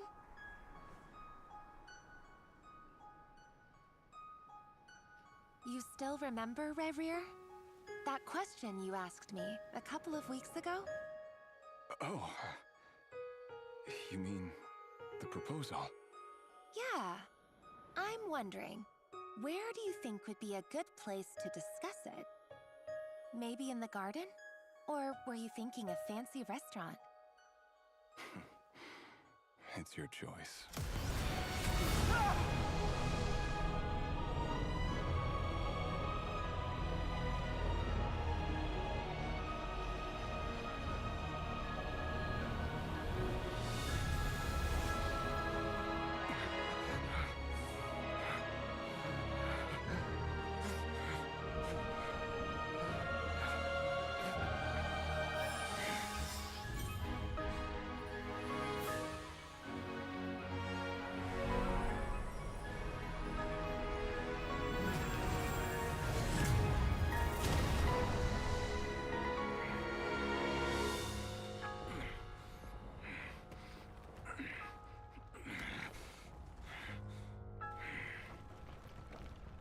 I will find you. And then, you can give me your answer.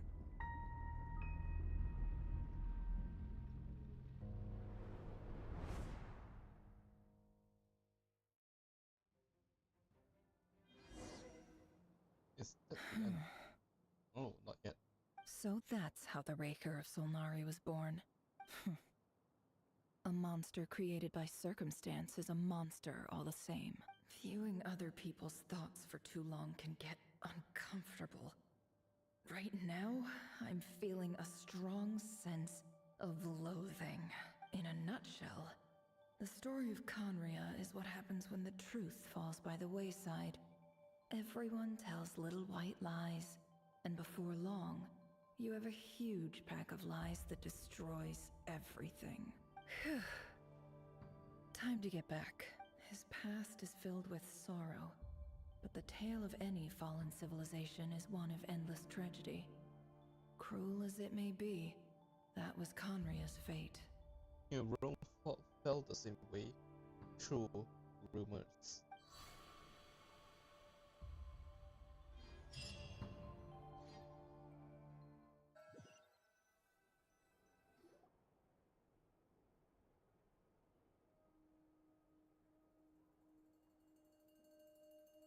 Everyone, I'm back. Can I get a standing ovation? Never! How are you holding up? Feeling okay? She's fine. Boss is a pro. Yes, I'm fine. You will have seen the events of Rarir's life through my thoughts. It's now clear that he is just a regular nobody, driven by personal tragedy, as he said himself. I mostly agree.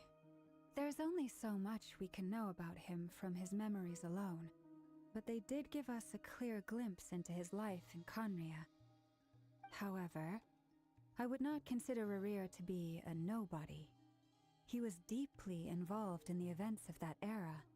Yet, when the catastrophe of a generation strikes, nobody is safe. Sounds to me like you're speaking in riddles again.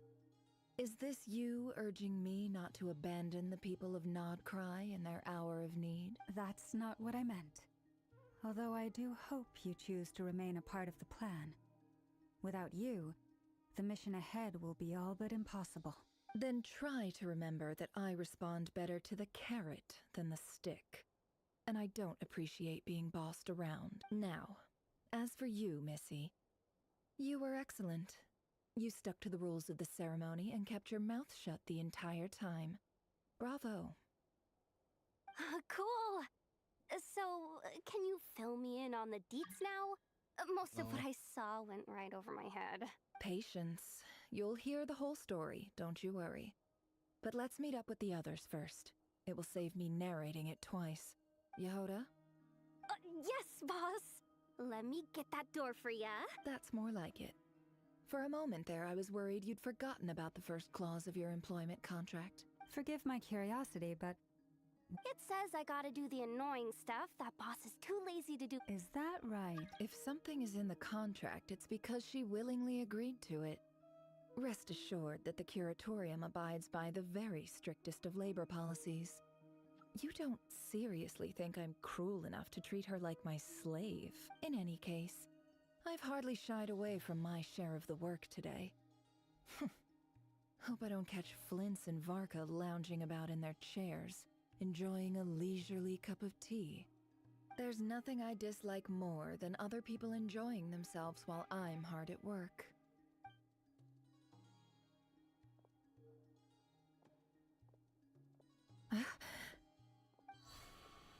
Oh no. Oh, she's not of it yet. Sorry to disturb you, but we seem to have run into some trouble. Evidently so. Don't worry, I'm not about to leave you to fend for yourselves. I'm not that kind of boss. And it would go against the Curatorium's labor policy. I'm sorry? What did you hear me say? I wasn't talking about labor policy. Wait.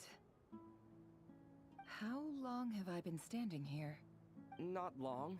You just appeared by the door a moment ago. Uh-oh.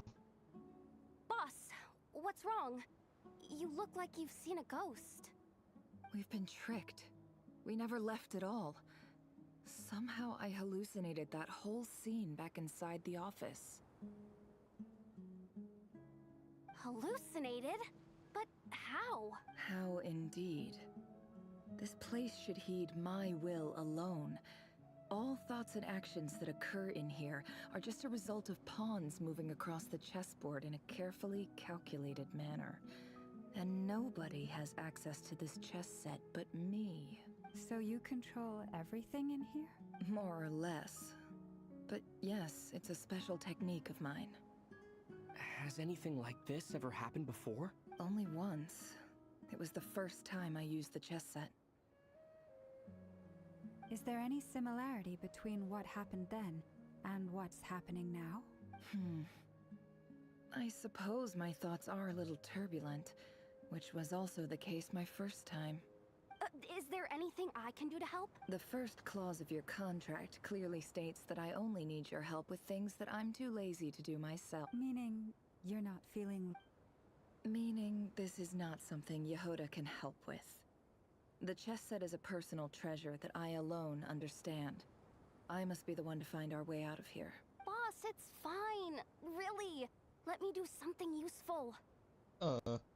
I have a feeling this place will because we're in the desert, so we might actually get a lot of Nephers backstory here somehow. Oh, listen to you. Whatever would I do without you, Yehoda? What? Yes, really. Where would I ever find another employee as obedient and servile as you? God forbid anything ever happens to you. Oh, okay. Well, anyway, I was thinking of fetching some water. There's gotta be a source around. I suggest everyone finds someplace comfortable to take a rest. We gotta conserve our energy. Even though all this chess malarkey doesn't exist in a physical sense, mentally speaking, it's all real. And so is our tiredness and fatigue. You don't want to dismiss mental fatigue. Just because it isn't physical doesn't mean it's any less serious. But anyway, I got your backs, so don't worry about a thing. Don't I have the best employees? Jealous much?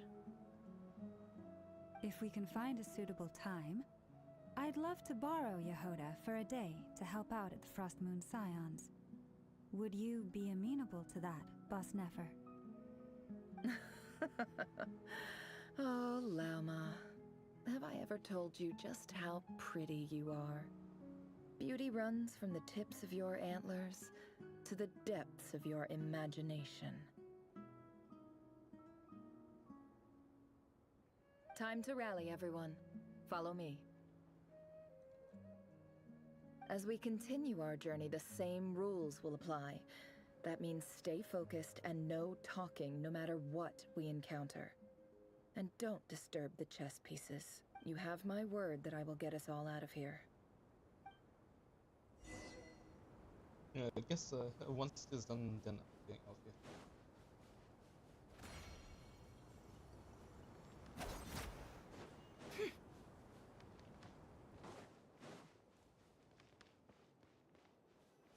This place looks familiar. That's not a good sign. There's some... I wasn't expecting visitors at this hour. Wait, is that? Oh, it's him. There you are. Sinue's been looking for you all day. I think he has some news for you. Oh yeah? What were you doing just now, Uncle Retinue? Hiding away some more loose change? I know I saw some Mora. What do you mean loose change? Oh, come on, I'm too old for this. Just pretend you saw nothing.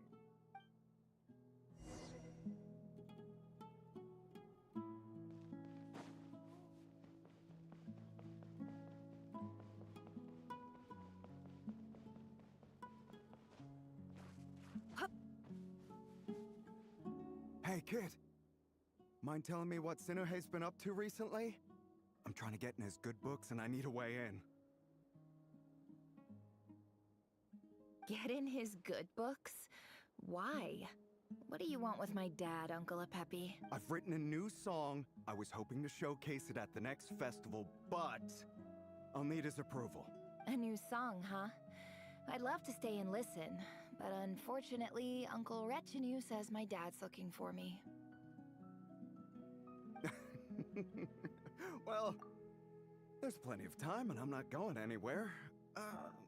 See that pile of stones? I'll be sitting there warming up my vocal cords. Come find me when you're done. Pile of stones. Got it.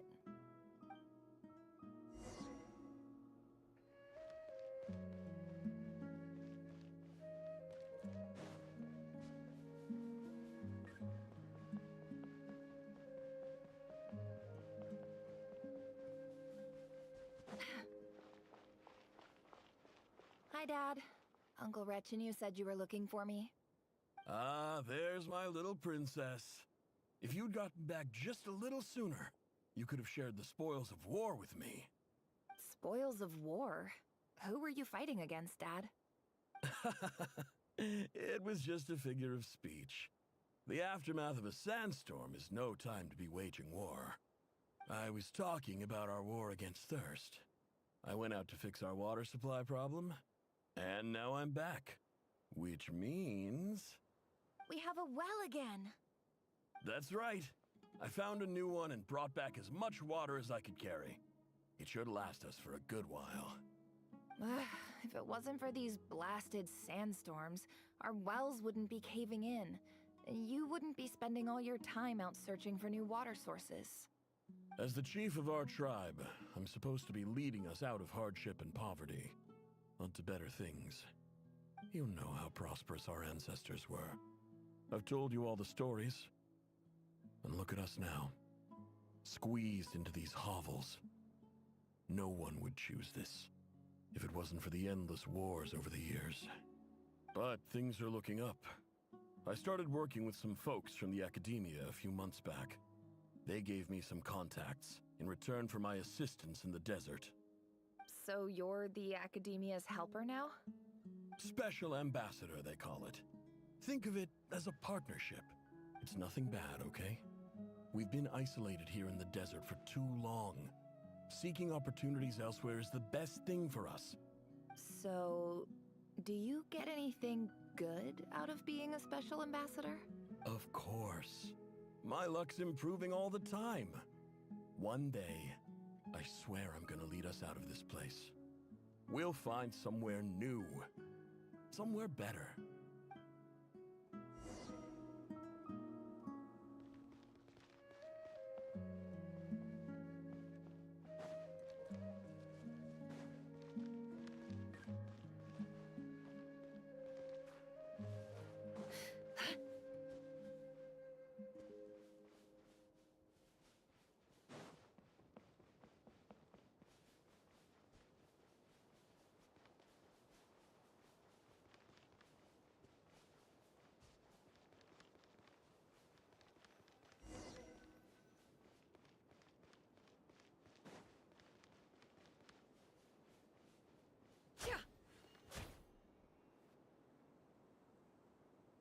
That's our well, and you know it.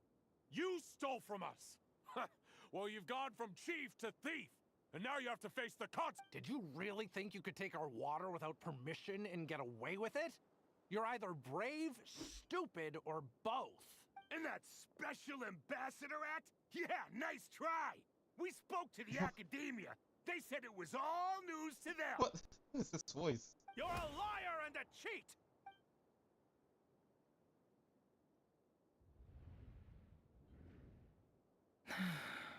I heard Yehuda gasp, but I don't blame her. Most people are terrified by the sight of blood. Corpses strewn across the ground. The wounds are clearly from scimitars and daggers. The desert dwellers' weapons of choice.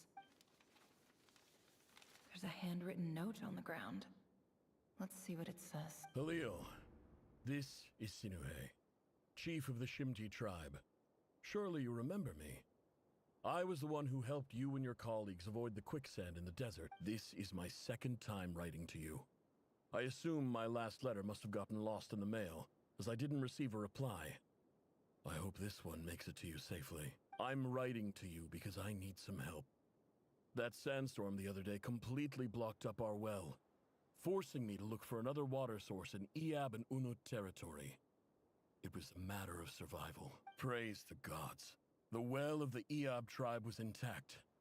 It was my last resort. I drew what water I could and left, but not without being spotted. I fear that you told me to write to you if I ever needed help. You said you'd be my ally in the academia. I urgently need you to formally recognize my title of Special Ambassador and send some of your people to assist me for a few days. It's the only way I can convince them that this was the academia's decision and prevent them from retaliating. This is an emergency. Please send help as soon as possible. Looks like this letter never got sent. The writer died a grisly death, and the letter was trampled into the ground. It's badly defaced.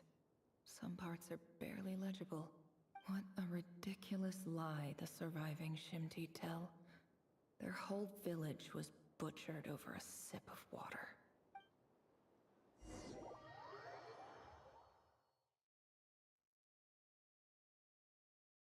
Officer, Welcome.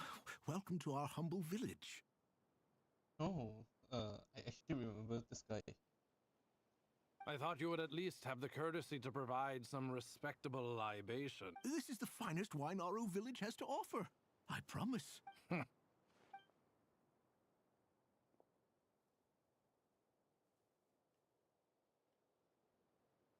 The Academia has agreed to reserve a single space for a candidate from your village. But I remain skeptical of this entire endeavor. I highly doubt anyone in this desert possesses serious academic potential. Please, have faith. If not in us, then in our god. The child we found shows great promise. I beg you, take her away from this place. Give her a chance. Don't let her talent go to waste. I don't recognize her. New arrival? She showed up here a few days ago and we took her in. She's a really bright kid. Please help. I'm begging you. So, where are you from? Oh boy. Nowhere special. Just a sand dune.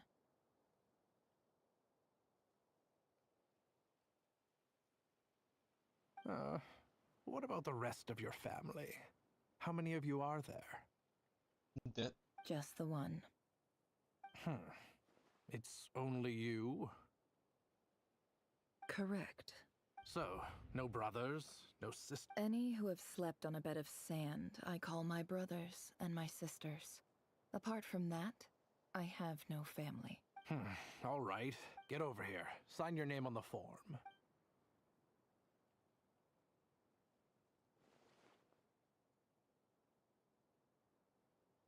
Never? You're rather fair-skinned for a desert dweller.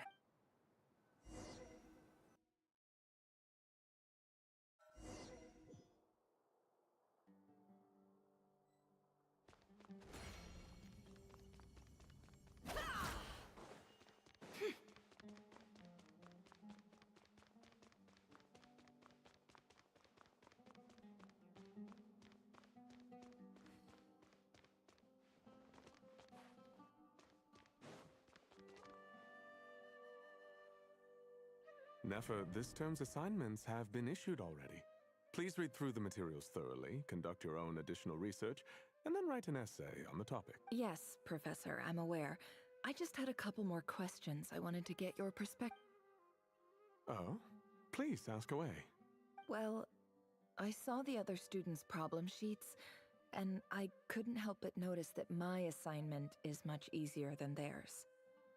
Do you really think I'm a weak student? A weak student? Goodness, no. Quite the opposite. You have a sharp mind. Almost too sharp. I think what you're saying is, a weak student wouldn't have noticed the discrepancy. And if they did, they certainly wouldn't complain about the lighter workload. You see, sharp as they come. You see things the way they are. And I'm sure you know why they're like that. Because of where I come from. Because I'm different. I'm sorry, Nefer. I don't like it any more than you do. It's just... Anyway, you said you had a couple of questions? What's the other one? I wanted to check. If someone sent me a letter to the Academia, where do I go to collect it? Ah, your family wrote to you. Well, as long as they put your name on the envelope, someone should hand it right to you. Not exactly. It's not even a recent letter. I was just curious where the mail would end up if no one collects it. The House of Dana, I expect. I know there's a box for unclaimed mail somewhere in there, probably sitting on a shelf. Whatever you're looking for, that'd be the place to start. Okay, got it. Thank you, Professor. Oh, don't mention it. Honestly, I feel like I failed you. I'm supposed to be your teacher, but I haven't taught you anything. Hey, don't say that. You're a great teacher, and you do your best for all your students. But the rules are the rules. You're not allowed to teach students like me. It's not just the Academia either. The whole world bends over backwards for the successful, and leaves the losers to suffer and die. Oh, my dear child. Don't tell me you've given up on life already. I haven't. I just think that if you want to make it in this world, you have to find a way to become successful.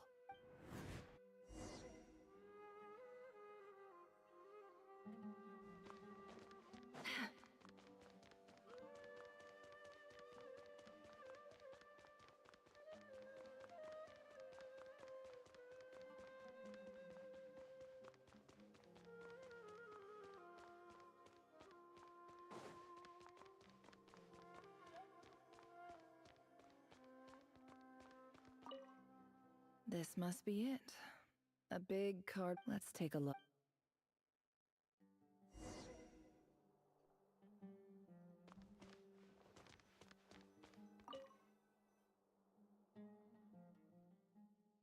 Oh, not this. Not this again. They found a tech. They made a new tech and they're gonna abuse the shit out of it. A dilapidation survey. This one was... Who was it? This one is addressed to the Immorta Sage. Guided by the incense, in clinical terms, these symptoms fit the description of incense poisoning. The Immorta Darshan. For example, my neighbor who this seems like something the academia would want. Wait, what's this? The note says, the sender authored this letter while under the influence of mushrooms.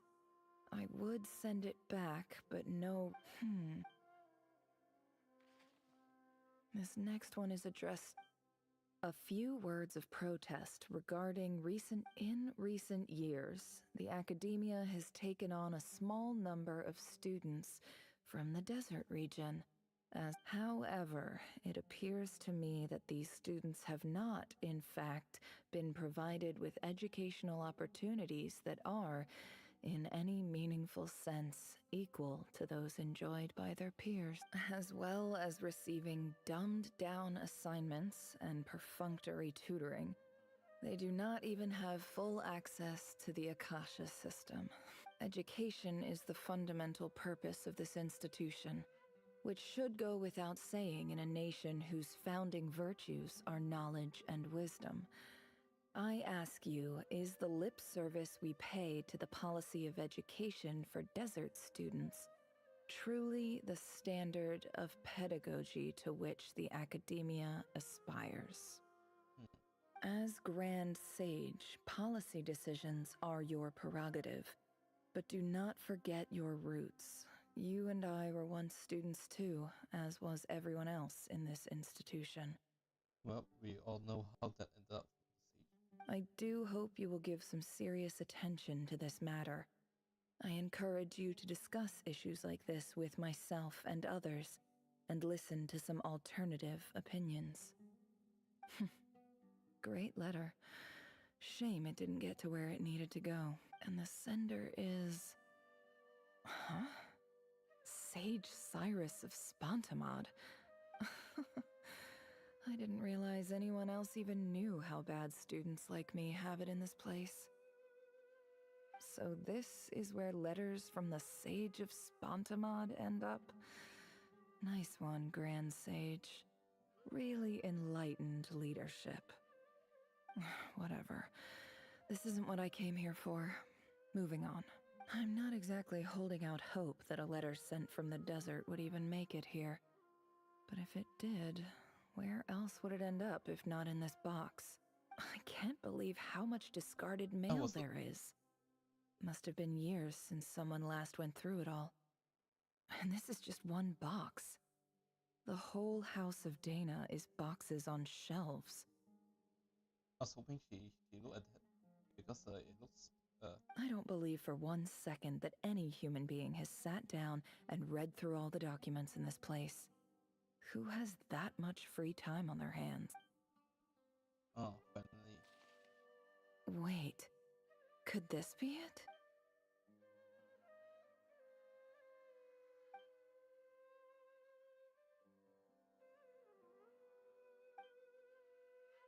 Greetings, Halil. My name is Sinuhe. Oh, no. I don't know. In my tribe, learning a person's true... The Shimti tribe lives a harsh, nomadic existence in the desert. You were sympathetic. This brings me to my reason for writing. Our tribe has fallen on particularly hard times. There was a terrible sandstorm. The Eob and Unut are descended from the Thamudians. While we trace our... I found a well belonging to the Eob tribe. When we met, you assured me... That aside, the last time you were here, you mentioned that the academia had started accepting students from the desert. And I told you a little about my daughter, Nefer. We have next to no resources here in the desert, and my power and influence are limited. Would you consider enrolling my daughter at the academia? She is a smart girl. I know she won't disappoint you.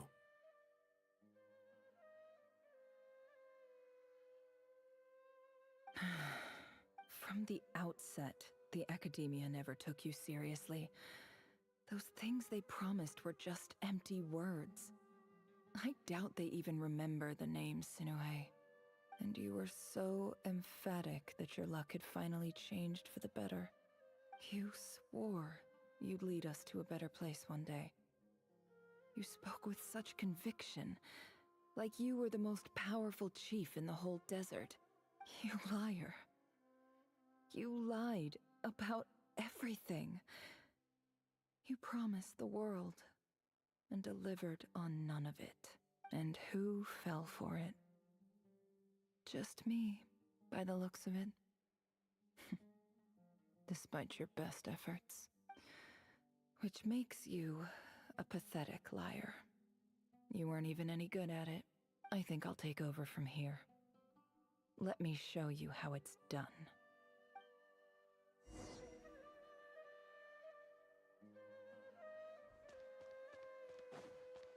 Okay, bye. Bicycles are going to Russia.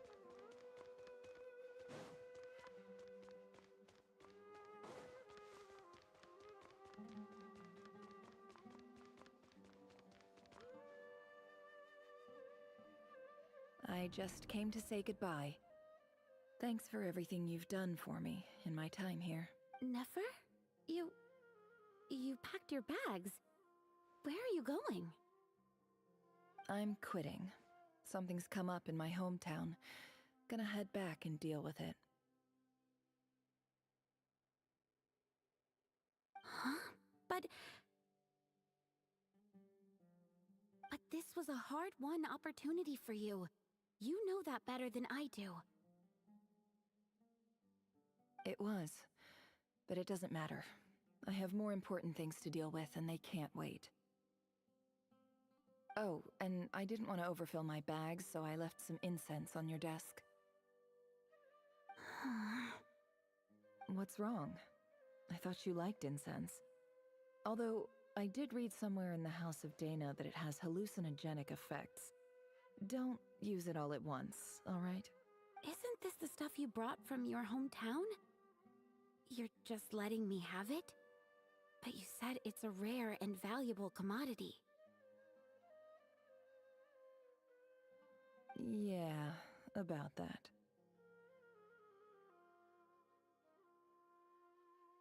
I lied. It's not rare at all. There's this bunch of ruins near my hometown that are practically overgrown with this plant. It's not worth much. Keep it. It's fine.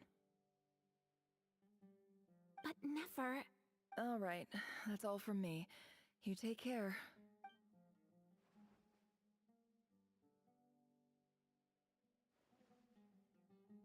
Don't forget me, okay? I mean, we're more than just classmates, right? We're friends. Yeah. I'll remember you. I lied again. That incense is worth a fortune, and it's a rare find even in those ruins. And as for remembering her, I have far too much to do when I get back. No time to reminisce. I'll be lucky if I even make it through this alive. But either way, I expect I'll forget you pretty quickly.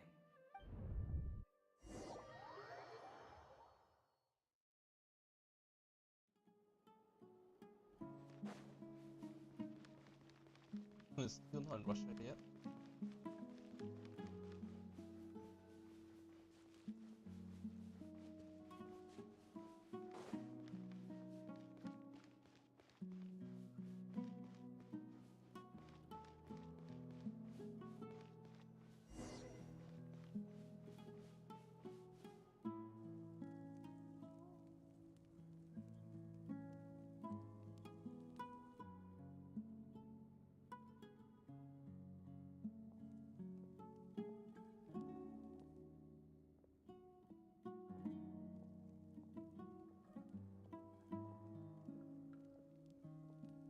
It's a pleasure to meet you, Mr. Arif.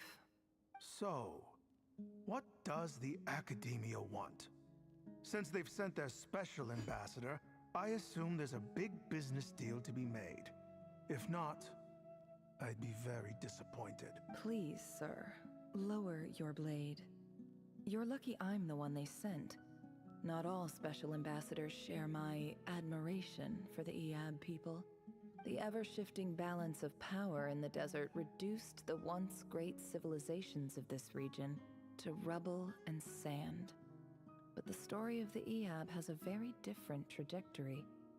Others grew weak, but you grew strong, beginning in obscurity and moving to prosperity.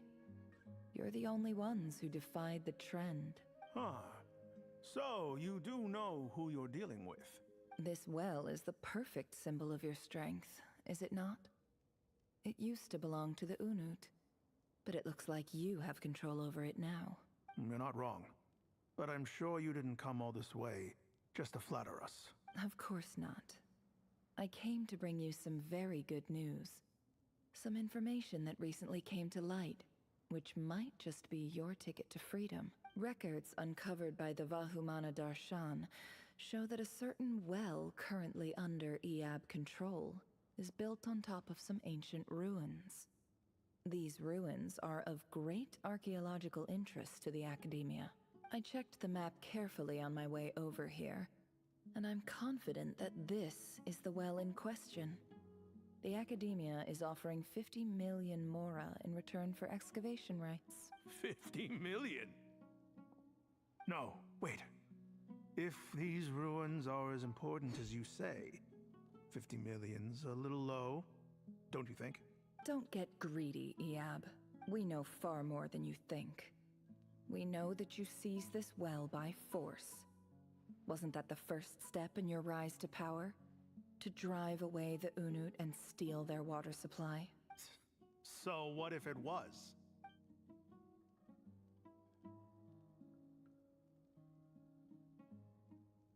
Don't worry. As unscrupulous as it was, it's something we're willing to overlook. The Academia is only interested in dealing with the de facto power holders in the region. I hope I am making myself clear. And I hope your words are the truth. If I find out the Academia is trying to play me, I'll hunt down every one of your people and make you watch as I cut their heads off one by one. Too late. She already lost everyone, don't worry about it. I assure you, Chief, that would not be in your long-term interests. You don't want to make an enemy of the Academia. You see how I'm dressed, don't you? I appreciate that you've never been to the rainforest, but surely even you recognize an ambassador's attire when you see it. And what does a barbarian like you have to lose anyway? You really think the Sumeru Academia would bother to come all this way just to lie to you? We have more important things to worry about. All right, I take your point. The Academia is the highest authority in the land. I'm sure you're trustworthy people. In that case, we have a deal. We will sell you the excavation rights. I'd like to thank you, Ambassador. This is good news indeed. Excellent news. In fact, it calls for a celebration. Would you do us the honor of staying a while and enjoying some Eab hospitality? Gladly. I am partial to wine myself, and I trust you are as well. So let's indulge in a few drinks together. in celebration of this momentous occasion.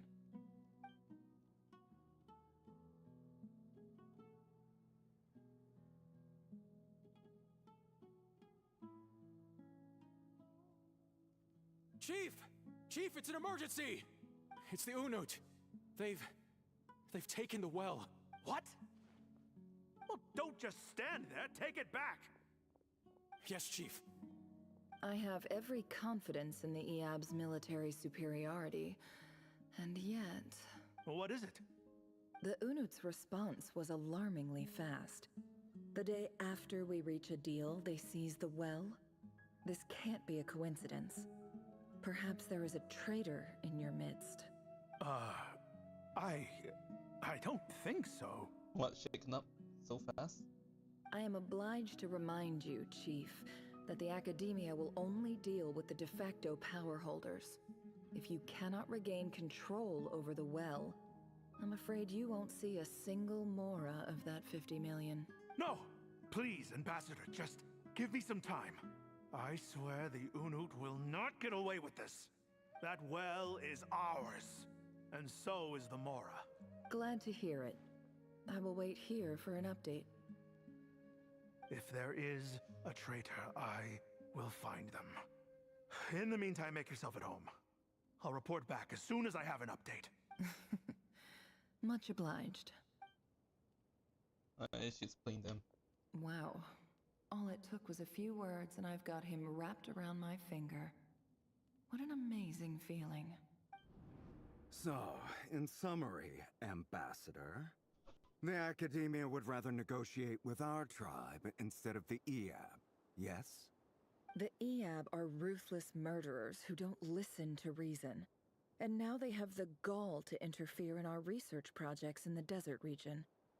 So let me ask you, Chief, if you were the Academia, what would you do? Kill them all, of course. Precisely. The Academia does not tolerate those who stand in our way. The EAB have held back our academic pursuits for too long, and our patience is wearing thin. At the same time, there is simply no way that the Academia can be seen to be intervening in desert affairs. I'm sure you understand where I'm coming from. We have our own rules out here. If the rainforest dwellers raised arms against a desert tribe, it'd start a bloody war. Right. We can't confront them ourselves, but we can support their enemies. The Unut have always had strained relations with the EAB, which makes natural allies. Weren't the EAB your allies once? You were quick to send them after us to protect your interests back when we stole that water. And now look at you. You're at each other's throats. Let me be clear. The Academia wishes to collaborate with the legally recognized rulers of the desert in this matter. We are asking for excavation rights to that well, and our offer is 50 million mora. Say no more. I believe we have an understanding. Good. Then I suggest you get to work. Get us access to that well, and the mora's yours. You see, Dad? Lying is easy when you know how. People will believe anything.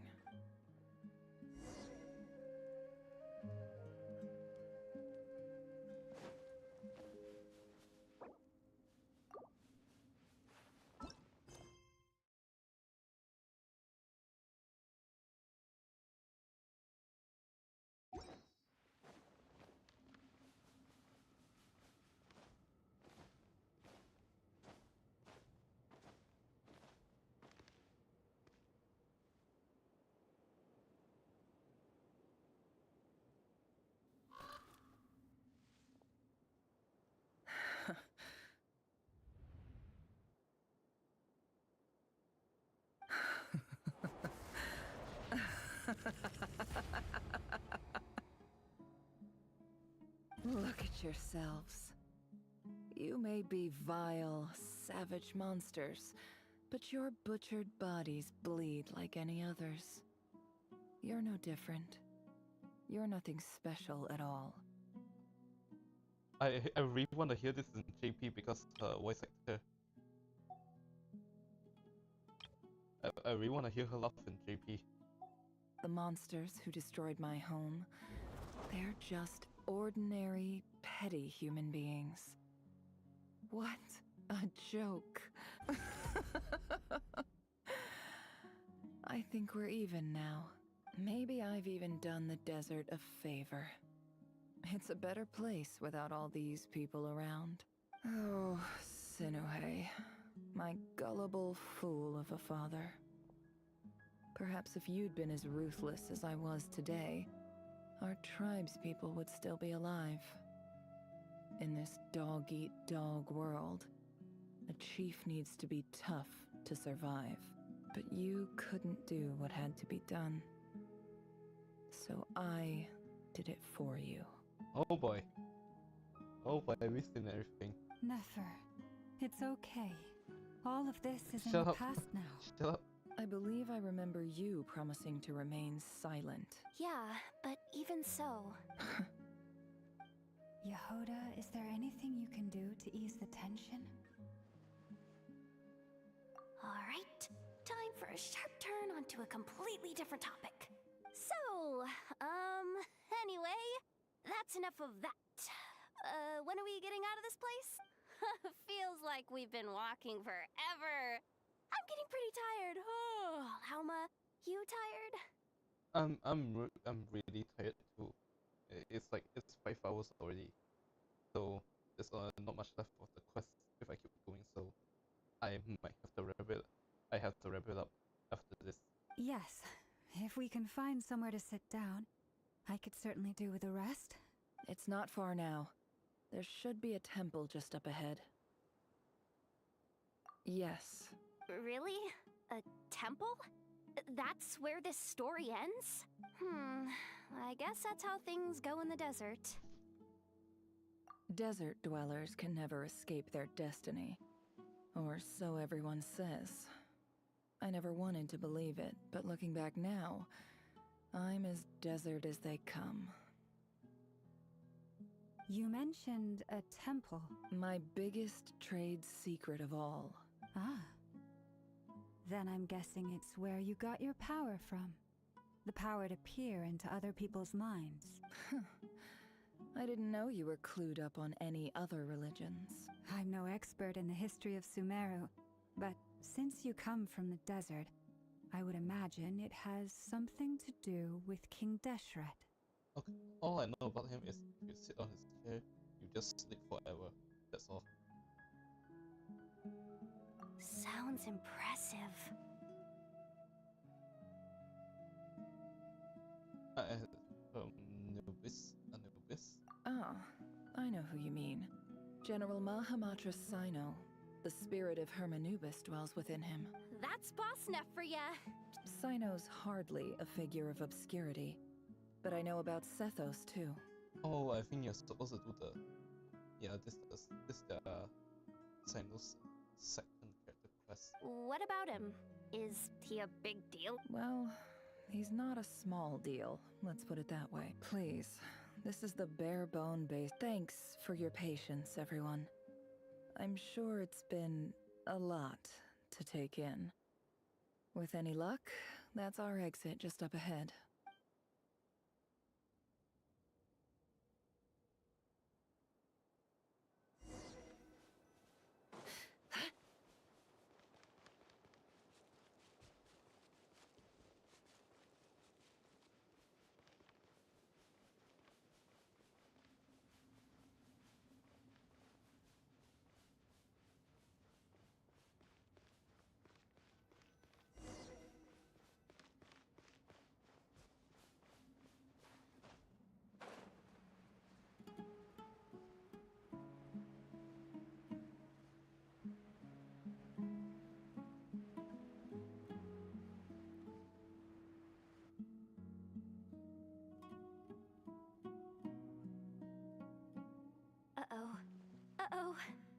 I'm totally out of my depth here.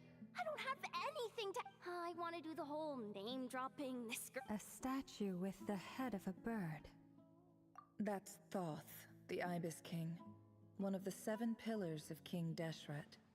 The legends say that he, the Crocodile King, and the Goat King were the three retainers of King Deshret. Let's take a look.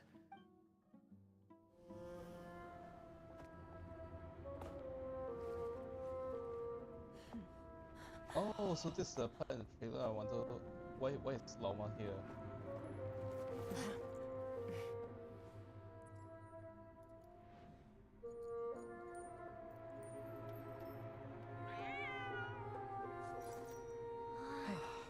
It's just Ashru. So, all is well?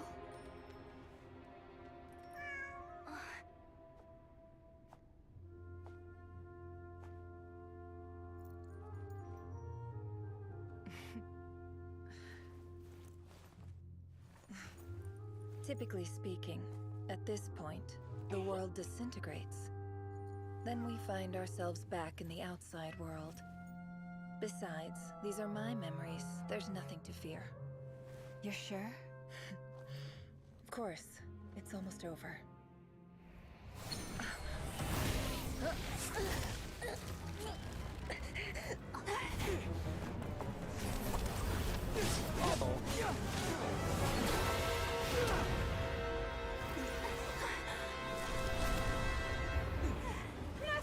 Hold on!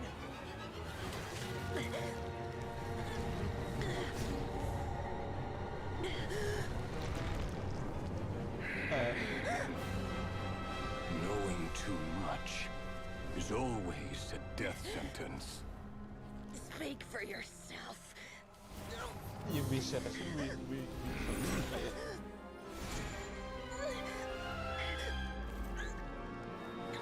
finally.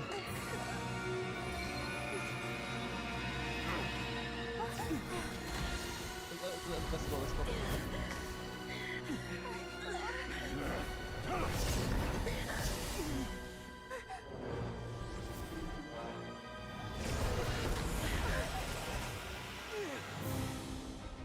How repulsive.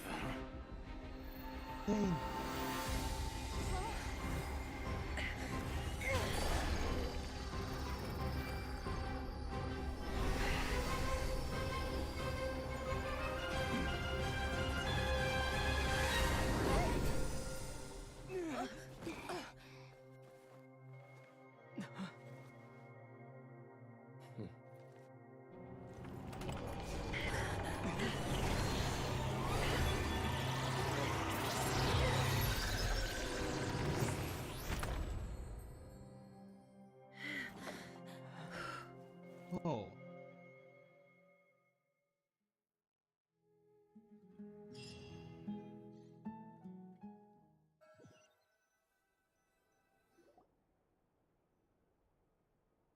Timed that pretty well, didn't I? It's okay. I'm just glad no one was hurt. Paimon noticed you doing something too, Dainsleif. Were you helping get them out? Of course. When I asked Nefer to conduct this investigation, I was not naive to the dangers involved.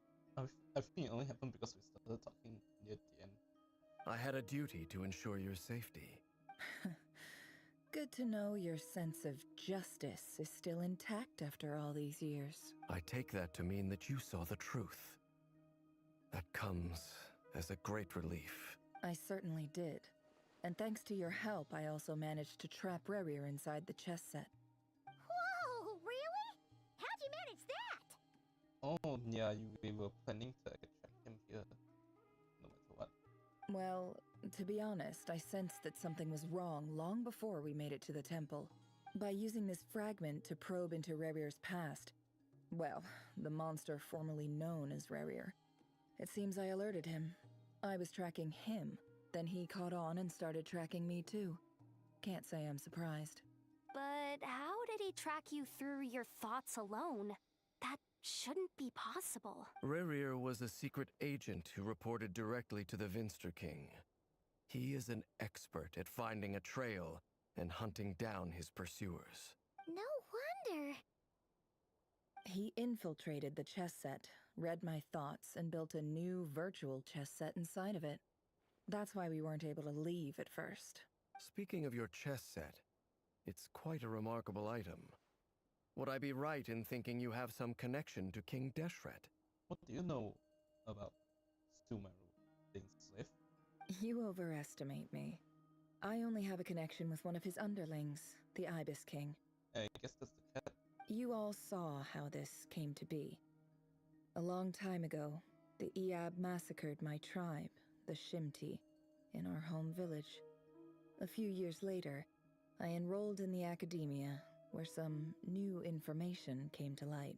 The Unut and the Iab fought a bitter battle over the rights to a well, all for the sake of a non-existent 50 million mora. The Iab ultimately won that confrontation, but their victory came at the cost of almost every warrior in the tribe. The final blow to the Iab came at the victory feast, when an Unut assassin beheaded their chief right before my eyes. The remaining Iab fled and have been scattered to the winds ever since. Having gotten my revenge, I returned to my hometown, where to my surprise, the nearby temple was still standing. There it was, seemingly immune to the relentless hostility of the desert, while my tribal home lay in ruins. As I stood there gazing at the temple, I noticed a cat just outside. This cat, as it turned out, was home to the spirit of the Ibis King.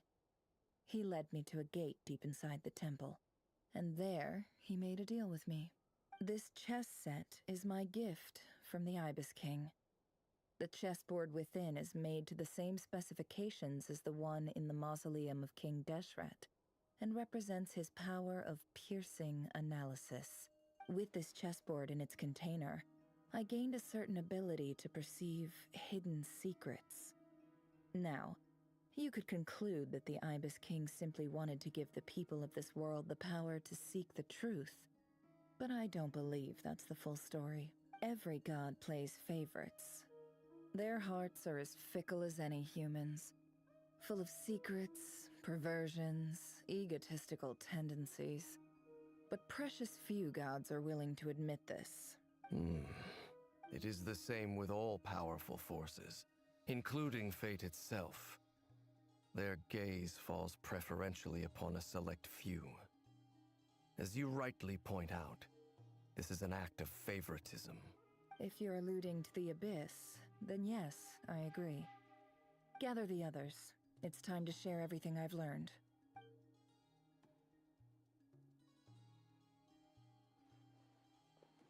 Oh, that's such a big set for him. Thank you all for being here. As promised, I did some further investigating into the Raker of Solnari's background. I am pleased to report that the investigation has been most fruitful indeed. The Raker of Solnari, real name Rerir, was once a Conrian subject who served the Vinster King. I will now share the important details of his story. Please save any questions or comments for the end.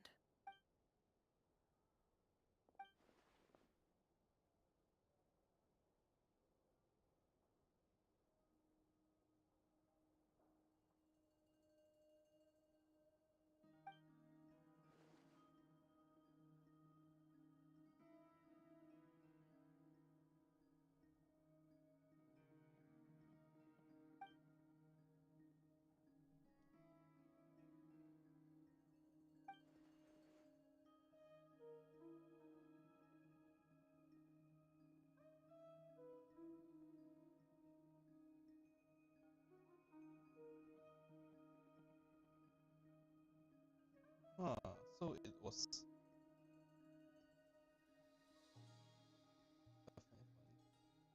so it was the same one Marrow.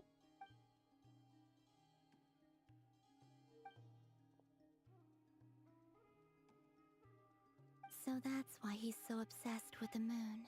A tragic tale, to be sure. But it does not excuse his many transgressions.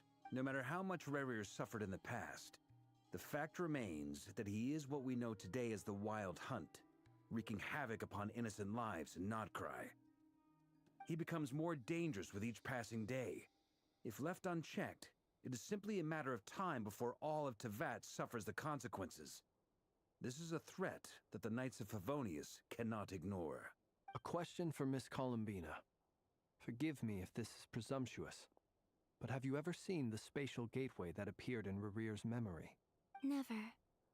But I have heard stories of something called the Moon Gate, and this seems to fit the description. Miss Lauma, any thoughts on this? In the lore of the Frost Moon Scions, the moon is believed to hold many secrets.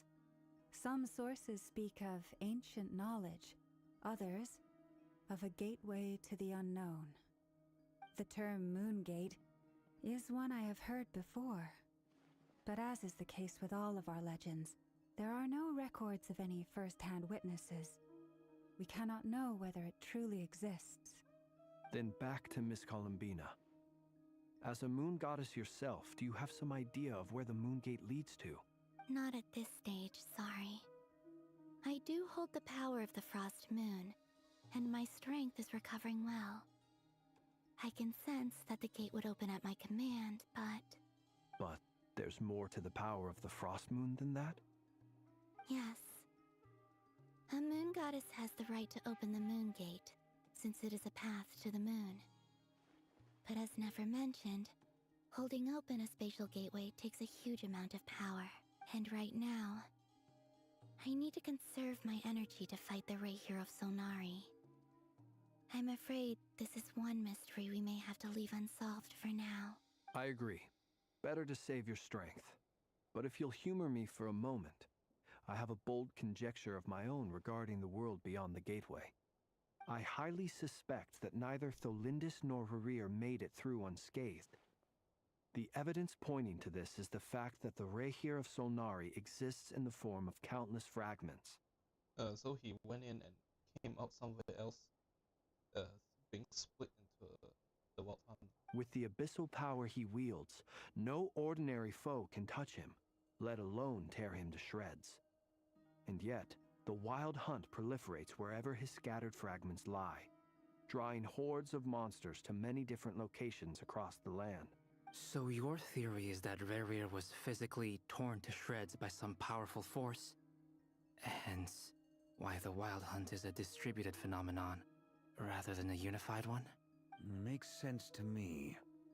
Explains why the Wild Hunt is so pervasive, and why he's been trying to piece himself back together. He was whole to begin with, and he wants to be whole again. Without the power of the Abyss on his side, he almost certainly would have perished the moment he was torn apart. But the Abyss, much like a curse, has kept him alive. I could not agree more. The power of the Abyss is most surely a curse. It is a compelling explanation, and one that accords with my present understanding of Abyss creatures. Whether the life form in question is primitive or advanced, if a curse has extended its lifespan unnaturally, it will continue to survive in spite of everything. This raises some interesting questions. I will run some experiments and see if there is any validity to my suspicions. That being said, regardless of whether my research bears fruit, I would like to thank Miss Nefer for conducting such a thorough investigation. Already, it has greatly enriched my understanding of the entity we face. My pleasure, Mr. Albedo. I too hope that the information I have shared today proves useful as we look to formulate the next stage of our plan. Hey! What is it, Dainsleif? You look really upset! It's just... when I think of the man I once knew as Rarere, I struggle to understand why things had to turn out like this. The two of you used to be friends, didn't you? I don't know if these words will bring any comfort, but my heart goes out to you.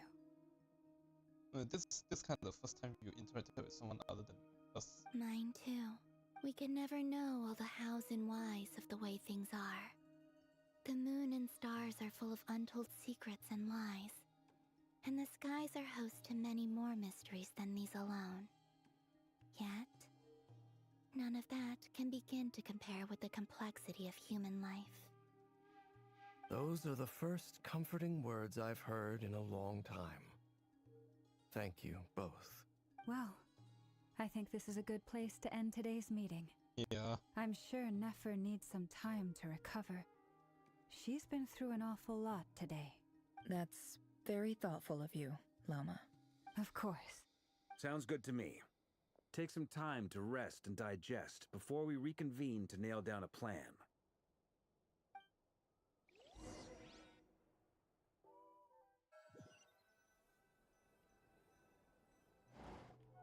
Hey, is this a bad time? Hope I didn't kill the conversation. No, we can save for tomorrow. Come on. No need. Come on, let's talk. No. Let me walk. Don't. No, not Anyway, today. Nefer went back to the curatorium to get some rest. But before she left, she shared some things with me that I thought you should be aware of. Firstly, although she managed to trap the Raker of Solnari inside her chess set, there's no guarantee that the power of the Ibis King is any match for one of the 5 sinners. Their powers are beyond our comprehension. It's only a matter of time before he finds a way to break out. We have to come up with a plan and take care of him before that happens. Honestly, my mom figured that might be the case.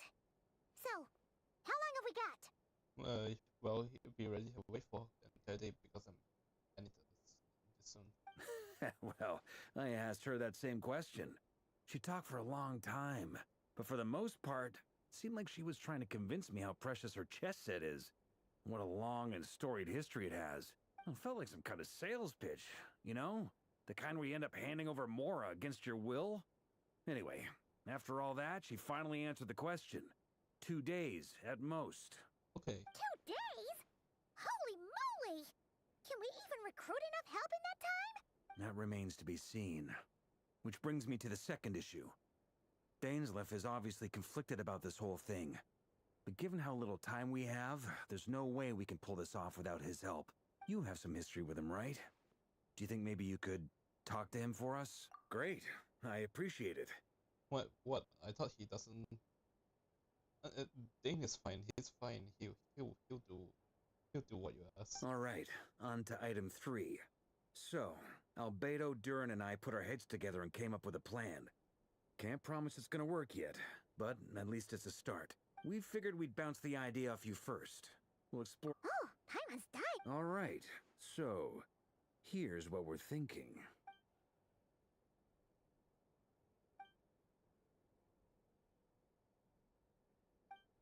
We felt a little uneasy about roping you into this. I mean, firstly, you're not locals, and secondly, none of us are your boss. You're well within your rights to refuse if you so choose. Well, is this one of those plans that we can't say no? I mean, it's the same with the just now the chess piece. We always wanted to attract Riri here so we can trap him in the chess set. Roping us in? Why would you even say that? We know the stakes here. It's all of us against the Rayher of Solnari, or none of us stand a chance. I choose my words very intentionally, I'll have you know. I like to think there's an art to striking a down-to-earth tone even when the stakes are through the roof. Sir Varka, I have a few thoughts about this. I'm all ears. I think we can be more flexible with how the roles are allocated. In my view, the most sensible lineup would be like this.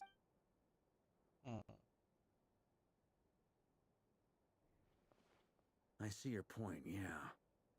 But if that's how we're going to approach this, you'd better make sure you're ready. To be clear, I don't doubt your abilities. Far from it. I just want to make sure. Are you really willing to take all this on? I want to do everything within my power. The Rayher of Solnari is a truly fearsome opponent, and if I do my part, it'll greatly reduce the risk for everyone else involved. Why does he talk? Yes. I don't hear it now, so he talks like he's... Well, that tracks with what I've heard. Jean's mentioned in her letters that you're so diligent it's almost abnormal. As in, most people weigh up the risks and rewards in situations like this. But you seem to just march towards danger without a moment's hesitation. Yeah, we can't forget about our sister. Of course, everyone appreciates a fearless pioneer. But all that aside, I'm the Grand Master of the Knights of Favonius, and you're our honorary knight. I want to make sure your courage doesn't come at the expense of your safety. Thank you, Sir Varka. I should be the one thanking you. It means a lot to have you on board. I'll give some serious thought to your suggestions.